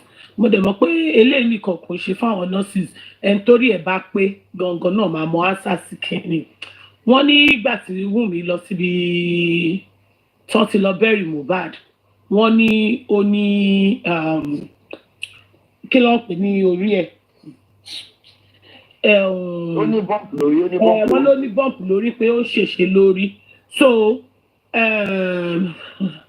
wọ́n wá béèrè wọ́n ní nọ́ọ̀sì tó bá treat Wummi àbí àwọn èèyàn tó bá rí wọ́n ní ṣé chronic injury ni àbí acute ni injury tó wà níwájú ọmọ Wummi so èmi ò dẹ̀ gbọ́ rí pé chronic injury àti acute injury so mo fi ní kí wá bèèrè bóyá máa láwọn tó nímọ̀ àpòyè tó lè explain ẹ̀ fún wa láàárọ̀ yẹn jọ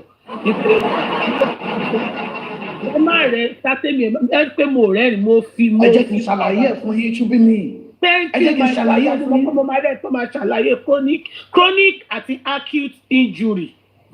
Acute injury ni kò ń ṣe acute. Ṣẹ́rí 2 years ago Wummi ó gba license as a UFC fighter black belt holder ní karate. Ṣẹ́rí lọ́jọ́ Monday yẹn bó ṣe di Mohbad mú ni ó ṣe kọ́kọ́ sọ̀rọ̀ sókè ní gbáà bí ẹ̀ ṣe lọ forí gbá sílẹ̀ ní gbóò bí Wummi ṣe mú fóònù yẹn iPhone bó ṣe gbá lórí nìyẹn gbáà rẹ́lí sí ìyá kò ṣe fọ́ nìyẹn tó bá kàn gbà bí Liam ṣe kígbe nìyẹn kids bí Wummi bó ṣe fẹ́ fún smackdown nìyẹn. Bí Wummi ṣe fún ní RKO ẹmọ RKO Randy Orton bó ṣe ṣe fún yẹn bí yẹn ṣe lọ fún ní gbárẹ́ nìyẹn bí rẹ̀ ṣe fún nìyẹn bí Spendy ṣe rí báyìí Spendy ya sá kúrò lé pé yéé mo ní fojú mi rí o àdúrà kọ́ tó gbé ni ẹ̀rọ kúnlẹ̀ abiyamọ mo bá kọ́ tó gbé ni ọlọ́mọ àṣánú wa so acute àti chronic ni wọ́n ti máa sọ ní chronic láti kò ní dá fún ibi tí wọ́n acute ni téèyàn bá ṣe 2 rounds chronic ni téèyàn bá ṣe 12 rounds.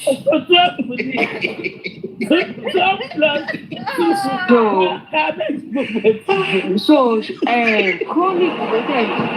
chronic ló le ju acute lọ nítorí téèyàn bá ṣe 12 rounds ó lè ṣèyàn lu railings Chronic yẹn òun ló máa ju èèyàn sókè because cloud 9 ló máa wà.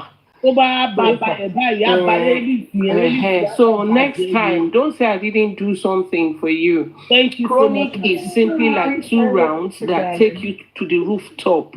Àwọn ẹ̀ máa ń hit POP àti gbogbo àwọn nǹkan bẹ́ẹ̀ yẹn. Ẹyin tẹ̀ ẹ rántí lọ fún wọn lélẹ́yìí àti báyìí dé define mi o. So acute straight by railings ni àwọn yẹn ló máa ń bend railings. So next time when you want to choose your style, you know, either you want to go chronic or you want to go acute. Okay. Thank you. Thank you so much, that British. Ẹ ṣe gan ni gbogbo explanation tẹ fún mi. If I don't gbé ẹ débẹ̀, if I don't gbé yín débẹ̀, ta ló fẹ́ gbé yín débẹ̀? Nobody. So that's why I'm here. Thank you. You are the best, my sister. Baby complex, not there for fún wa. Wọ́n detonated it to confirm. Baby complex, acute plus chronic is bombastic. So education la máa ń ṣe nípa èèyàn. My sister, justice for me o. Èèyàn kan rope mi lálẹ́ àná o. Mi kò fẹ́ disturb kéèsì tó wà lọ́wọ́ wa lọ́wọ́lọ́wọ́ báyìí ni o. Justice for me o. Àwọn alákòsí tó yẹ kán gbèjà mi náà gbogbo wọn náà. I hope it wasn't chronic or acute. The chronic one o.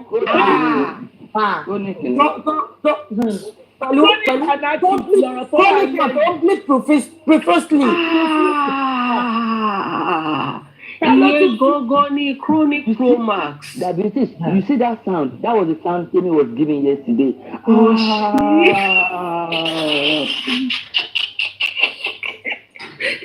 Chronic promax nìyẹn o, yé paripa. Chronic ni o. Ẹgbọ́n ṣé káàdì mọ́ kọ lẹ́tà ni síta ni. Àṣírí ẹ ti di kàrímẹ́tì. Sis mi máa bá yín sọ̀rọ̀ nínú inbox. Okay. So láti sí lọ anything tá a bá fẹ́ quantify tá a bá lo profusely a lo chronic and acute. Ṣé ti gbọ́?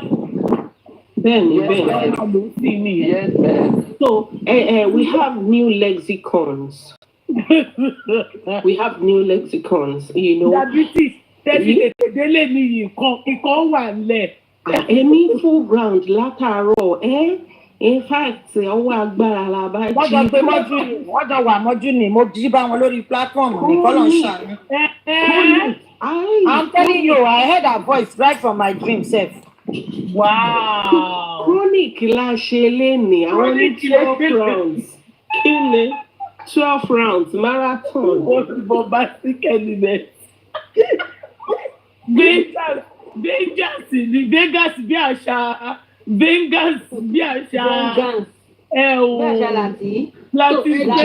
came for Temi? Anybody that comes for Temi, I will come for them. Chronically. The British àwọn kan ti sọ gbogbo kiri. Chronically. Àwọn ò fi chronic sí. I will come for the person chronically. Wọ́n tó sọ bẹ́ẹ̀ lọ́jọ́ kìíní àná wọ́n padà ń tẹ ojú mi mọ́lẹ̀ ẹ má sọ yẹn. Ẹ̀sọ́ lọ́ máa lọ. Àwọn yẹn gbàgbé láti fi chronic sí. The British ni wọ́n fi chronic sí. Èmi ń sọ ń sìn pé chronically I will come for the person. Wàhálà dé. I will always speak for Sister Temi. Nígbà tó bí mi, update tún wà o. Wọ́n ní Mohbad mọ̀ infect ọmọ mi pẹ̀lú ipò ní reason tó fi infect ẹ̀ pẹ̀lú ẹ̀sìn. Lẹ́nu yẹ̀yẹ́ kú dí o. Ọlọ́run láì. No.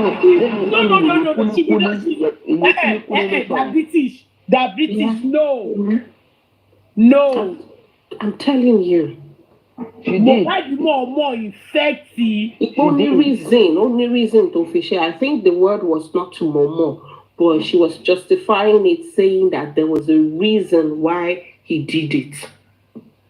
Hey, Joshua, you make sense because people want to. That was a justification. Diabetes. That was a justification. Yes. Only reason. So for me to do something back to you, there was a reason for it. Olóhun ò ní sọ. Ipe, but the thing is, Karimat was right. Nígbà tí Karimat sọ pé yes, there was actually an infection passing. But now, àwa gbọ́ pé àwọn gbọ̀ngàn ló ní infection fún rẹ̀. àti wá rí i pé reason yẹn láti kà láàárọ̀ yìí yẹn reason yẹn láti kà jáde láàárọ̀ ó wà nínú ẹ̀. àwa ti wá rí i pé truly there was a passage and passing on infection.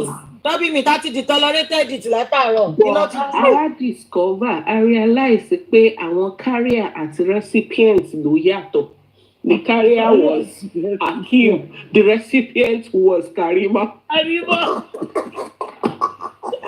Àwọn wèrè méjì. Oh no! I said the height of projection, like people just project all their nonsense on others. Really?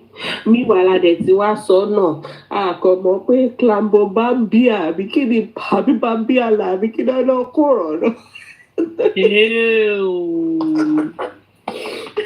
Torí àwa ò kì í ṣoní infection àbórúkọ wọn ẹ má bínú bí ilẹ̀ sí ní medical line. Gbogbo nǹkan tó ń gbé kú kínú nìyẹn. Èmi ọmọ àmọ́ ó ṣàṣọ̀nù bí Clambi Bambia là bí.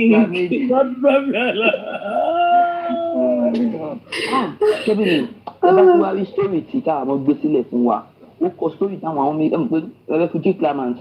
You see the kind of story tó máa ń gbélé fáwọn immigration wà láì wo ló gbé fún wa lọ́sàn-án yìí ó dẹ̀ òun náà ló gbé fáwọn ọlọ́pàá dẹ̀ jẹ́ láti deport actually wọn ò jẹ́ nípa tó máa ń wọ́n jẹ́ ni ó jẹ́ kọ́kọ́ ní tiwa Naija báyìí dẹ̀ ń pa yálà nù rọ wà láì ẹni tó bá fẹ́ kọ immigration tó bá fẹ́ kọ lẹ́tà fún immigration kọ́ lọ bá Kàrámọ́ máa kọ story fún wọn tó. Àrímọ́ dẹ̀ lórí máa gbé kúdí náà débi tó máa dé Àrímọ́ ni. Ọmọ àti ẹ̀jú lámbà lọ́kọ́ ni vibrator. What I do, I deliver vibrator, believe you. Like, I'm sorry, vibration. Abájọ tẹ́sì. Abájọ tètè lọ́ọ̀fù. Mo tiẹ̀ wá lé drought lérí mo pull out. Vibration vibrator. Mo sórun ní Nasi. Abeg, no put my own name on your vibrator, abeg. In fact, colour yẹn, wàláì mo fẹ́ lè ya picture. Colour yẹn dàbí love méjèèjì tó wà lẹ́gbẹ̀ẹ́. Kò ṣáàjọ mi. No. Of course When she mentioned vibrator, then she remember vibration, then remember vibrator, abeg. No. Freedom, size wo ni? Size wo ló rà? Size 12 ni. Ẹgbọ́dá bí sọ, ètò wọn náà wá, wọ́n sáré wá. Size 12 ni. Ìyẹn tún kọ́. Yeah, that is the right size. Ó bá wù yín, ìyẹn ní ká tún lọ gbé lọ ẹ̀fẹ̀ ńlá. Àjọ mi, bẹ́ẹ̀ ni mo ń kọrin.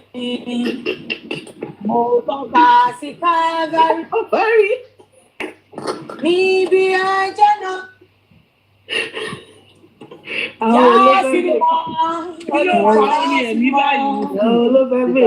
Àṣànà ni wá, àwọn òpìtẹ́ ìpàdánù àkọlù wa, àṣànà ni wá. Àbí tó bá wù wọ́n sẹ̀yẹ́ ní kọ́ lọ́ọ́ máa gbé káàkiri sí i pé tí wọ́n fi. Títẹ̀mí tó tẹ̀ máa gbé lánàá, mo sọ fún pé yàn ṣe mí pa lánàá rò. Mo ti ń wá fídíò yẹn kiri lórí social media látàárọ̀. Tẹ́bẹ́rì kan tí ìtàbàtà kò ṣe fún mi ní àná. Freedom. Bóyá káwọn èèyàn bá mi sọ. Wọ́n ní ṣé mi ò rántí gbogbo voice note tèmi ń send sáwọn ni. Wọ́n náà máa pípẹ́ o. Wọ́n ní camera down video wà ńlẹ̀ o. Lẹ́mi àtàwọn. Yéèbò. Ẹ ṣáà máa wò mí ràn bí mo ṣe wà yìí. Ìyẹn tún lọ. Ṣé máa ń DM àwọn ni tí màá máa send voice note Kàrímọ́ méjì lèmi send sáwọn ṣé káwọn play ẹ̀. Ó ní agbára gidi o. Yàrá gbọ́, I sweat. Èmi ò wet o, I sweat from the floor. Àti wọ́n gbá mi kúrò lẹ́ẹ̀ báyìí mi ò mọ̀. Mo kàn ṣe ìpàwọ̀ nígbà tí liberation tún máa mú hà mí. Liberation bá ní ariwo yẹn ti ń pọ̀ jù pé kí n make sure pé ó wà sexy. Bí wọ́n ṣe ń kan bẹ̀ yẹn, kí èmi ṣe máa dún kí n máa sọ. Ókè abájọ yẹn ló bí pé bí tèmi ṣe ń dún lánàá rí. Kò dáa but liberation Killing this sisterhood shouldn't be flawed like this now. Ó wá dé pé wá ń continuous ni. Ó wá dé pé mi wá gbọ́ mo kàn gbọ́. Ìyá tempo yẹn máa ń reduce. Bẹ́ẹ̀ni, àlọ́ bá ti ń arrive with destination. You get it. If you don't get it, forget about it. Forget about it. You see, money I beg. Don't stop saying No, you can't finish with your something here. I be stuck something. There must be something what be everything.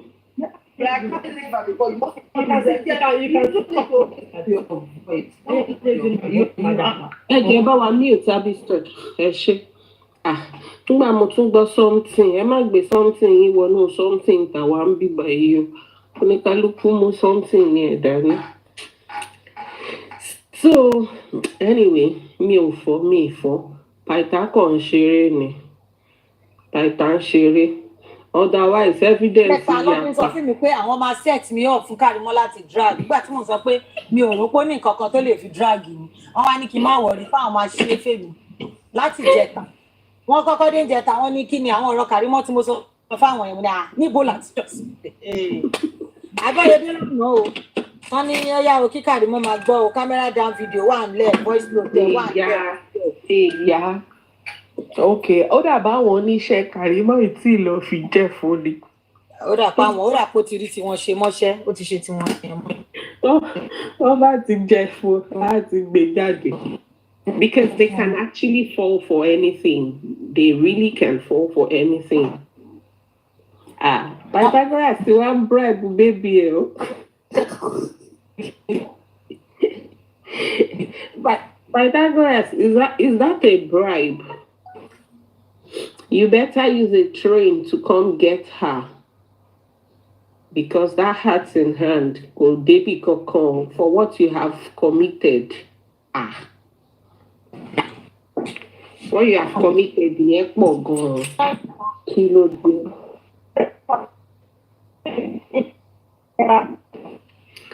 Network. Tell me your network. It's glitching seriously.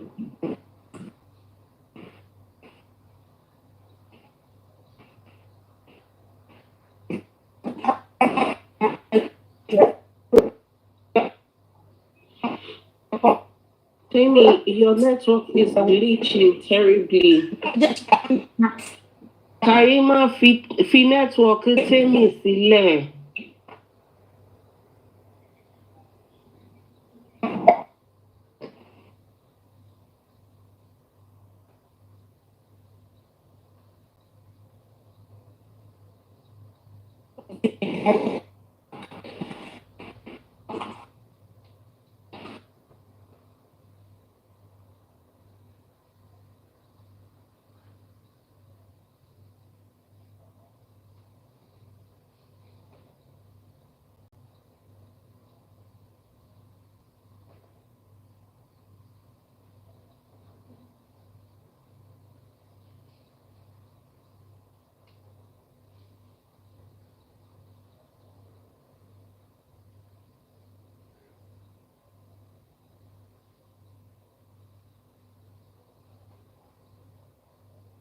What's up? I guess Timmy's network was glitching.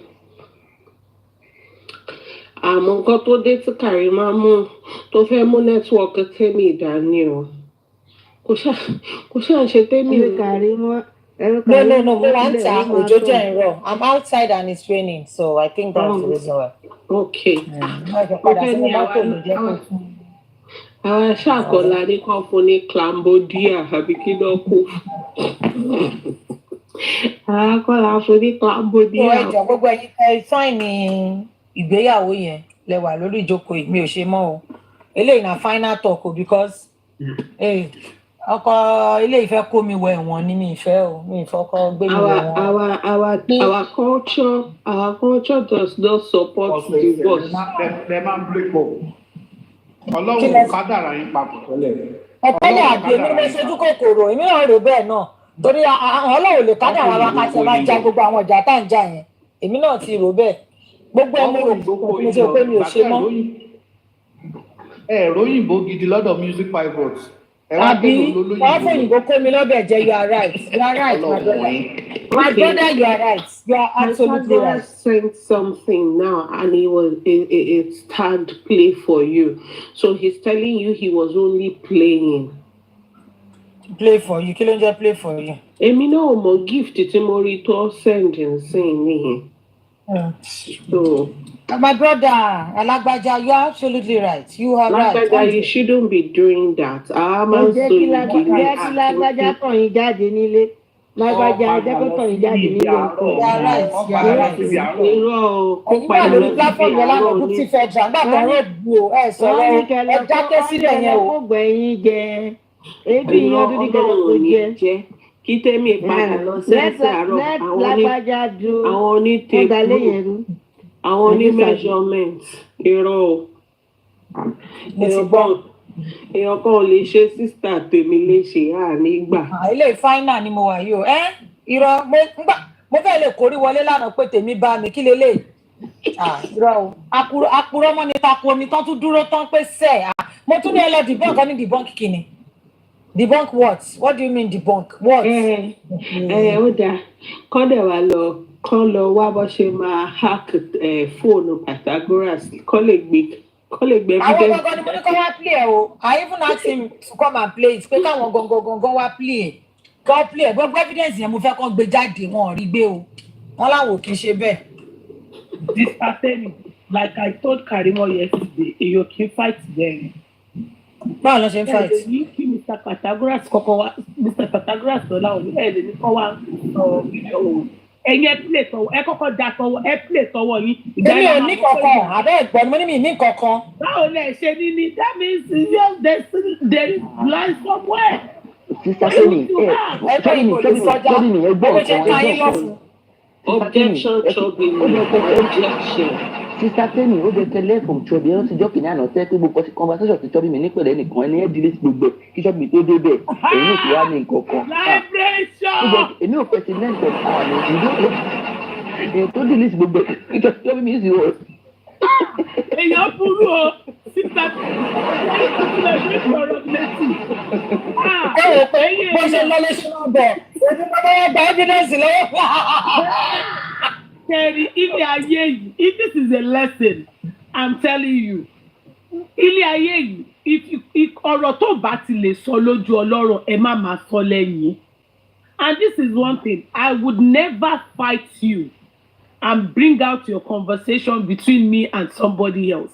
But ẹyẹ máa jẹ̀yàn lẹ́yìn. Kí ló yẹ sí gèlè yín hàn? Ẹ má gbójú sí sábọ̀. Kí lè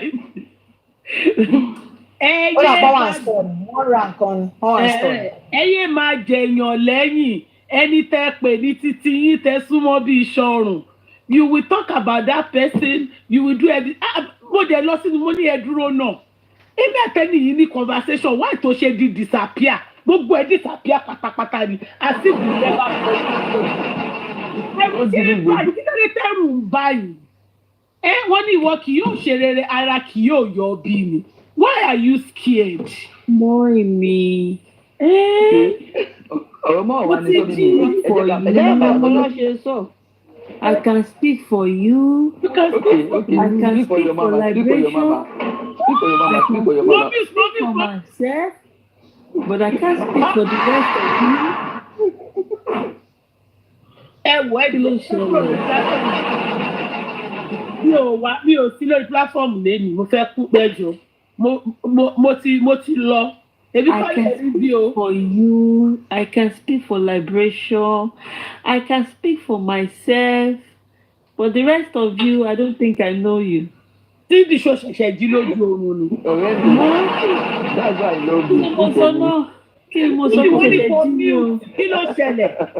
Mi ṣẹ̀ jí ni. Ṣé kọ̀ọ̀kan ti ṣẹlẹ̀ lórí platform yìí tí mi mọ̀ ni? Ọ̀rẹ́ mi wà òǹkóló. Kò sí ọ̀pọ̀ tó ṣẹlẹ̀ ọ̀rẹ́ mi wà òǹkóló ni. Ọ̀fọ̀ ẹ̀ kú bí. Ṣé ẹ rójú ẹ̀? Mi rí o. Bàbá Karimo nìyẹn o, alátòkò tó bí ọmọ àgbà. ẹ wojú ẹ dáadáa o. ẹ jọ mo bí wọ́n ṣe wà mo ní kọ́ mi ojú mi bá fẹ́ kú tí bá délé àdúrà continue. ìjọba ìjọba fi tún gbé kàn fún yín ẹ̀jẹ̀ gbé kàn fún yín ẹran tí ní ìjẹrin mo gbá ẹ̀yìn kàrámọ́ ẹran tí gbé kàrámọ́ gbá kan sí ìwùmí jáde. wọ́n ló bá ọmọ tó ń dá lùrù. ẹran tí pé kàrámọ́ gbé àkáǹtì ìwùmí jáde àṣírí olóbi ṣe fún mi báwọn ṣe bẹ̀rẹ̀ sí sẹ́ẹ̀dì owó sákáǹtì ìwùmí nìyẹn street nìyẹn. ló bá tán. àwọn èèyàn bẹ̀rẹ̀ sí sẹ́ẹ̀dì owó ànímọ́tò sí àkáǹtì ìwùmí. mo sọ nǹkan kan until ṣé rí ní ìmọ̀ ọlọ́run mo like àwa tá wà lórí side bíbá because we always think wọ́n ní pé kí ló máa pè àkàndá ọlọ́run lọ́mọ Wùnmí when you think that o fẹ́ máa ṣe burúkú o fẹ́ máa ṣe burúkú fún wàláì ó máa mí tìjú ó lè yẹ rárá ó máa mí tìjú wọn lẹ́sẹ̀kẹsẹ̀ gbogbo Karimo just sit down látijọ́ tó ti bọ́ síta tó ti ń fi pé o fẹ́ ṣe ọmọ Wùnmí ni tó ti fi kò fẹ́ káwọn èèyàn hate ẹ̀ ìwọ ló lérò kórìíra lára Karimo ọmọ Wùnmí ò ní she is loved why can't you just understand that and just gbà fọ́lọ́run kò dẹ̀ sinmi because o ò ní sinmi Karimo o ò ní sinmi gbogbo nǹkan tó ń ṣe ó kàn fall back lé ẹ lórí ni bó bá ti ṣe báyìí ó fall back lé ẹ lórí ni bó bá ti ṣe báyìí ó fall back lórí why tó o ṣe gbà fọ́lọ́run gbà fọ́lọ́run Karimo gbà fọ́lọ́run fọmọ Wùnmí lè go and mind your ìwọ ló sọ́ọ̀sì olóò ní so many business báwo ló ṣe tún wá ráyè tó ní pé àfi dandan ó fẹ́ máa ṣe bí if you have that much business ideas on your head tó yẹ kó wá bó ṣe máa fi gbà èmi mo tún lè fún ẹ lágbọ̀dá wọn tó yẹ pé àwọn èèyàn kì í kọjú sí rárá àwọn èèyàn ò tiẹ̀ kí ń wò bẹ̀ but yes wo I'm telling you before it started it's hard but I'm telling you there is enjoyment in it I'll give you that business idea tó bá mọ̀ pé but leave ọmọ Wùnmí alone gbogbo nǹkan tó ti ń ṣe láti last week tó ti bẹ̀rẹ̀ ń sìn ó ń dà ní ẹ lórí ni olórí burúkú Kúdí tó bá gbọ́n ni ó yẹ kó tètè àyà fún ẹ báyìí sínsìn torí Kúdí fúnra rẹ̀ olóòbùkún ni ó lè ràn kórìíra lára ṣẹbọ kẹwàá tó wá ṣe raise to power 2 ìyẹn gan ni ò ní dá ó ti jẹ́ káwọn èèyàn máa bú Kúdí nínú fíìmù ìdààmú náà méjì pọ̀. èmi ò máa ní kó fọmọ Wùnmí sílẹ̀ o kó continue because tá a bá ní kó filẹ̀ ó dìgbà tó bá kan ìdínú iyọ̀ bó ṣe ń kàn lọ díẹ̀díẹ̀ yẹn kó continue nísìn ibi tá a fẹ́ kó bá lọ ní àwọn evidence kó bẹ̀rẹ̀ sí ní máa mú evidence jáde. òun náà ní iṣẹ́ rí gbogbo kíní tó sọ yìí ṣùgbọ́n èmi fẹ́ rí evidence mo fẹ́ rí proof pé àkókò tí mo sọ yìí o bó ṣe ṣẹlẹ̀ Kúdí sórí àní ò ṣe mí ṣé mo pẹ́ gbà títí glam tó wá ṣe fún ẹ olóbùkún ẹ sáré recount statement yẹn ni Karimo tí ò lọ́pọlọ lórí ìwọ rí a ṣàmọ̀ pé o kàwé díẹ̀ court clerk ló kàn fi ń ṣe ni irú Karimo yẹn wá ń gbé ọ̀rọ̀ wá fún ẹ ìrọ̀rùn wá ní where is the proof where is the evidence torí ibi tó rí yóò kú tó kú dé ni pé you are still looking for something to pin ọmọ Wùnmí ẹdún náà ṣe ṣí èrè ni ṣé tí ẹ yá wèrè ni láti 11 months 13 wà kan tẹ́ fi máa pin ní ọmọ 11 we are going to the 12th month now mọ́ǹtì kan rí nǹkan ẹyọ kan fi pin ní ọmọdé yìí and kò tí ì yé yín ni pé ẹ padà kẹ má parun ẹ̀yin wá ways láti ní èlé 11 months ẹ̀ẹ́dẹ̀ rí bẹ́ẹ̀ ṣe ń gbélé mo sọ nǹkan kan fún yín tọ́mọ Wùnmí bá sọ̀rọ̀ àbí tọ́ba eventually bèrè lọ́yìn pé kìíní she always come out with that proof and evidence kò sí nǹkan tí ò ní proof and evidence fún ibi tí nǹkan tó ṣe jẹ́ pé our side is different from Baba's side nìyẹn Baba ń sọ̀rọ̀ fún yín with no evidence of proof but ọmọ Wùnmí sọ ó ń bá wa sọ̀rọ̀ with proof and evidence ni example kan ni mo ti ṣe níjọ́ tí wèrè Suzy tó ní ọmọ Wùnmí kọ́ ló bímọ sista Temi tí ìbínú mú sista Temi jọ yẹn wọ́n gbé fídíò yẹn jáde ni lẹ́sẹ̀kẹsẹ̀ tọkọ ẹ̀ ń yà So what is it? Kí ló ń ṣe ẹ̀yin people ìtẹ́ gbà fọ́lọ̀ kẹ́ gbà forí? Ẹ wò pa ọmọ 25 years old kò lè wí nìyí. Ó ti nà yín hands down. Tó bá níyàn nà yín hands down. Ó ti nà yín hands down. Tẹ́pẹ́ lè gbèrí mọ́. Ẹ̀yin táyé yín ti bàjẹ́ yìí. Ẹ̀sẹ̀ àwọn kan tún àwọn tún lọ sòdí àpò pọ̀ pẹ̀lú Kàrímọ́. Kàrímọ́ wá jẹ́yàn gidi tẹ́ fẹ́ sòdí àpò pọ̀ mọ́ ni. Ó yẹ tẹ́yìn bá lójú ni. Ó yẹ kẹ́ ti rí súrà Kàrímọ́ pé súrà òfò ni Kẹ̀rímọ́ gbé wáyé. Súrà aláyé bàjẹ́ ni Kẹ̀rímọ́ gbé wáyé ayé. Súrà ni tó yẹ pé ó máa irin dọ̀tí irin ẹ̀gbin ni Kẹ̀rímọ́ gbé wáyé ayé. Èyí ò lè bá Kẹ̀rímọ́ rìn kó ṣoríire. Ẹjọ́ ẹ stop Kẹ̀rímọ́ yẹn láti ká àmọ́ ọ̀gán bẹ́tà di Kẹ̀rímọ́ tẹ́ ń pè. Kẹ̀rímọ́ lórúkọ Kẹ̀rímọ́ ló ń pè. Ibi ẹ̀dẹ̀ ń tẹnu mọ́ Kẹ̀rímọ́ mi lè tẹ́ Kẹ̀rímọ́. Kẹ̀rímọ́ kẹtọ àkáǹdì bíi òṣèyàn. Gbogbo èèyàn tó bá Kẹ̀rímọ́ rìn orí ibú ló ń ṣe. Ọkọ Kẹ̀rímọ́ tó fẹ́ Kẹ̀rímọ́ orí ibú ló ṣe. Ṣẹ́rí kọ́sọ̀kọ̀ ẹ̀ ọdún yẹn náà máa lò wò bí àlù spider. Ó dàbí jùgùnù. Ó wò bí àwọn hitman. Hitman orí kò lè gbà forí. Ṣọ́bí mi, èyí ti pàdé hitman rí ni. Báwo wọ́n ní múvì? Títí mi rẹ̀ lọ́sẹ̀. Ó dàbí bàbá yẹn tí mo múvì bàbá yẹn dúdú báyìí. Tí bàbá yẹn bá ṣe múvì tó bá ṣe good person nínú múvì, mi ò kí like it because I've always looked at him as a bad person. Bí Kẹ̀rímọ́ ṣe rí. As a hitman. As a hitman, bọ́kọ Kẹ̀rímọ́ ṣe rí nìyẹn. Akeem mọ̀dẹ̀mọ́ kó o fẹ́ máa wáyé Kẹ̀rímọ́ káyé Kẹ̀rímọ́ bàjẹ́ dáadáa ni. O fẹ́ jẹ́ káyé ẹ̀ kó pokúlù muṣu dáadáa ni. Bóyá àbúrò dé ìfẹ́ bẹ́ẹ̀ sáìnì ló ń dúró dè. Bọ̀kọ̀ wá dá kéèyàn wáyé ọmọ ọlọ́mọ kó bàjẹ́ báyìí. Tó tètè sọ fún Kẹ̀rímọ́ kó mọ̀. Ṣọ́bí mi ẹ̀jọ̀ stop ẹ̀ lè jẹ́ kí n focus. Orúkọ ẹnìyẹn Kẹ̀rímọ́ ló ń jẹ́. Kàràmọ́ ẹ pé Kàràmọ́ dẹ̀ ẹ má pè Kẹ̀rímọ́ mọ́ fún mi tẹ́kẹ̀. Ṣé Kẹ̀rímọ́ tó fẹ́ ba yé òun Akeem fúnra rẹ̀ jẹ́ fúnra rẹ̀? The more you say that Kẹ̀rímọ́, I can't hold my laugh. Kẹ̀rímọ́ yàwó Akeem. Akeem ó lè jẹ́ kó o máa mú yàn sí. Akeem ó lè jẹ́ kó o máa mú yàn sí. Ṣé Kẹ̀rímọ́ fún ẹ lọ́yọ̀ ọ̀mùṣá? Tọ́lọ́ lórí burúkú ọ̀yàn ló fọwọ́ gbá láti ọjọ́ yìí. Ó lọ sí máa fọwọ́ gbọ́yàn ní Akeem ò mú yàn tó torí tó bá fà dáadáa ni kò yẹ kí Kẹ̀rímọ́ máa fọwọ́ gbọ́yàn. Kẹ̀rímọ́ gbà fún mi. The truth is, ẹ jọ ń torí Ọlọ́run. Bẹ́ẹ̀ ni màá jọ bùrẹ́sì. Irú marriage wo làwọn méjèèjì jọ ń ṣe?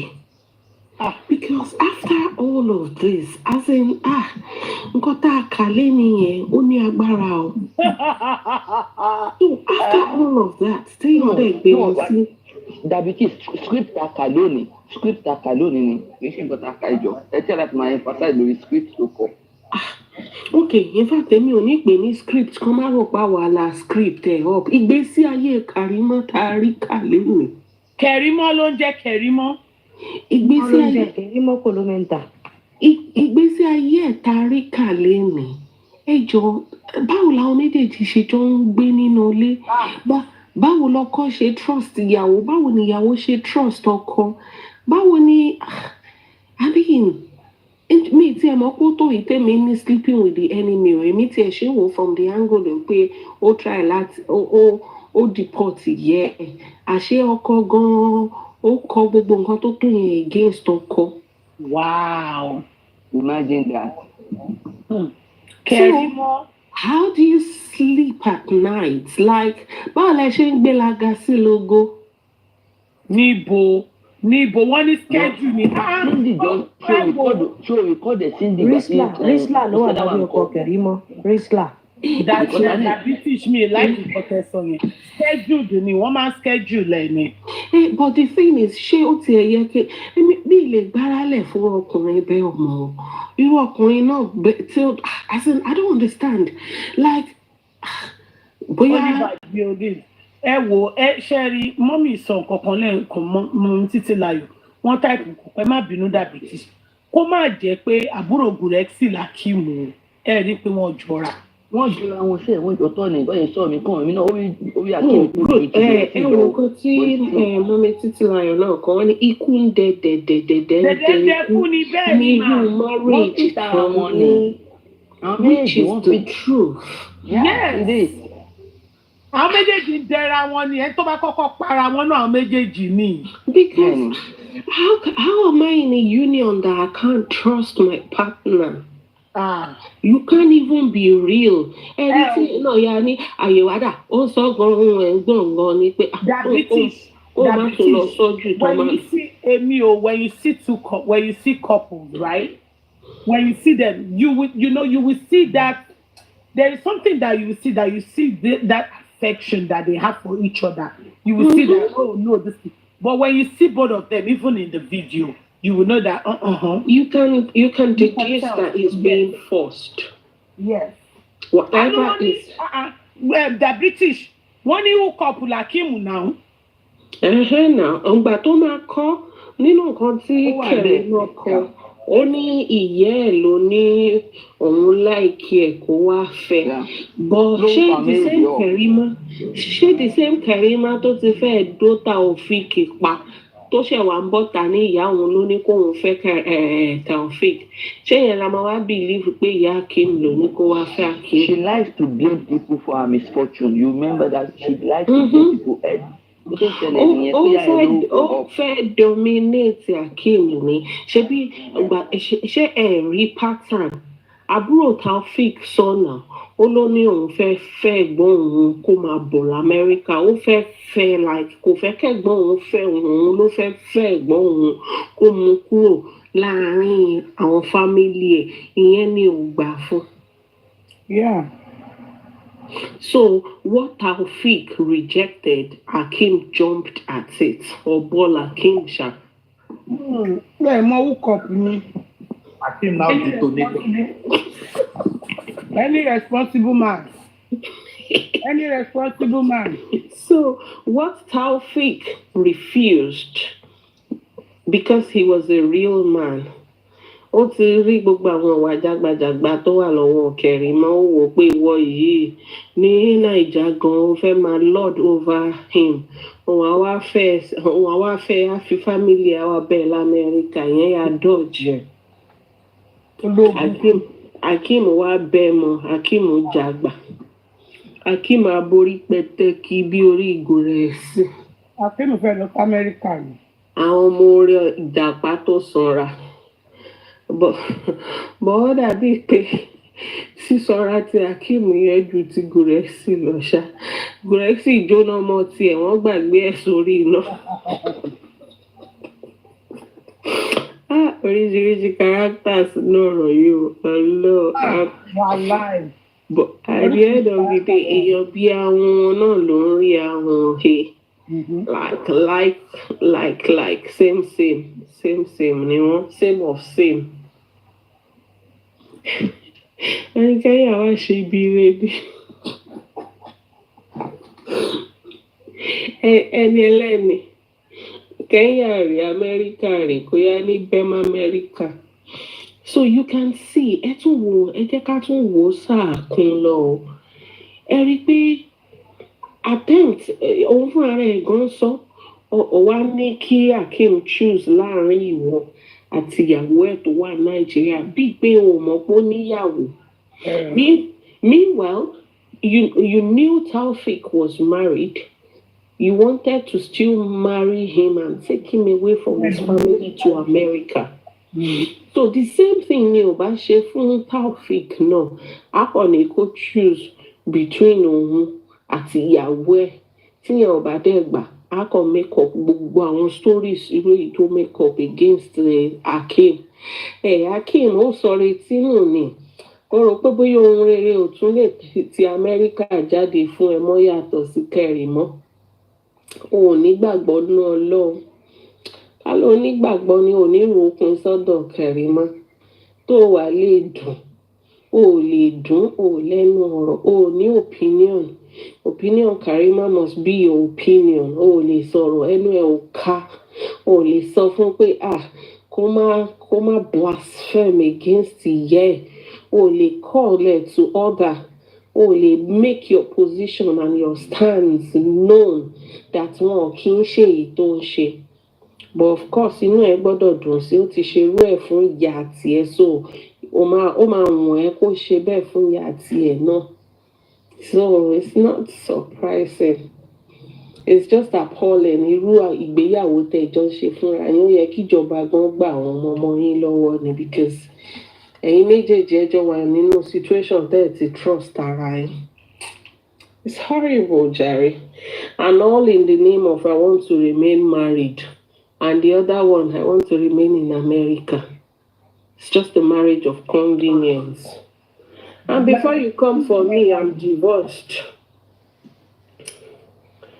So, before you come for me, I am divorced, but I enjoyed it. I enjoyed it while I was on it. And when it was no longer serving me, I walked out by myself. So, American dream. Maybe something like this. It's the American dream. Yeah. Shakimoni malala kala right. Alakala. Trouble me, Ben, to my queue. This thing everybody is doing is not good. Chef, buy way Akim Jenny buy. Okay? Chef, buy way Akim Jenny buy. Add two gbogbo ẹ̀ add two gbogbo ẹ̀ ń jìlá ètò ọ̀dọ́. Akim kò tí ì rí ìwé, kò tí ì rí ìwé. Ìyẹ́ yìí ló máa tó rí ìwé. Ìyẹ́ yìí ló máa tó rí ìwé. Ẹ wá fẹ́ bá a ṣe ẹ fẹ́ bu gbogbo ẹ̀jẹ̀. Gbogbo wàhálà tó ti ṣe látọ̀gbọ́ ẹ̀ tó tún lábíọ́pọ́ láti bímọ láti rí stay. Kò dáa ọ̀rọ̀. Nǹkan tí ò bò gọ́tọ́lọ́run ò bò ẹ̀dá kan ò lè bò ó. Ìyẹn má dẹ̀ kù sọ́wọ́ American government wọn àti gbogbo ẹ̀ lọ́run, ó dẹ̀ kù sọ́wọ́ Karima. Níjọ́ tó bá mí púpọ̀ jù bí Karima ò ṣe láìkí ẹ̀, Karima lè ti síta pé how dare you breathe like that. Ó mọ̀ pé kò yẹ kó máa mí délẹ̀ bẹ́ẹ̀ yẹn tí bá ń sọ̀rọ̀. Tí bá ń sọ̀rọ̀ you should not breathe. Akim, ṣé mi ní ṣe pàṣípààrọ̀ Mr. Batagraph Akim báyìí? Mi fẹ́ wo Mr. Batagraph tó tún ìtànjà Akim lọ kí ẹ bá yín. Dàbí fish. Ṣọ́bẹ̀bì náà wá gbẹ̀wò dání ni àbẹ̀wò ni. Ẹ tí rí nínú fídíò tó bá ṣe fídíò tó bá ní bébì wò tí ẹ máa mi rí báyìí no smile no nothing. Sista Temi, ẹ má jẹ lọ́rọ̀ Akim. Ẹ ọjọ́ tẹ bá ti ṣẹ̀ bàbá 24 nìyẹn ẹ̀ máa jù bá yín o. No, Temi akọ. The only thing ni pé Temi I make sure pé kò ra bàtà 24.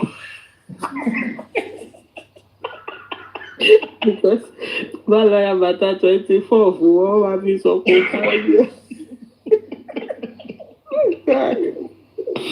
But àfiṣe ni ṣá, Karima gbọ́dọ̀ ṣe nǹkan fẹ́yàn kí gbogbo ayé mọ̀. Káti ẹ̀ lóòótọ́ ló ra bàtà fún ìyá ẹ̀, ó tún fi style inform àwọn embassy pé òun ra bàtà fún, ó lè má tó 22. Kọ̀ọ̀kan ṣàlè mọ̀ pé òun ra bàtà fún ìyá. Ó tún sọ fáwọn ọlọ́. Àdúgbò ayé ẹ̀ ṣe wá bàjẹ́ báyìí. Ọlọ́ kò ní ṣe nǹkan fẹ́yàn kó bá sọ. Àṣẹ Ọlọ́run máa ṣe o. Tẹ́bi ò pa mí débi kí ní kíkàrí bá bá mi sẹ́ẹ̀dì pounds gbà tó bá mi sọ̀rọ̀. Owó ló bí ìgànnà mú Kaila. Àdánù wo gan ló bí ìgànnà? In fact, miscarriage would have, condom would have saved us all of this disaster. Where?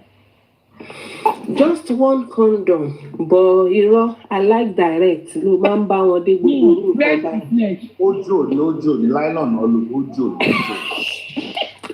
No, Mokaila like a flesh to flesh, direct, skin on skin. Ìyẹn ló bá gbogbo adé fi ta wà yìí. Dàbí tí ṣe jọ 1 minute, chọ́bí mi ẹjọ́ everybody. Kí ni story life Karamọ́ yẹn? Oliver vibes. Yeah, I don't know if it's he or she recorded the show. Tábà ti fẹ́ gbọ́, ó wà nínú ní Facebook, Oliver Vibes ní orí Facebook. So we can always listen to it through that place. So chọ́bí mi tẹ́ bá fẹ́ gbọ́ everything one day. Yeah, Oliver Vibes. Okay, my love.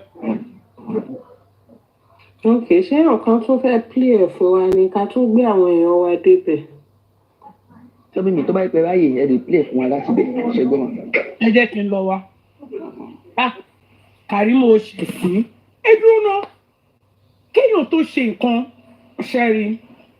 When you have a husband, your husband is not just figurehead. Ṣé àwọn obìnrin kan wà Ọlọ́run dá wa lọ́kùnrin tẹ́ pé you can think, you can do things, you know. Alpha females. Kí lẹ́rú? Alpha females. Yes. But at the same time, tọ́lọ́n bá bless ẹ tó lọ́kọ. Why is it that when you want to do something tó bá fẹ́ ṣe ọ̀pọ̀ egun ní sọ fún mi pé irú nọ́ọ̀sẹ̀sì wo lélẹ̀ tó ṣe no do it this way ọkọ tó fálùbárí káfíńyàn ni ṣùgbọ́n Kẹrímọ́ Akeem adé máa wẹ̀ wà máa ṣòṣì ó ṣe kíní ó lulẹ̀ ó ṣe kejì ó lulẹ̀ ó ṣe kẹta ó lulẹ̀ ó ṣe kẹrin ó lulẹ̀ ayé ẹ fẹ́ bàjẹ́ lórí ó lulẹ̀ ní Kẹrímọ́ ó lulẹ̀. Karima should have taken a cue. She should have learned from the evil doers ahead of her. Àwọn tó ti ṣíwájú ẹ̀ in doing evil against Ọmọwùnmí. Ṣé o rí bó ṣe ń lọ fún wọn ni? Èwo nínú wọn ló ever end well fún? Èwo nínú wọn ló gba trophy? Èwo nínú wọn ló gbé evidence jáde? Ṣé kò ní ṣe ṣòlè ní nàbí wèrè ní ẹni búkì? Èwo nínú wọn? Àrífà ṣe olóṣù mẹ́rin. Westo ṣe ó di fugitive ó dẹbọra inú igbó ó dẹbọra inú aginjù àgbóhùn ẹ̀ mọ́. Veron ṣe olóṣù mẹ́ta. Yínká ṣe ó fẹ̀wọ̀n ó fi àgọ́ ọlọ́pàá ó fi ṣe léyà. So ọ̀rẹ́ kọ̀ọ̀kan ni ìfúnjòsí tó jẹ́ baba ńlá baba gbogbo yín ó lọ ń sáìn lójoojúmọ́. So I mean wá rí i pé kò sí èrè nínú ibi ni pé evil would only bring you the reward of evil and nothing else. Didn't you learn from all of that? You should have learned and know that. Lòun mọ̀ ṣe ni aláwọn ni mọ̀ ṣe. Wọ́n mọ̀ pé kò mọ bó ṣe rí wọ́n ṣe bloodstream Ọmọwùnmí. Okay, so wọ́n wá rò pé ìyẹn gan ni ìjìyà Karima fi máa pọ̀ jù. I think say na by blood dem dey do am. Ìyẹn gangan ni ìjìyà ẹ fi máa pọ̀ nítorí pé wọ́n tán mọ́ ọmọ yẹn by blood. Ẹ̀jẹ̀ yẹn gangan ló máa bẹ̀rẹ̀ sí ní bí ẹ́. Ṣé bí ìjọ yẹn tí mo ṣe ń sọ lórí platform Pálájọ bí àbí òun làwọn tó yẹ kó jẹ́ ń lọ ẹ̀ náà ìyẹn kò jáde wá from nowhere gbùrù àbí ṣàwàlà lọ pè wá. Tí yẹn dẹ̀ ti bá wa ṣe kí ni ó download ẹ̀ fún wa bó ṣe lọ gangan. Dàbí ṣe lọ. Àlọ́ lórí burúkú Kẹrímọ́. A máa ní Ọmọwùnmí kí ọyàn lè máa wọ́n ọmọ ọyàn láti kí ṣe pé wọ́n ló gbọ́yàn lórí àbí ẹgbọ́n pọ́yàn. A ní kí ọyàn tajọ mú ṣé wèrè ni ẹni sọ́yún ẹ̀ ló mú ni? Ọyàn tajọ mú ni kò jẹ́ kó bí ta ni? Olùṣàlẹ́yìn ọ̀gbọ́n. Àìwọ́ ní ìyá Wùnmí. Yóò fọmọ òun fọyàn ṣe pé fún yàn. Ṣé yẹ kí ìyá Wùnmí gan fi ọyàn yẹn kó fi ṣépè fún ẹni? Dàbí tó bá mú àyà òun yìí nìkan ló máa gbérí ilé ayé ẹ̀ Kẹrímọ́. Bóyá mi ti ń lò. Sọ́bí mi ẹ mọ̀ tí wọ́n pe ẹ mọ̀ pé Kùdísíkì la máa ń sọ Kúdí. Now Oliver Bá sọ pé Kàrísíkì so Kàrísíkì àti àbúrò Kùdísíkì. Kàrísíkì àwọn èèyàn ti yà nǹkan. Ìyàwó Akimski. The hatred you have for people stems from your own life. So everything they fake authentic, authentic that it cannot be rebutted. So I want people to carefully follow this story. Emma follow it, because I am Sister Temi song Kolojo kan pé ọ̀rọ̀ Karimo ni she wanted to deport her husband. Emma rò pé ni pé we just said it bang. Or bóyá she deported her mother-in-law bang. Ọkọ sọ ni kò sẹ́rì. Let us go into details. So I'll be reading something, and this is a document Karimo wrote to deport her husband. The husband don't only know. There are so many things happening in her marriage that she's projecting it into the life of Wummi. She's projecting it into the life. So don't let me talk. Let Karimo now do the talking. I'm not going to say anything from my own mouth. Right from now, Karimo is talking. Name Akim Joel S. Monesoton. Social security number 1 bear me Nipiton. Alien number 1 bear me Niso. Because of his own protection, I won't say anything like that. So, social security number is not something to be spilled in public. I'm not going to do that.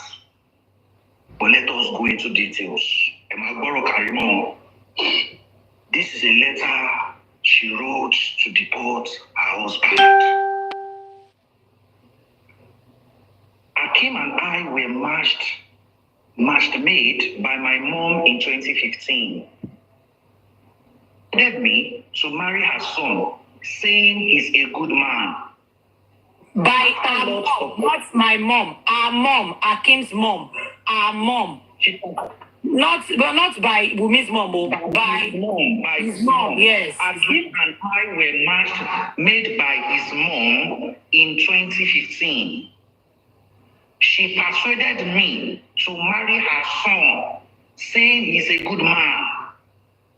After lots of persuasion, I decided to give in, and I gave her my phone number, and Akim and I started talking.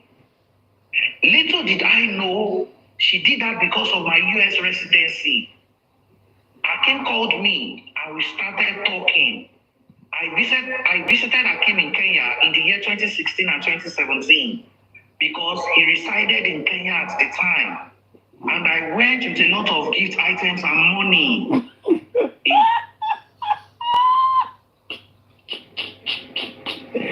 Ẹ má bínú èèyàn mi lè má rẹ́rìn olóòbù kwara Kenya ló fẹ́ abáyọ̀tá kìbù ṣe dúdú ó lè ṣí bọ́ọ̀lù rí ìyá kìbù ti rí nọ́mbà ẹ̀ olóòbù ṣọ́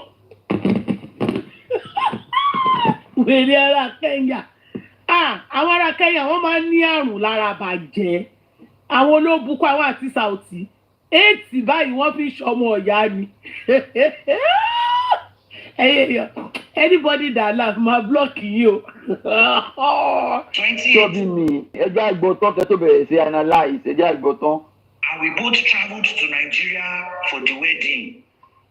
Akim arrived in Nigeria before me, and he was seeing another lady. I was told that the lady left Akim's house the same day I arrived in Nigeria. I found out later after the wedding. If not, I wouldn't have proceeded with the wedding. I asked him about the lady, and he didn't deny it, but apologized. In 2019, I had my first child with Akim.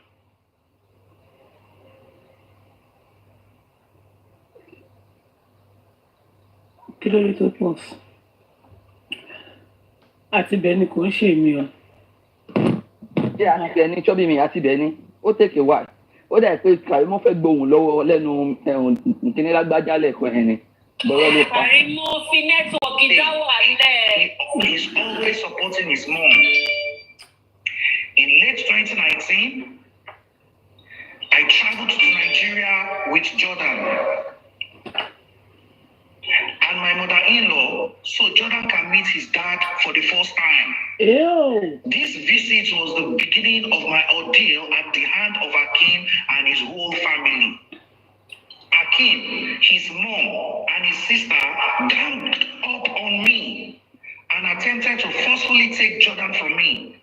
But I threatened to go to the US Embassy to report them for abducting my child, which made them stop. I left Nigeria for the US very unhappy. My culture does not believe in divorce. So when I got to the US, Akim apologized. apologized and we decided to work on our relationship, and everything was going on smoothly without the interference of his mom. In December 2020, I traveled to Nigeria again to spend time with Akim, even though I was still terrified from my last experience. This time around, I had planned to stay for 4 months. Prior to my visit,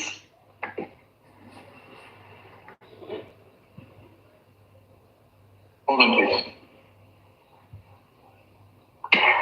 Prior to my visit, I had asked Akim to talk to his mom, to let me be at peace and not cause trouble, and fight with me during my stay.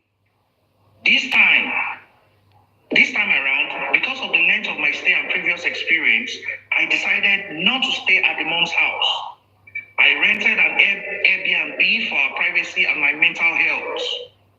It was during this long trip that I discovered how Akim has been messing around with different women, to the point that I was infected with chlamydia. No. An STD by him while I was pregnant with my first child, Jordan. Yeah. During my pregnancy in 2019, my OBGYN requested that I place a call to Akim through FaceTime video call due to the outcome of my results, and the doctor told him that he has infected me with chlamydia and that if he doesn't stop messing around with random women, he's putting me and his unborn child in danger. I was treated with azithromycin antibiotics to prevent my unborn from being blind at birth. In March 2021, as my long trip to Nigeria was coming to an end, his longtime lover called in on his phone as he was in the shower. Ew.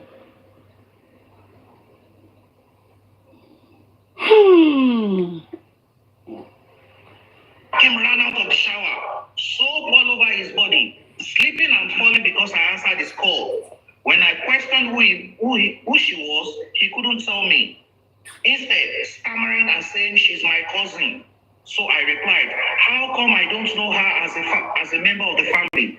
Akim's response to the lady on the phone was, my families are here. My families are here.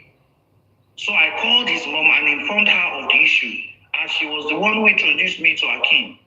When I arrived at my mother-in-law's place, the same lady was already there waiting for us.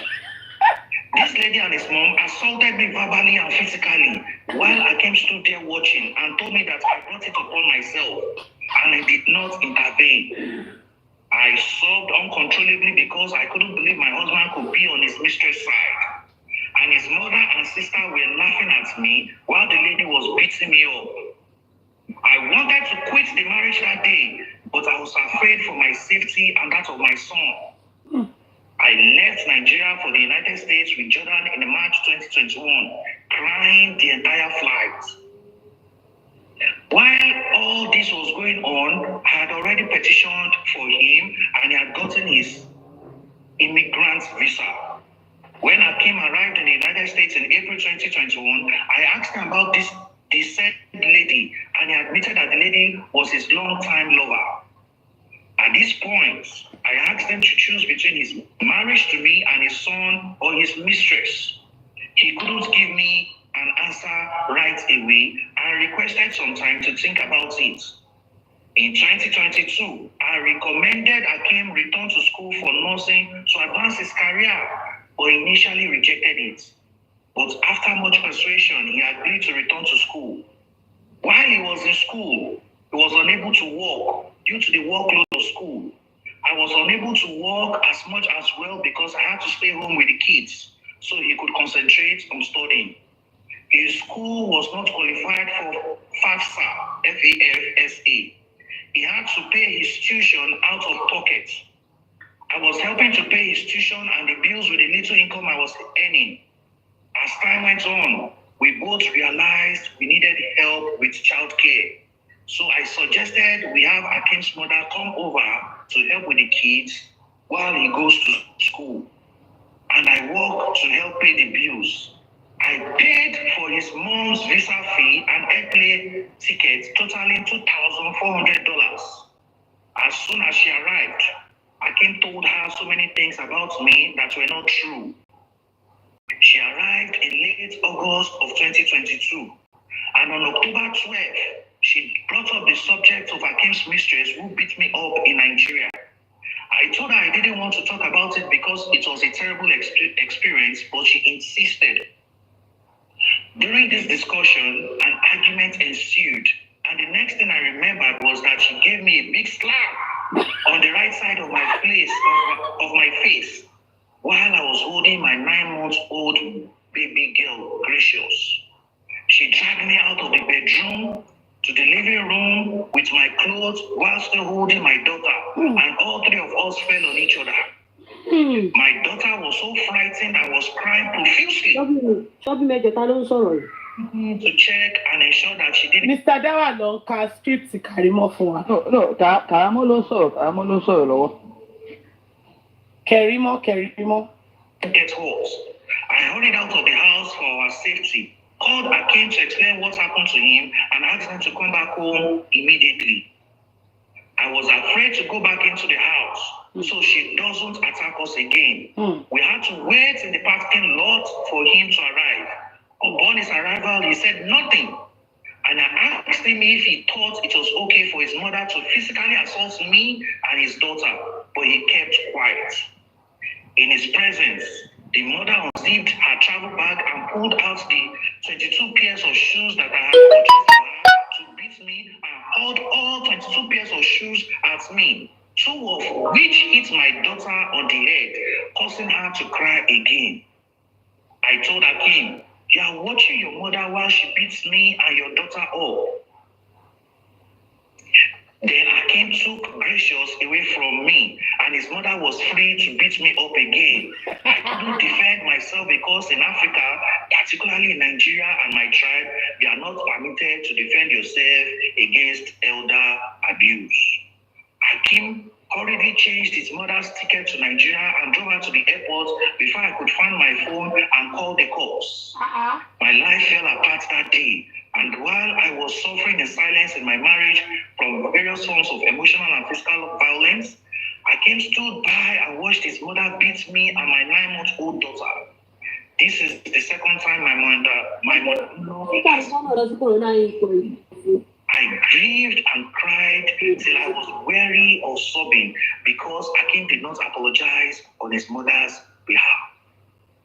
Akim's mother informed me that Akim was married to his Nigerian mistress because I came into the picture. Before I came into the picture, that I was only used as a stepping stone to bring Akim to America, and I should deal with it. I couldn't believe my ears and begged Akim to tell me the truth, but he denied it. Yet he couldn't let go of the said lady. Beginning of this year, I enrolled for the online classes at Manchester Community College to start on January 19, 2023. I went to school for my anatomy and physiology sessions, which was shared. I did not hear it right. Emma Binu Eyiyan. 2000 and... You add it right. You add it at the debate. No, Emma worry. Báwo ni Karimo ṣe wá jẹ́ nurse? I think you add it right. Go to Sonny. Ṣọ́bí mi, mo ti sọnù o. Ṣé Karimo lọ sí Corona inquest? Òun náà ṣe ṣí CDC ni. Mo máa jẹ ká ló gbé fún ara mi gbé sókè. Ẹ jẹ́ àgbọ̀ tó ti fẹ́ tán. Ẹ rí mi láti bẹ̀rẹ̀ bèrè mi. Tálí orí àbò ń sùn. To run from 5 p.m. to 7:30 p.m. but finished at 8:16 p.m. Akim was awaiting me at home and continuously calling me around 7:30 p.m. but I couldn't pick up since I didn't want to disrupt my A&P class. At 8:16 p.m. after the lab class, I called Akim, who calls at me and asked why I was late. I arrived home at 8:26 p.m. Akim told me, "I'm going to start hitting you." And I told him that I never reported your mother when she physically assaulted me on October 12, 2022. Oh my God. But if you hit me as you claimed, I will report you. Akim unexpectedly smacked me with the back of his palm on my neck. I couldn't breathe for a few minutes. And when I was able to, I contacted the cops. Akim fled before the cops arrived at our residence, so they were unable to arrest him. He eventually apologized, and while I was unable to press charges, I was able to obtain a restraining order against him and my children. The DCYF also called to my house to check on me and the kids. Akim begged and assured me he would change, but it only became worse. The DCYF lady asked him to give me and the kids space for our own safety. We went to the 9th Circuit Court in Manchester, New Hampshire, NH, for a domestic violence hearing on March 23rd, 2023. Prior to the hearing date, a family member intervened. After the hearing, I begged Akim to move back to the house and start over because of the kids. Akim told me he's done with me and can't wait to get his citizenship next year and give me and the kids the middle finger. He also informed me that he purposefully rented an apartment near my house so that he could emotionally assault me with women because he wanted me to witness him with other women. He's also on a dating website chatting with older wealthy women. Akim told me that he used me as a stepping stone to get to the United States and that he can't wait to gain his citizenship so that he may move to another country. He also filed out from I-130 for his long-term partner. We are currently separated, no longer live together, and are in the process of filing for divorce. I was totally enslaved and used by him and his family, all in the name of marriage.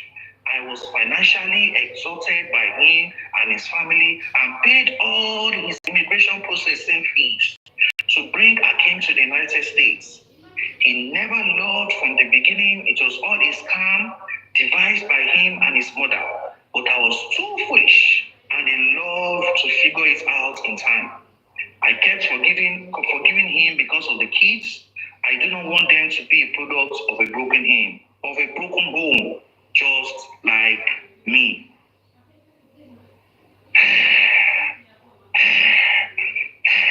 That is all. That's where it ended. Olushine Karimo, it's not love. You are just desperate. You are desperate. That is not love. Ikapani is a control freak. Karimo is a Sherry. In as much as I know that Karimo is only àwọn òótọ́ kọ̀ọ̀kan, àwọn òótọ́ yẹn bẹ́ẹ̀ dẹ̀ ni bí ọ̀rọ̀ school yẹn. And Karimo, you will come online. Lánàá yìí sọ fáwọn èèyàn kan bí léèrè nínú comment section. That person said, are you an LPN or an RN? Only what kind of question are you asking me? If you are truly an RN, you are supposed to say, yes, you should be proud. And you are talking to people about RN. Karimo de ṣẹ̀ṣẹ̀ lọ ṣe anatomy ní January yìí last year. Ṣé èyí ẹ̀ ló fi lọ sí nursing school ní Karimo? Why are you full of lies? Karimo, I don't know. Why are you full of lies? Okay, now, Ewa sọ fún mi pé Karimo is not jealous of Omowumi. Omowumi has a perfect relationship. Ikulodoro. Ewa sọ fún mi pé Karimo is not jealous.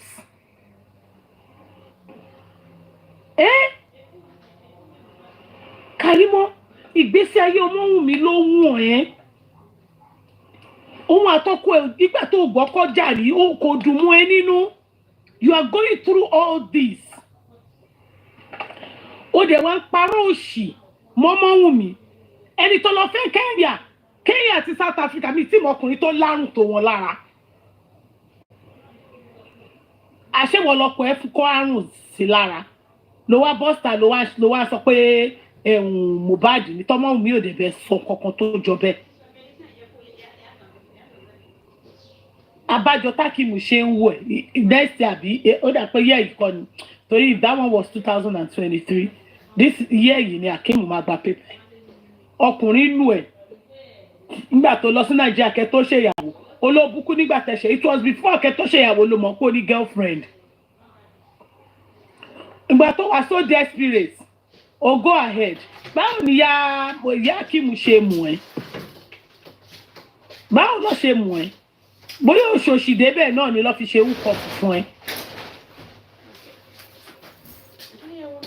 èèyàn tún lù ẹ wọ́n tún lù ẹ nítorí girlfriend ó dẹ̀ tún ìbímọ ó tún fẹ́ wọ́n tún níyẹn tó ẹjọ́ nítorí ọlọ́kálàwà yóò sí lamẹ́ríkà àbí Ṣàngó mo tiẹ̀ ń gbé kí ni mo mọ̀ pa Amẹ́ríkà.